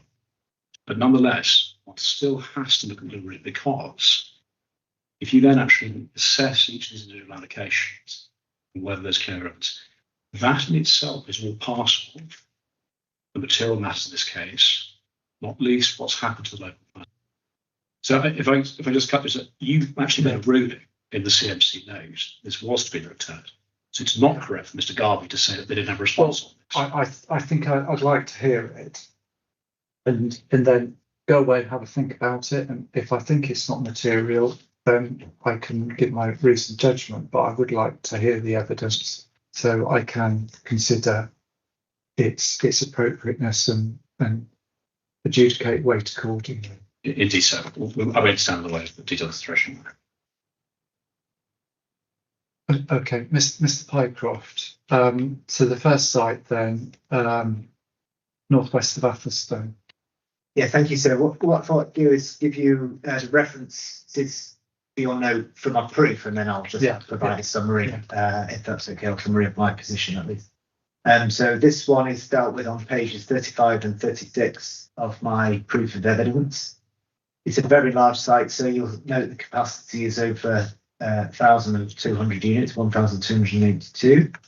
Doesn't have planning permission, doesn't have a planning application that's been made on it. In my view, sir, the council hasn't provided any clear evidence of firm progress being made towards the submission of a planning application, which you recall from the earlier discussion is one of the examples of clear evidence set out in the PPG, whether there's firm progress being made towards the submission of a planning application. Another example is whether there's clear evidence of firm progress with site assessment work, which we don't have. Another example is there a written agreement between the council and a developer, which confirms their anticipated start and build out rates, which we don't have. Notwithstanding that, the council considers that the site is deliverable and that it will start delivering homes in less than 2.5 years from now. That's set out in the sort of little trajectory that I've put below my paragraph 7.10 on page 35. Whereas I know that the Litchfield start to finish work. That's Litchfield's consultants. Yeah, that's right. Yeah, sorry, forget where we are. It's just down the road, isn't it? Yes, nice. Planning consultants, Litchfield's, the benefit of others, have produced quite comprehensive piece of work on start and build out rates up and down the country of sites of different sizes. Which I don't say you should automatically apply on every site, but it's to note that they found on average that a site of this size, i.e. between 1,000 and 1,500 units, would take 6.2 years from the submission of the first application until the delivery of units. And it's comparing that 6.2 to the 2.5 years that the council relies on for the inclusion of this site. And I say, sir, that with all that in the round, no clear evidence for the inclusion of this site, and in the absence of clear evidence, the site fails to meet the definition of deliverable, which we've covered already, and all 250 dwellings should be removed. Ms. Larrick, any response? There was public consultation on a master plan, I think just last year, for the site, but as of the 2nd of December, there was a valid planning application that's been submitted. Sorry, 1st of December. Oh, so 2nd of December. Oh, so yeah, yes, just for Tuesday. Yes. Valid. Yeah. And that's planning application PAP 2025 0549. And that's on 89 hectares of land. And shall I tell you what it's for? It's for proposed residential development with elderly housing provision, service centre including a mix of use, demolition and reuse of existing redundant buildings at Whittington Cottages, Whittington Farm and Whitley Farm, an outside retail unit, the provision of a primary school, provision of formal and informal open space, green infrastructure and landscaping, provision of access points from the A5, Whittington Lane and Holly Lane by the H1 allocation to the east, solar energy and battery storage provision, and supporting infrastructure and utilities on land to the north west of Atherstone off Whittington Lane. And that's an outline of applications. Ms. Pycroft, I think I know what you're going to say, but I'll ask you nonetheless. Thanks very much, sir. So obviously I haven't picked up on that application. It was only validated yesterday. We weren't alerted to it before the roundtable session. First I've heard of it. And that said, it's an outline. Not so. No. These things tend to happen with housing supplies. We're all aware. The point is, it's an outline planning application. It's very recently been made. We don't know how it's going to fare, but even if it were approved, it would still fall within the category B definition of deliverable, and clear evidence would be required. And the fact that an outline planning application in itself has been made cannot be clear evidence on its own, because clearly sites with outline planning permission, as we'll come on to, also fall within category B of the definition and require clear evidence.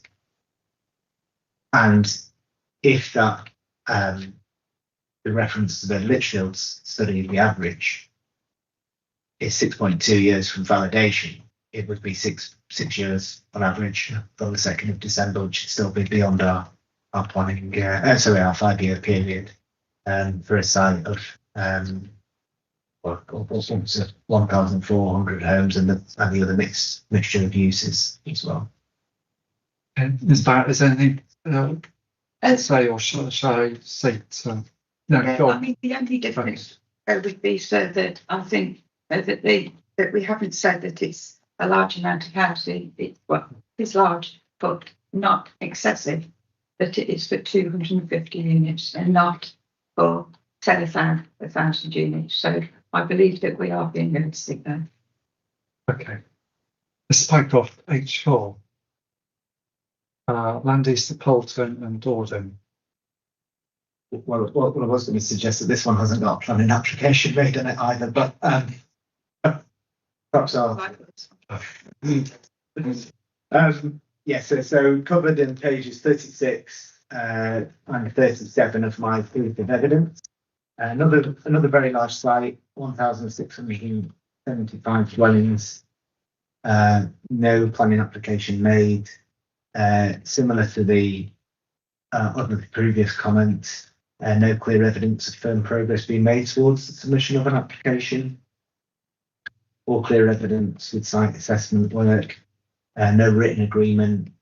Again, councils considering that development would begin in 2.5 years from now, whereas the Litchfield study, slightly larger site, the average is slightly more, 6.6 years from validation of first application. And altogether, there's no clear evidence for its inclusion and therefore it doesn't meet the definition of deliverable. Thank you. The site's actually for over 2,000. It's for a minimum of 2,000 dwellings because it would go beyond the plan period. Right. Okay. So what we've indicated there is only 100 units, and that would be 50 per annum towards the end of the 5 years.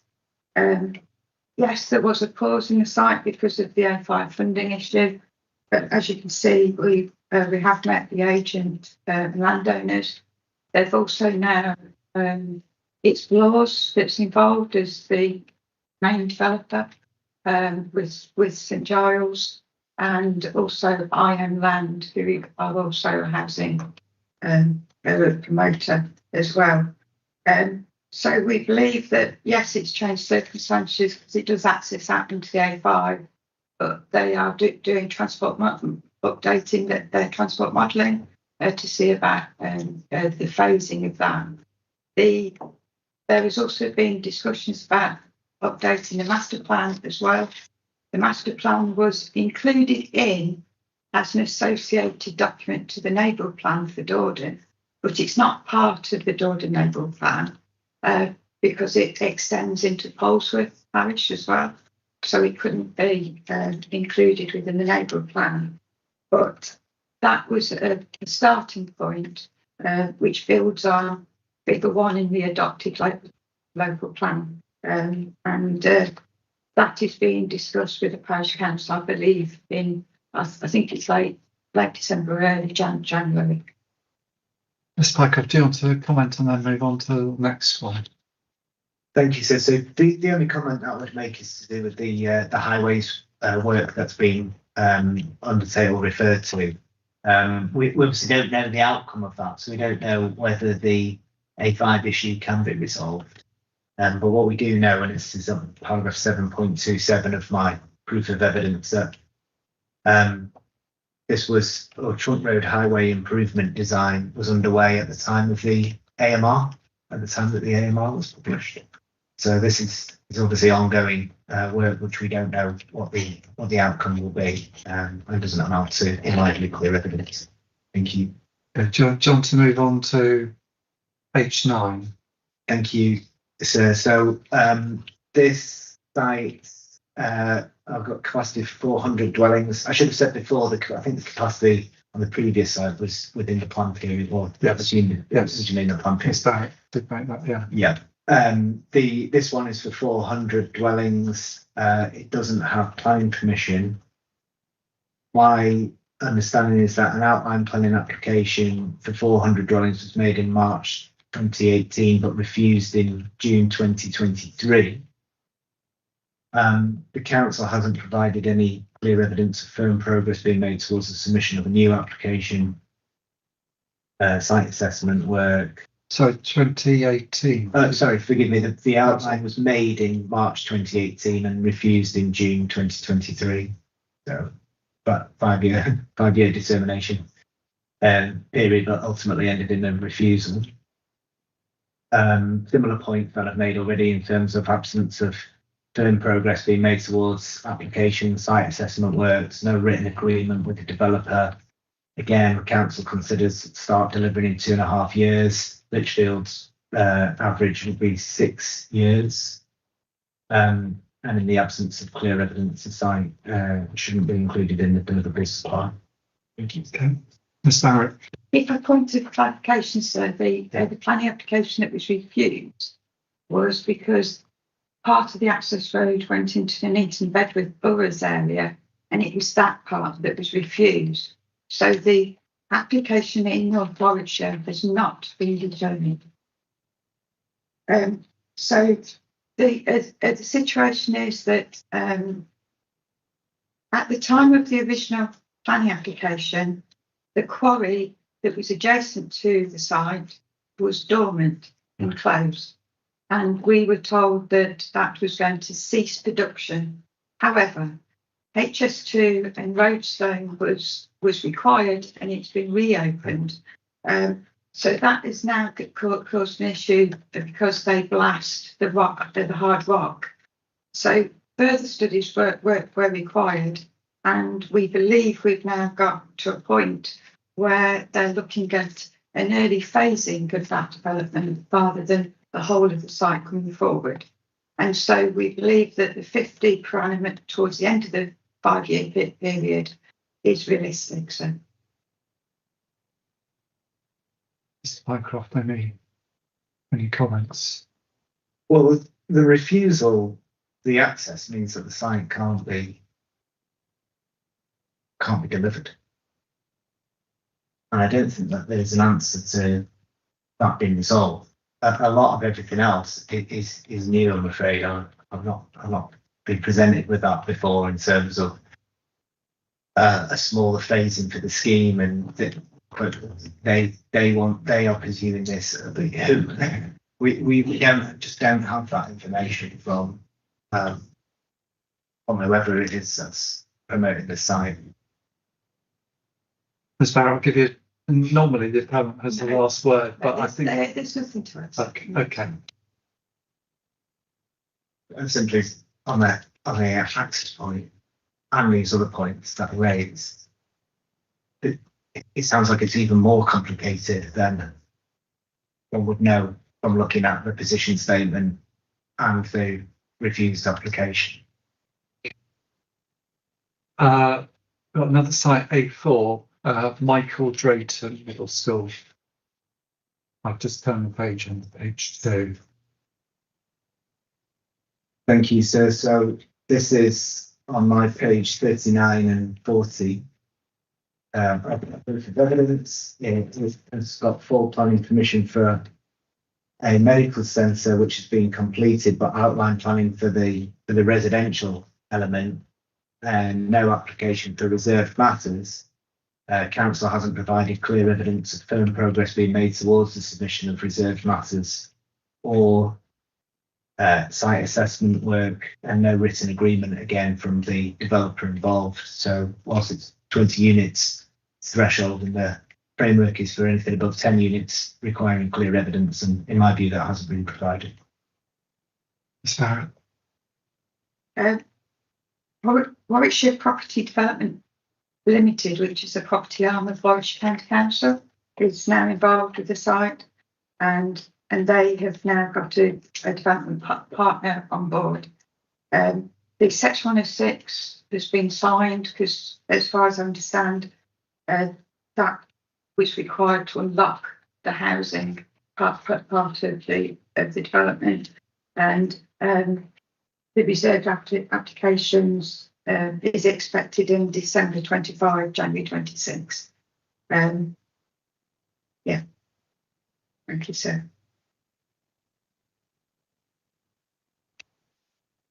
Mr. Pycroft, got disputed sites without planning permission, but applications pending determination, H10, and south of Coles Hill Road.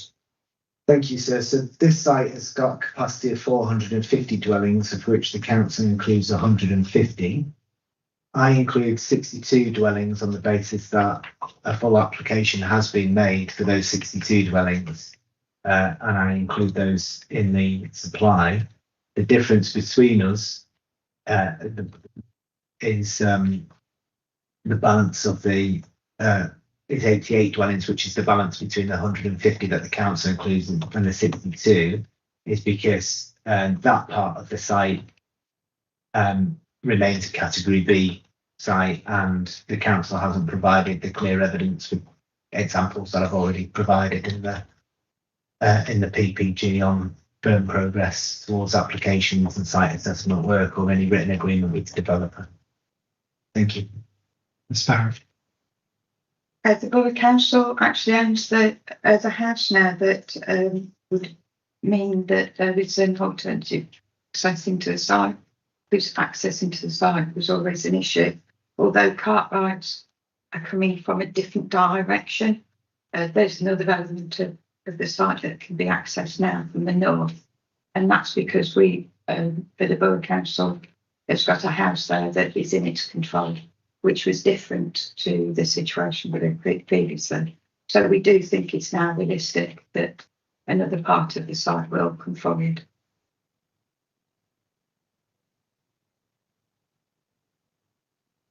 Mr. Pycroft, any comments on that, and then move on to the next one? Well, just because the landowner has changed or has now got an access point in, they haven't put a planning application in, provided any written agreement on what their anticipated start or build out rates would be, or indeed any indication of when a planning application is going to be made. So no change in my position. Shall I move? Oh, sorry. No. Okay. Yeah, go on then. So, next site, my B2 H11 former school redevelopment site. Site doesn't have planning permission, but it does have a planning application for 48 dwellings that was made in June 2023, so nearly 2.5 years ago. Subject to unresolved objections from statutory consultees, including on highways, ecology and drainage, and it's not known whether these issues will be resolved. And as a result of that, you'll appreciate in my proof of evidence, one of the themes that I didn't touch on before was where inspectors have found in other cases that just because a planning application has been made, if it's subject to outstanding objections from the statutory consultees, doesn't necessarily mean that it should be deliverable, or indeed whether there has been clear evidence provided for its inclusion. And on that basis, I will move this out from the supply. Thank you. Ms. Barrett. This site was a former school. It's owned by Warton County Council. The site's now been cleared, and originally there was issues because the access was going to go through a portion of land discovered as common land. That is no longer happening, and the county have actually bought the house next door to allow for the full access.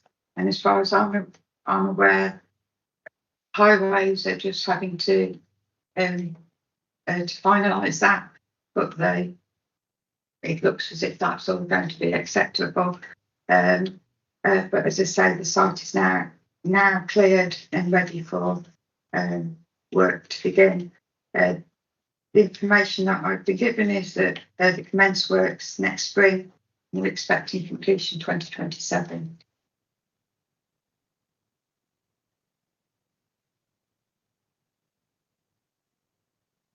Sorry, Mr. Pycroft, do you want to comment? Only as far as I think that there are other objections from statutory consultees that haven't been addressed and remain outstanding in terms of drainage, ecology, an outstanding objection from the parish council. And their view, the parish council's view is, well, the application is for 56 dwellings. The allocation is for 48. And their view is that would lead to a cramped, dense layout and overdevelopment of the site. Ms. Barrett, do you want to comment? Yes, originally when we allocated the site, because HS2 actually paid for the school to be moved as a result of HS2 being built. So when we did the calculation for the local plan, it was based on the apportionment of the density. So it would have been worked out at around about the 34 grams per hectare. But at that time, we expected the old school building to be retained on the road frontage and that to be used for community use. But that's now going to be converted into accommodation as well. And that's where some of those additional numbers come from. Okay. But the application is still being determined. Yes. It's still being considered. Okay. Mr. Pycroft, H7 land at Church Farm. Thank you, sir. Page 44 and 45 of my proof. Site doesn't have planning permission. An outline planning application for 46 dwellings was made again 2.5 years ago, June 2023. Resolution to grant made in January 2025, but Section 106 agreement hasn't been signed and the decision notice hasn't been issued. But as I've already touched on other sites, even if outline planning permission is granted, it will remain a Category B site. And the council has, in my view, not provided clear evidence of firm progress being made towards the submission of a reserved matters application, clear evidence of firm progress with site assessment work, no written agreement between the council and the developer. And again, in the absence of clear evidence, the site should not be included in the deliverable supply. Thank you. Ms. Barrett. The Section 106 hasn't yet been signed. I think it's close to being, but it hasn't yet been signed. It's actually owned by the Merivale estate, and they are looking to tender for a developer to take on that site.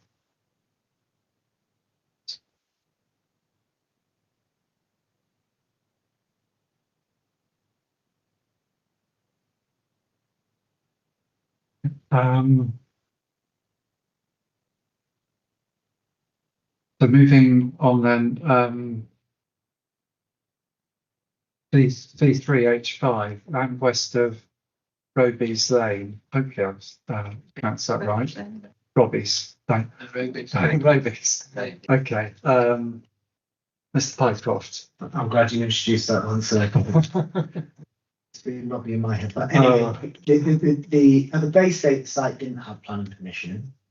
It's now got outline planning permission for, it's another very large site, so 1,370 dwellings, with including 100 beds of extra care housing.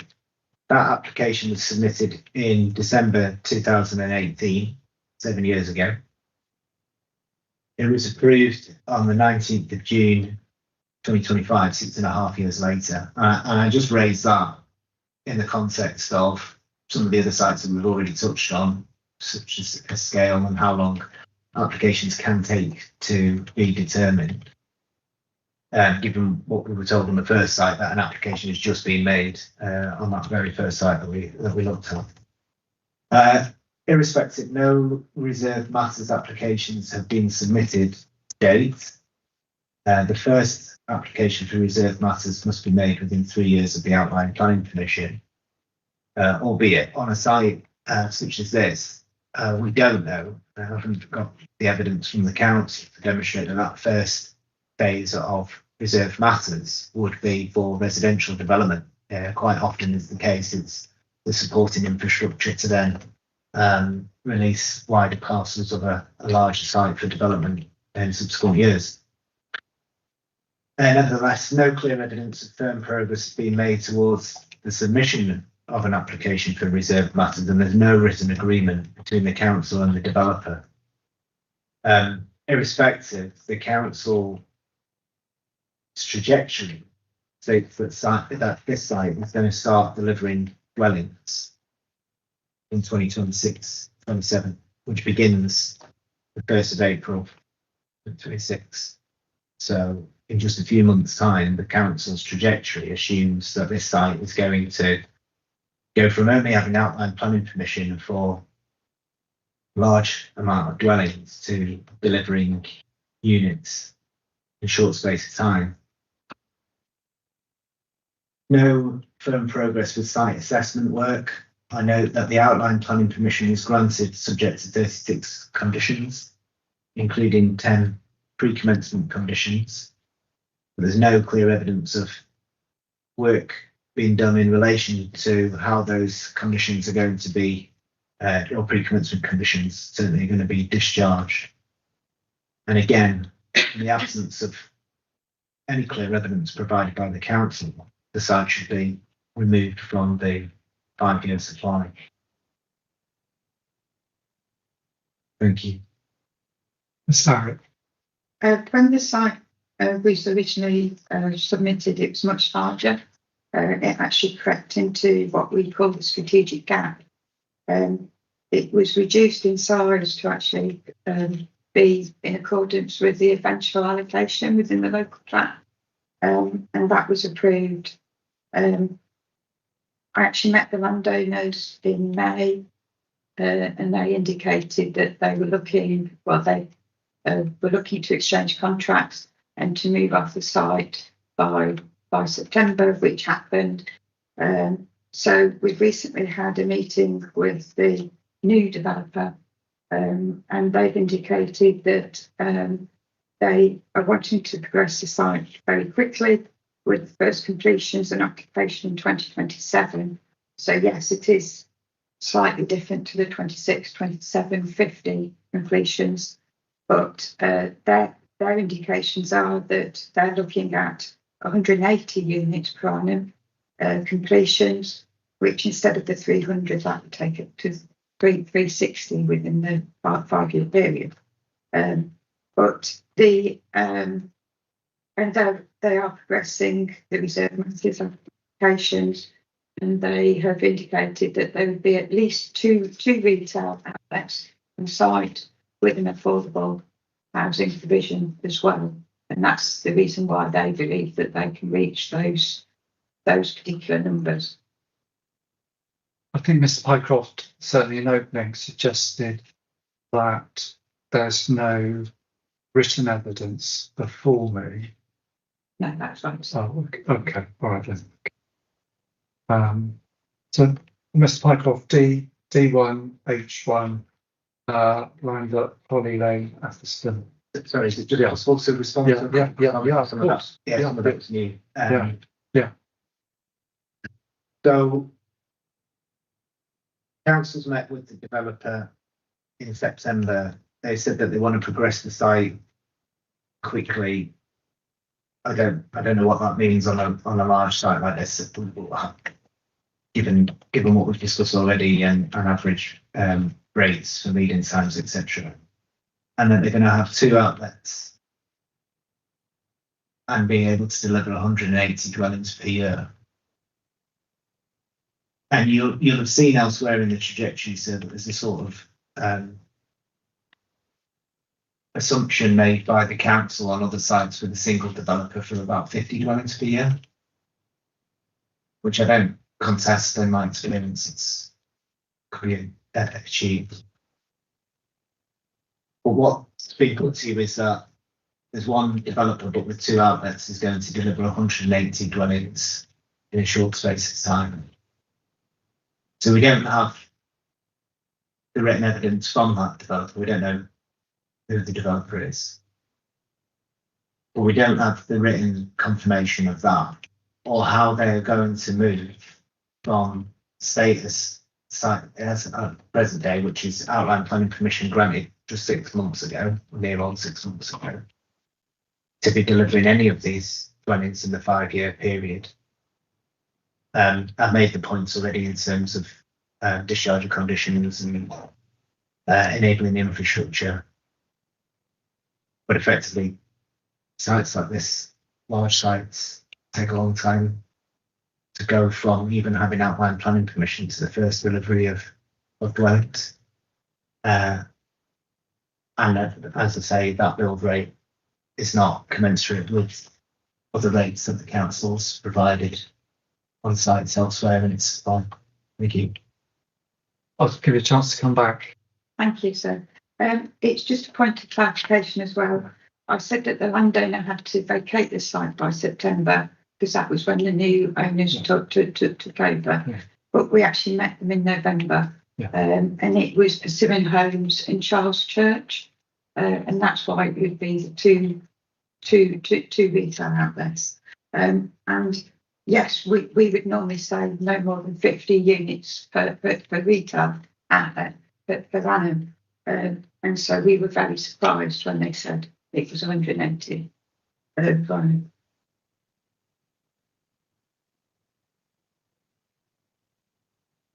Do you want to comment and then move on to the next one? Only final comments, you may be aware already, but Charles Church is then owned by Persimmon. Yes, I'm aware of that. Yeah. Okay. And we'll move on to the next site for Mr. Pycroft. Thank you, sir. So D1 H1 land at Holly Lane. This is covered in pages 48 and 49 of my proof. The first phase of this site is for 123 dwellings. That's under construction and it's already included elsewhere in the 5-year supply. So it's in the trajectory document, not contested by myself.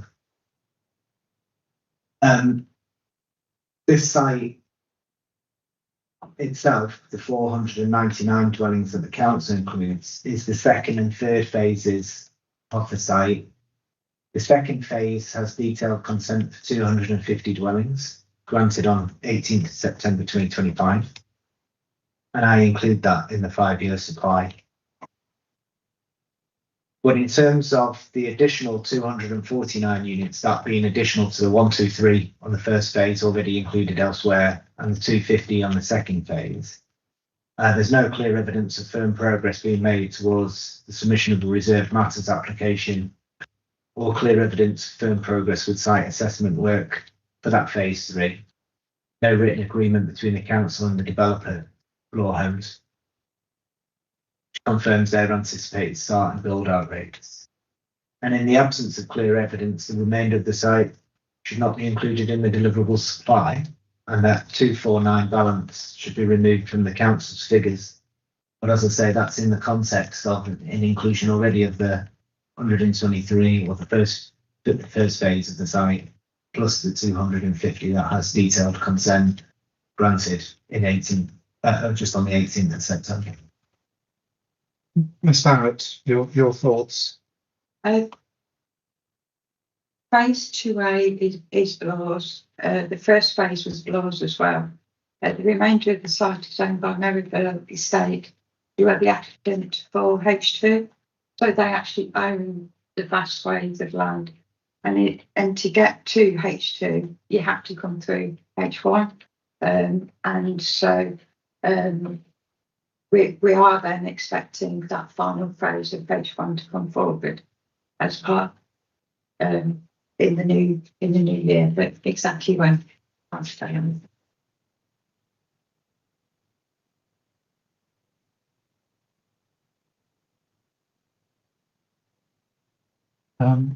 You want to come on? Yeah, sorry to go back to the beginning of the discussion, but if H2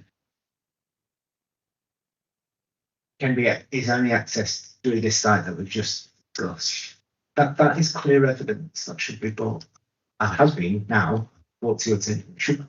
It's clear relevant evidence on the deliverability of that H2 site.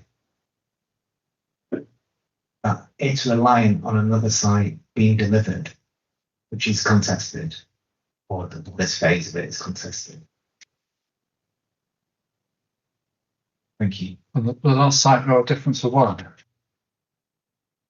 No, we do. So I've got Britannia Works before. Oh, I'm sorry. Did I miss? No, that's all. Oh, sorry. My apologies. Yes, I think it's Britannia Works. Sorry, my apologies. Yes. Britannia Works. This site has extant consent. It's got extant consent for 70 dwellings. But that was approved in November 2019, so six years ago. Certificate of lawfulness was submitted in November 2022 to confirm that site clearance works have been undertaken and that those material operations constituted a commencement of development.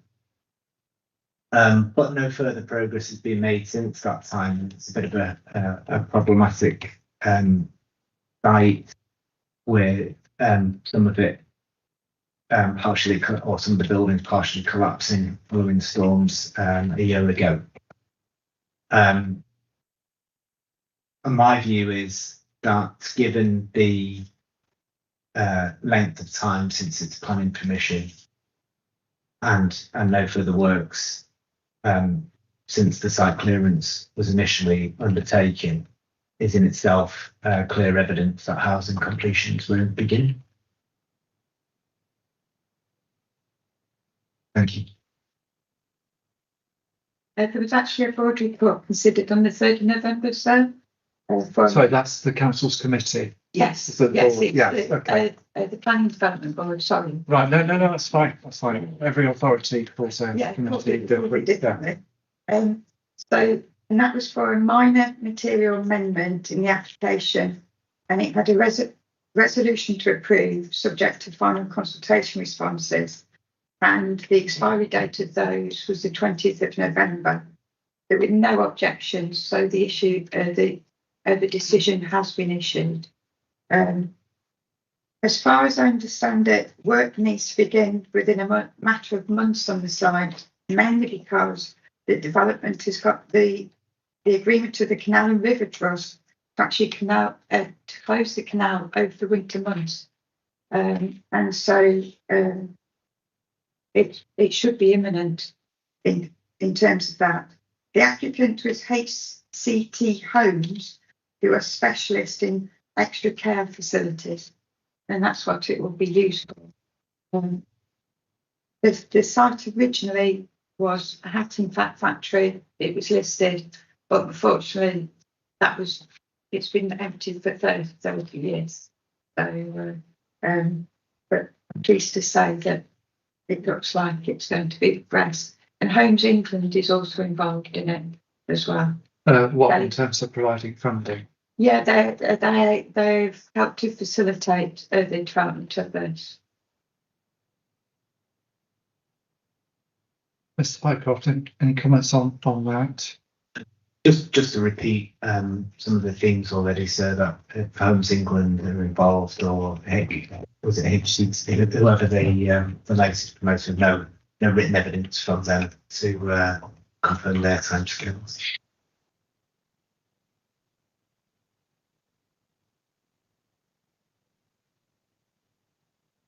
Okay, and the last site, we got difference of a dwelling. My view is that it should be 71 dwellings because that reflects the reserved matters application on the site. Okay. Ms. Barrett, any I think in the table though there's 21 20 because there has been completions. The first residents actually occupied their homes in September 24, and we're expecting countryside homes that they'll be fully completed in February 2026. So yeah, I'm a bit to the loss with that one, but I agree that it's going to be complete and there's been completions. The difference between us is I think the outline was for 72. That's what the council's based its figures on. But the reserve matters was for 71, which explains the difference. I think that probably explains our misunderstanding, because I've always thought it was for 71, so I think that's probably where you. Okay. Right, okay, so item 6, matters not agreed, windfall allowance. Mr. Pycroft. Thank you. So this is covered in pages 52 and 53 of my proof of evidence.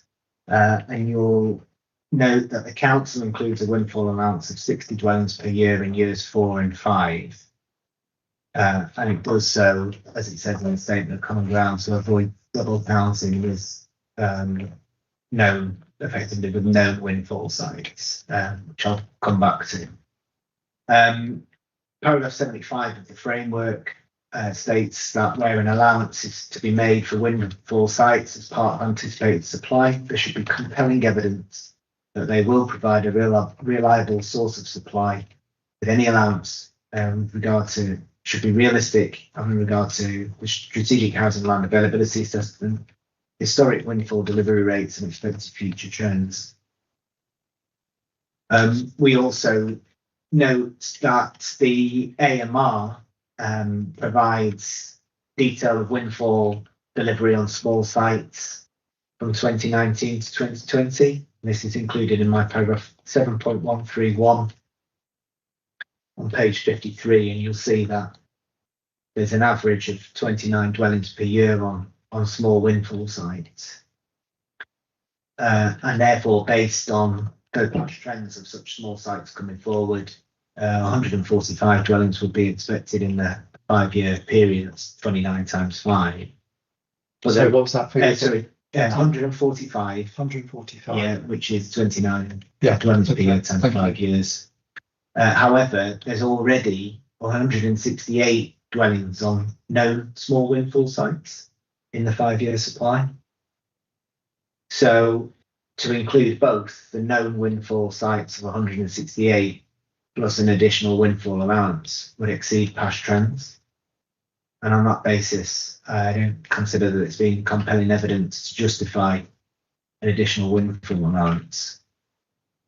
And consequently, 120 dwellings should be removed from the council supply. But I also note that point made about it being in years 4 and 5. When one looks at the council's trajectory of sites with planning permission, which is our CD 10.6.1, it's an Excel spreadsheet. Don't ask you to turn up now, so it's quite unwieldy to use. Very helpfully, the council identifies within that trajectory those sites with planning permission, whether they're a windfall site, so they're the known sites. And one can see as you scroll down that there are known windfall sites that are expected to deliver in years 4 and 5 of our trajectory. So again, there's a double counting point with the known windfall sites that are already included in the 5-year supply and any additional allowance that should otherwise be added. Just want a CD reference on that. Sorry, it's CD 10.6.1, and it's the worksheet that is called planning permissions. It's just the cap as well. Actually,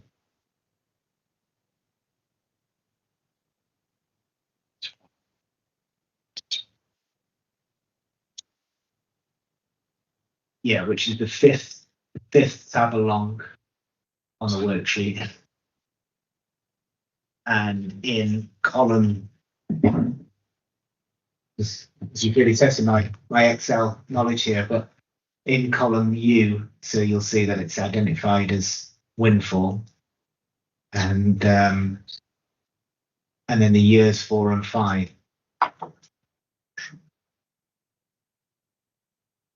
And years 4 and 5 are included in columns A, G, and AH.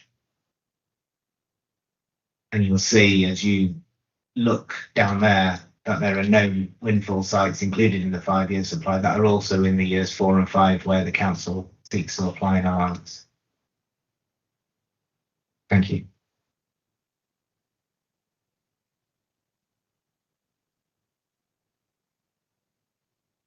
Ms. Farage.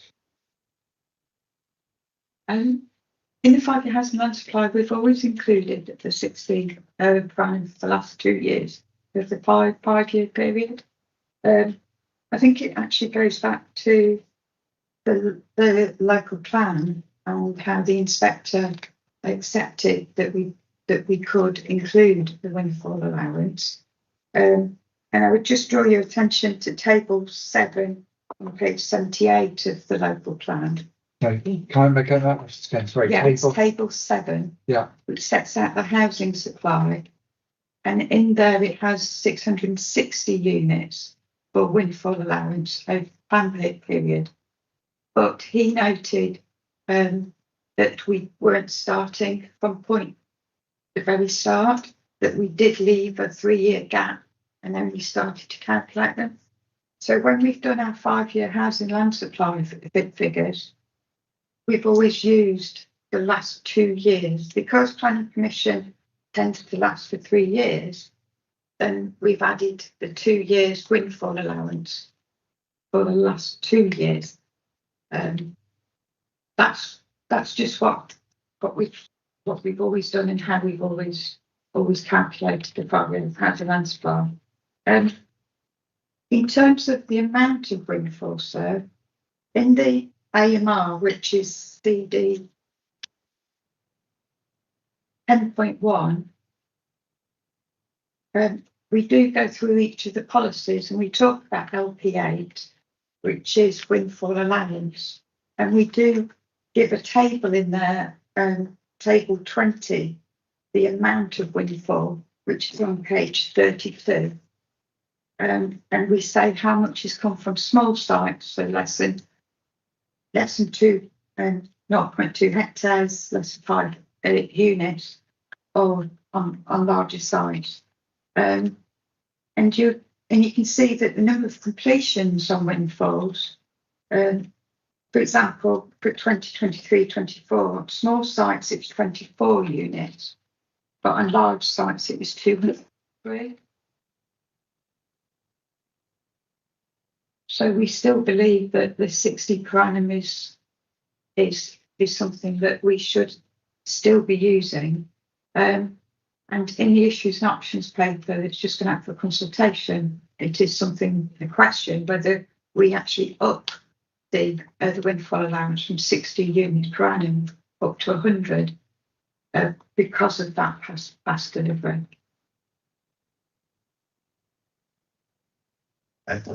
Thank you. So just a few more references in the CD 10.6.1. Yes, I think there's no objection to the 660 windfall allowance over the plan period that the local plan inspector accepted, but the difference is between us is whether the known windfall known windfall sites in the 5-year supply overlap with the windfall allowance. This is double counting. Yeah, so when you get chance in 10.6.1, if you look at some of the large windfall sites, which I've noted down as roads, 42, 150, and 127. Sorry, jumps over the one there. You'll see that the trajectory on those large known windfall sites runs into years 4 and 5.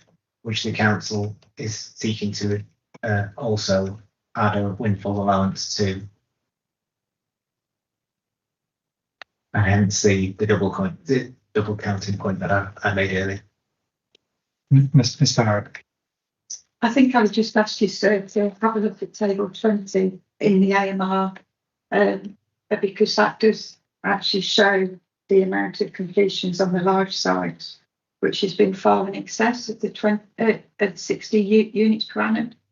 And so I do feel that, yes, we are counting the large sites in there, but the 60 units per annum is still a realistic figure to be still using, sir.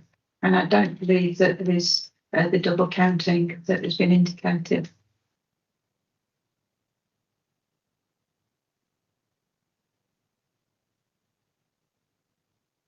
Final point, the completions on those, particularly the large sites in the table 20 in the AMR, will of course have been granted planning permission before the local plan, in some cases before the local plan was adopted. Because of their nature, large sites will have come forward outside the plan. They were still considered at the time of the local plan, so there was an expectation that they would have delivered anyway. So it's the 60 dwellings per annum, which has been the accepted figure by the local plan inspector, and it's whether there is compelling evidence for the inclusion of 60 dwellings per year in years 4 and 5 with regard to the known windfall sites that are already fall within the 5-year supply included in those 2 years. Thank you.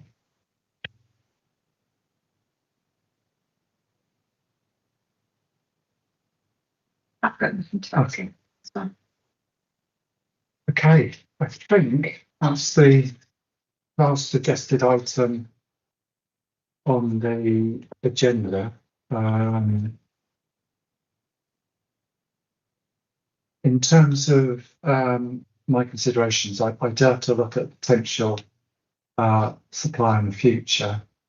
I'm presuming that's going to be a bit more in the planning evidence rather than Mr. Pycross. You're talking about beyond the 5 year. Yeah. Because obviously that both parties agree there's a shortfall. So one of the things I have to consider is future prospects of that being remedied.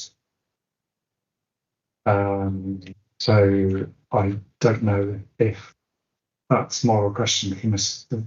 Cox and Mr. Collison in the next couple of days.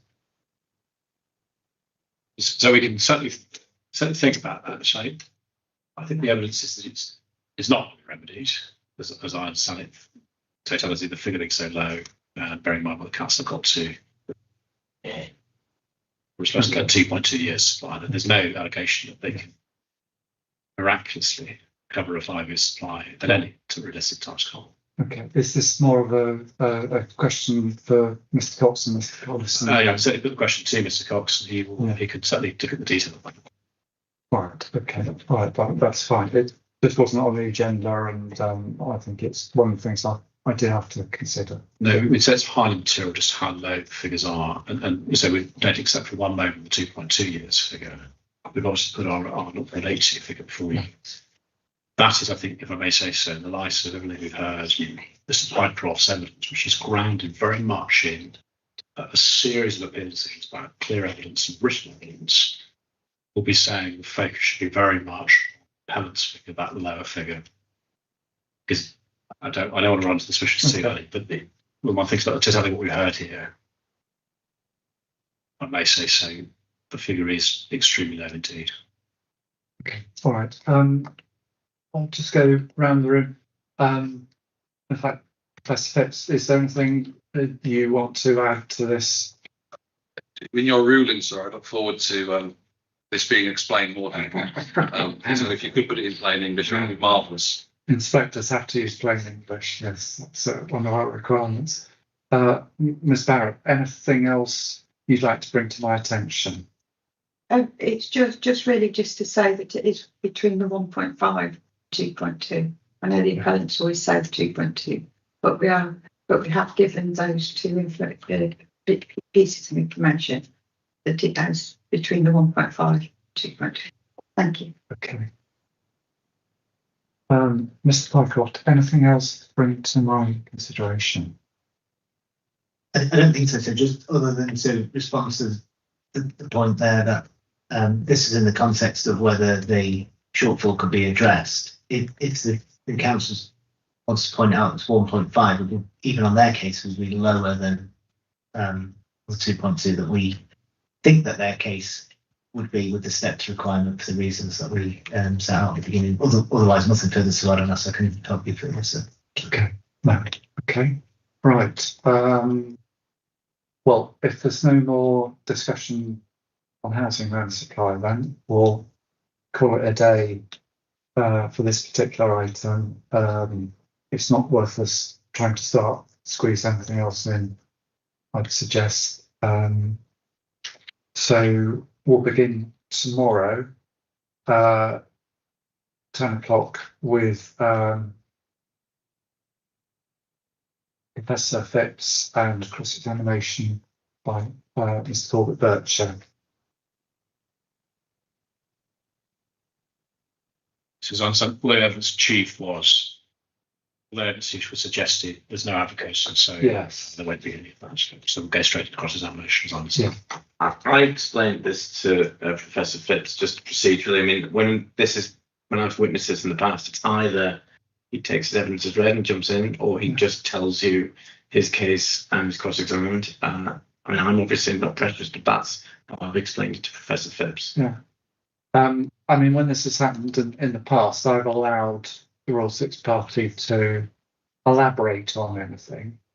But you have had a chance of an opening submission, but is it a case that you would like to bring anything to my attention, or are you?